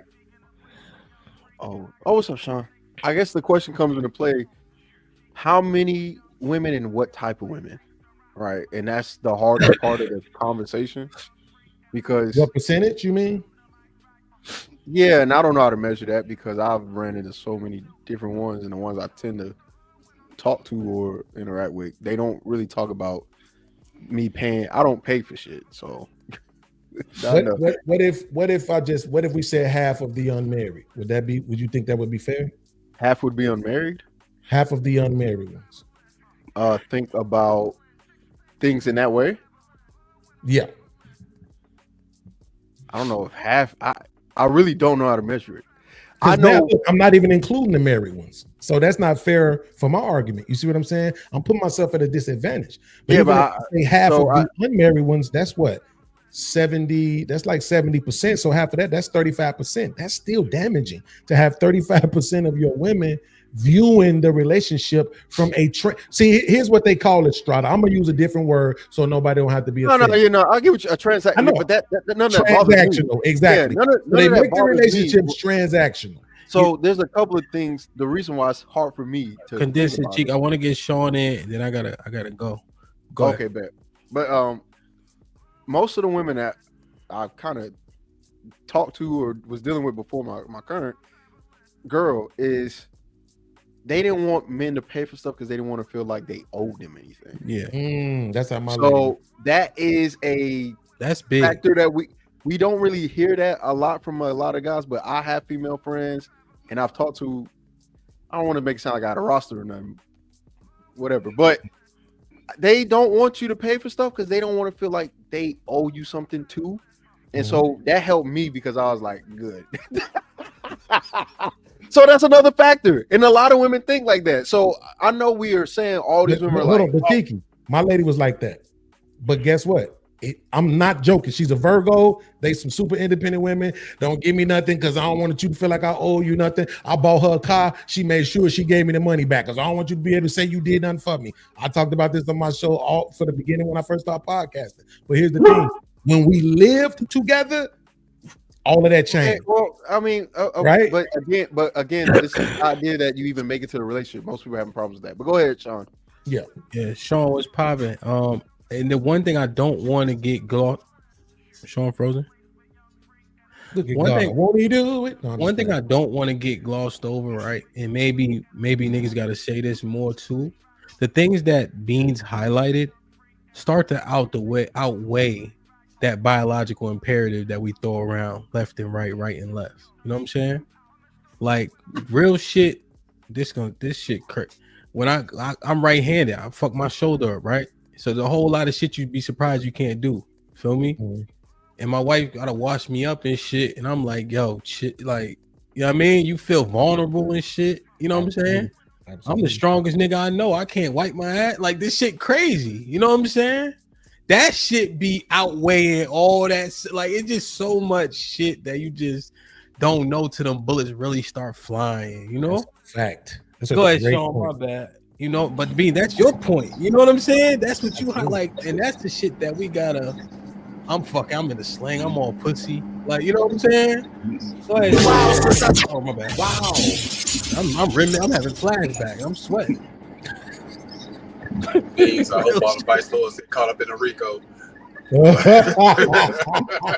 Mind your business, son. Mind your business. That's all. Nah, man. How y'all feeling, man? What's going on? Y'all made so many good points today, man. I think Hey, marriage Sean, is. it don't make no difference that you got it on your lip or on your shirt, bro. Oh, okay. You're showing your age. Okay. Usually you be like, usually you say it sounds low when I don't.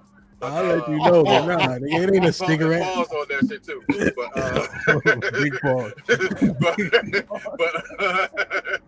But nah, I think relationships or marriages are transactional. To that last point that was spoken of. But I think as men, we measure the transactional, look at the transaction in one way, and I would assume women don't look at transaction mostly in the way that we do, because they're looking for a bunch of different things in terms of what they want from us. You know what I'm saying? They want the comfort, they want the, you know what I'm saying, the intimacy and all those different things. It ain't just money. The other thing is, I don't know where y'all be living, but most motherfuckers have a one-pot situation going on. It ain't a bunch of motherfuckers in our community that got big bags of money where they just, what they say online, where they just taking care of everything. Oh, honey, just kick your feet up, honey. Nigga, that's just on YouTube, my nigga. That's just on YouTube. You know what I'm saying? My best friends that's millionaires, they wives still work. You know what I'm saying? So it's just like, I don't know what be happening off of y'all YouTube, but I know what happens off of my YouTube. Yeah. This the other thing. Y'all can still hear me? Yeah, go ahead. Absolutely. Okay. This is the other thing too. This is why I cringe every time you niggas be like, women with money, we don't care about your money. Nigga, I care about your money. because I only date women that make 150 and up. All my women do. Any woman, from my ex-wife to whoever. So yeah, it absolutely matters. If you're in a place you trying to build wealth, where you want to invest, if you want to be a power couple nigga, the money matters. Or you can just be like, yeah, she could just sit at home and do whatever with her money. But that just sounds, to me, that shit sounds crazy. You know what I'm saying? Yeah. So I don't know. You're right. Every little bit help, right, Sean? I think that's the premise. You know. Absolutely. In terms of divorce, once again, if you got a woman, a wife that's getting the bag of money, I hear you, bro. What you say? Yeah, I was gonna say that it's not that we don't understand that, but it's just that the expectation is different, right? So if the woman loses her income, the man ain't gonna leave. But if the man loses his, the woman will. So why was she really there? Right? So and that's what I'm saying. It happens way too often. I don't know, but if I'm being honest, I haven't seen women leave. Women, and I've been in that situation myself when I was young. You know what I'm saying? You lose your income, and the woman don't leave. You know what I'm saying? So I don't know. I guess I hadn't seen a lot of those situations where the woman leaves when a man loses his income. The other thing too is if you're a person that's getting revenue, if you ain't building shit while you're working, then that's really a you problem. You know what I'm saying? You gotta build your other shit. You know what I'm saying? If you're not putting your money to work, if you're not investing, once again, this is why I say you got to invest in your woman too. This is why you got to make her boss up. Real talk. You got to build those additional revenue streams. All that I'm the man, I got my one job, and now everybody getting laid off from the federal government. Now they scrambling because you ain't built shit else, and you ain't built your woman up, and you ain't get a woman that was a boss. Yeah. Beans. On top of that, pause. Like, my bad, Strada. I just want to, like, I know. I counted while Sean was talking. 6 niggas who got hit with a honey bun. No money coming in. And they still married. They still with the same chick. It's just like, yo, people be in shit for the long haul. Like, I haven't seen the hyperbole play out. Sorry, go ahead. How do you explain the 80% then? Why they leaving? 70%? Well, the 80% in our community, right? Is it 80 for us? 80% of divorces filed by the women, absolutely. I thought it was we know they lead a relationship. Damn, it went up to 89. Well, here's no, my bad. If it ain't the money, what is it? Well, so here's the thing, right? We have a 70% or 80%, right? I didn't see the 80 yet. That's what it is. Okay, 80% initially filing, right? Mm-hmm. But the divorce rate is 50%. Right, I know, but that's what I'm just saying. I'm just talking about because I'm only talking about the ones who leave. But why? So I'm saying the women who leave and the women who cheat from marriages to relationships. Why they doing it? When I jumped on the other day, I talked about that. We be throwing dick, nigga. I was throwing dick when I was married. Why do we keep acting like we don't be throwing dick? All of our friends be throwing dick. Why do we keep acting like that's not a thing? Why do we got to do this on the internet? I know it's bro code, but why do we have to act? God, let's not bring it up because we know the truth. Because when y'all bring it up, then I gotta tell the truth. Tell them the truth. They need to hear the truth. We like supplemental vagina, nigga. Like, you know what I'm saying? Like, the best pussy is new pussy. I got it out of my system now, nigga. Damn. So it's out of the 80%. You saying it's 80? The whole 80% is cheating? Nah, I ain't saying that. We know these wives get down too, bro. Hey, but yo, hey, Beans, if you had the 50% of the niggas that got divorced though, right? Because it's a 50% number, right? You throw a coin. What's the likelihood of the nigga that cheated get hit by the coin? You think? They just a pile of niggas over there. Beans, look. Nah, listen. Come on, son. I'm gonna give that to you. She gonna bounce off about 3 or 4 people's heads. Hey, we ain't even talking about the niggas that be talking their shit out, Beans. Nah, listen. I'm gonna give that to you, right? But what I'm saying is, at the same time, we also make the argument that women don't leave. On so many panels out here, no, women stay through the cheating. Men be the ones act like they can't take it, right? So, and I argue that men stay more often than we want to admit. But Beans, let's be honest though. Let's be honest. When and I've seen a lot of these experiences because he said 92%. Yeah. But if you look at women and they've been in these boyfriend girlfriend relationships since they was 14, 15 years old, a lot of them might have gotten cheating on 10 times within all of their relationships. They may get cheated on 2 or 3 times by the same dude. But one thing I learned about women, as they get older, their brain don't wake up to about 35. Most of them be playing too many games with themselves. And then about 35, they say like, oh, this ain't what I want. And then they start coming with, they got that mindset where they expect all these expectations. So a man 35, you already the man. You ain't got an answer to nobody. You got your money up. And stop looking at them old cars you used to look at in high school. Those ain't the cars you want. And then it's gonna, HAMP shows it all the time, that one little scripture that says finding a good woman is hard. It's not easy because like Sean said, when she's out there, it's brothers out there ready to slang.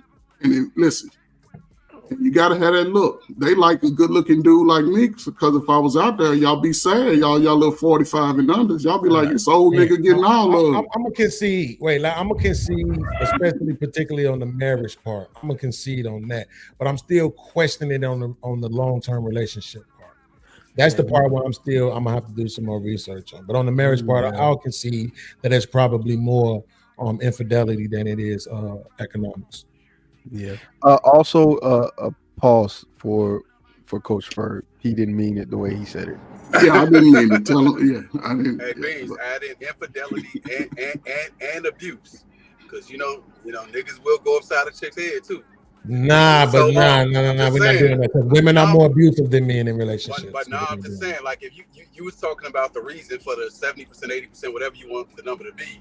Yes. You were talking about the reasons, so we got to add that into the reasons. There'd be a bunch of motherfucking reasons that's just not financial.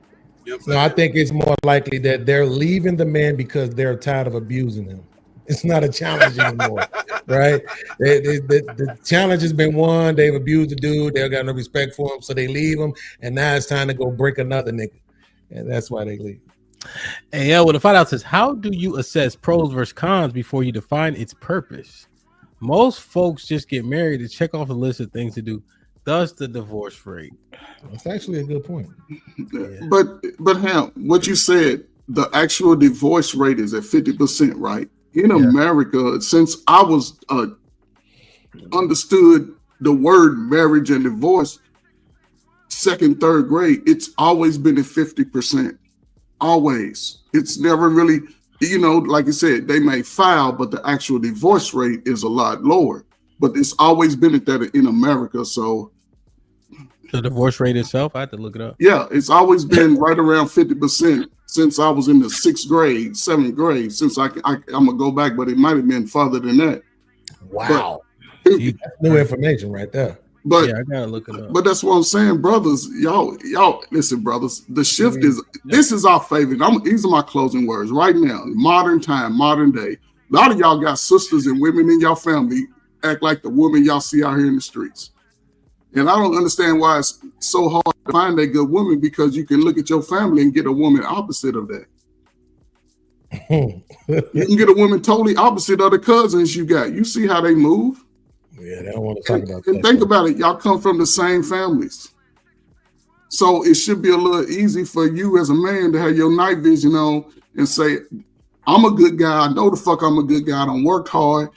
I'm Mike Jones now. They didn't want me. I done got my shit together. I'm going to choose the woman that I want and treat your seed more valuable, because the world will be here in 4 years. There's going to be women from around the world. And brothers, they're going to be looking at y'all. And sisters, y'all better get y'all shit together, because it's going to get real. It's going to be winter for a very long time. Oh, so, but that's what I was saying the other day. Think about the it. money on the screen. Y'all not see that? My bad. Hey, so Mr. Ferg, the divorce rate is lower now than it was in the 70s.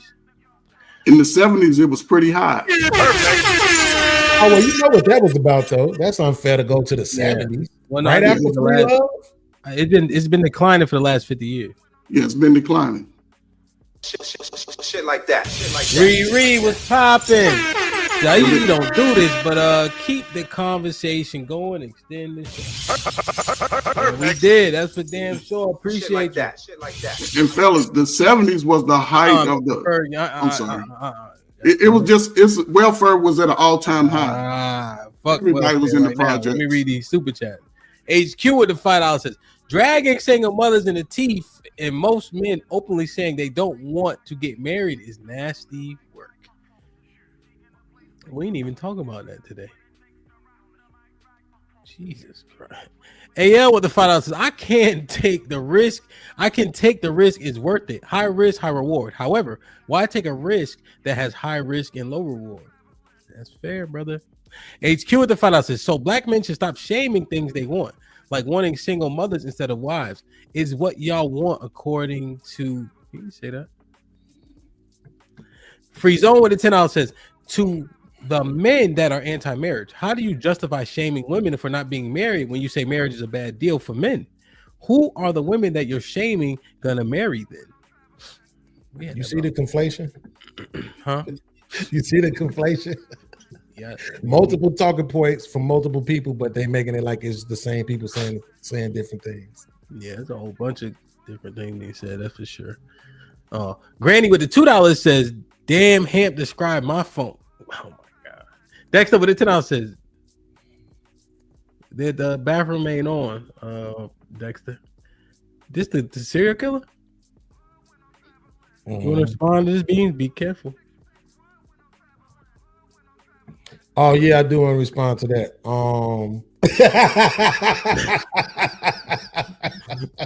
Nigga's a blood spatter specialist. AL with a $5 says, let's assess this. You're together with a woman for 30 years.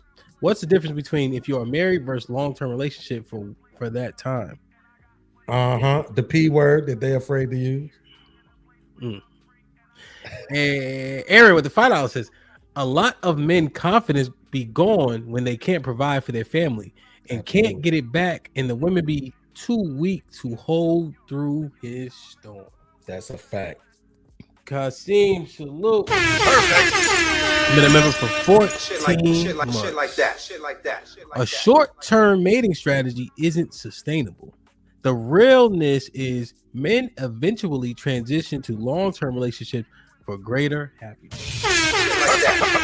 Perfect. Man. So I hope that we did a decent job today. Let's get some final thoughts. Sean, what you think? Man, I think if you want to get married, you're gonna get married. If you don't, you don't, man. There are benefits to getting married. Like y'all said, and they far outweigh the financial stuff we talked about. At the end of the day, man, ain't nobody up here 22, not even cheeky. At the end of the day, man, when shit gets hard, when you start getting sick, man, you're gonna want somebody that knows you, that's been there for you, that really cares about you. You know what I'm saying?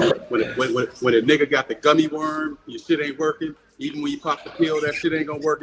Ain't gonna work. And she ain't gonna judge you, my nigga. She still gonna lay next to your ass. You know what I'm saying? So man, find you somebody. Don't be a sucker. Make sure your paperwork is airtight, man, and live life. Indeed. Hey, let me go next time so I go grab this food. Beans? Yeah. Hey, salute to y'all, Sean, dog. He talking about your gummy worm ain't working. Shout out to Sean for being in Walmart shopping. Real men go to Walmart. Okay. Shout out to Coach Ford for being long with it. My man Aaron, always for being the designated scientist. My man Cheeky back in the building. I ain't seen him in a minute. I just inboxed what's the white boy name? Sway. I inboxed Sway the other day asking him how he doing, man. I ain't seen him in let me steal from Hamp in a month of Sundays. I'm like, what's going on? Ain't nobody been around, man. Aaron was on yesterday, so it was good to see some familiar faces. I miss y'all. I love y'all. Y'all my brothers forever, bro, no matter what. And then of course my man Hamp, salute. And it sounds like you got a little cold, so sending help, little healing vibes to you, bro. Hope you get over that. Dope show, dope conversation. Salute to everybody, man. Definitely. Easy. Food. You already? Good to see you, man. Coach Ferg, what you think, man? What's up, man? Y'all my favorite generation, man. I love y'all 40 and unders, man. Y'all so complicated, man. It's funny. You know, but on seriousness, man, you know, it's always good to hear these type of conversations, man. You know, it's a transition time for young brothers, you know, y'all age, man. You know, I'm 57 years old this year, man. Every topic y'all done had the last 6 months has been a part of my life. You know, and right now, man, you know, it's a great time. The conversation can go coast to coast, but I think if brothers jump on board with themselves, man, and be walking reality, sometimes you gotta get away from the people who had their heart broke when it comes to a woman. They're gonna give you some heartbroken advice, and you gotta experience a woman for yourself, you know, and just be more intentional now. They telling the world on the microphone what they want. So when you meet a woman that you like, just be more intentional with her. Let her know you're not gonna play games with her in those private conversations. You know, she ain't gonna have no conversation with her. Let her know. Other than that, there's so many sisters out here, but it's gonna be hard to find a wife. It's gonna be hard, and you can't listen to nobody else. You gotta see it for yourself. And other than that, man, salute to everybody, man. Y'all get healthy, man. Brothers, it's springtime, man. Get in shape, man. Hope you get yourself back in shape, man. Yeah, for man. the 5, 10, and unders, man. We're gonna be here forever. I'm going to the gym right now, Coach. If I went this morning, I'm going again. Take it easy, man. Don't strain nothing. I know, man. That's what she said. I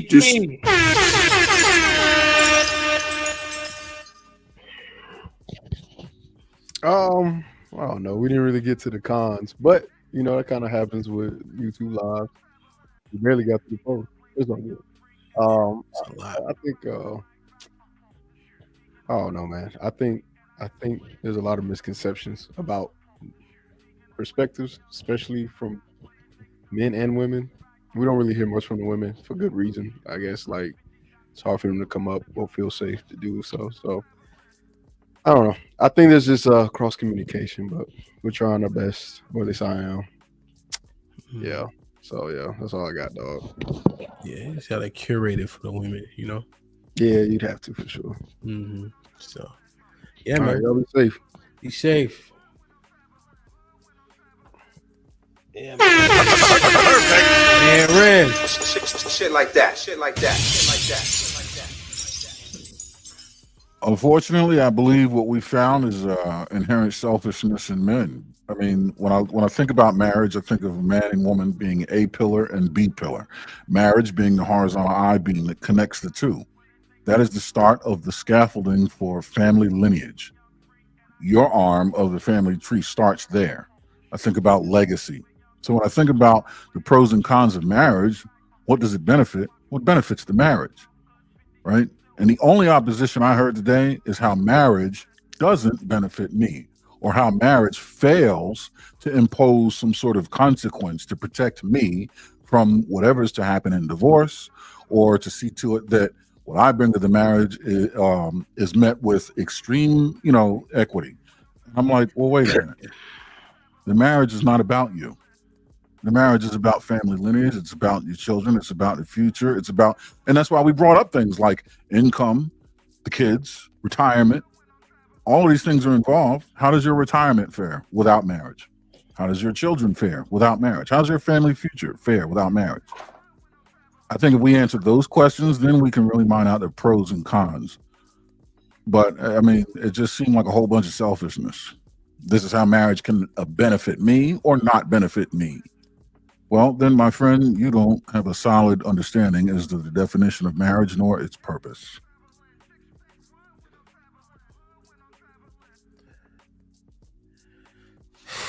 Damn. I think the discussion was good, man. And listen, the listeners, everybody who clicks the panel, right? Apply yourself to the conversation being had, right? Open up to the truth that everything that you thought before you got here wasn't 100% accurate, right? And then let's discuss what's being discussed. Don't come here with the presupposition, because you do a disservice to the conversation. So we saying slow it down and look at it from all angles and then make a edified decision. Too often we make a decision based on what somebody else said and we don't even know if that's the actuals. And then you come here trying to win for what? What is there to win? We trying to learn. But I'm telling you, we said this before, man. I fear that we're getting into a mindset that is overall deficit based, right? It's overall woe is me centric. And what happens when that be the case? That shit is a concern of mine. So boom, if motherfuckers say, yo, marriage ain't for me, all right, cool. But say that after you have all the information, right?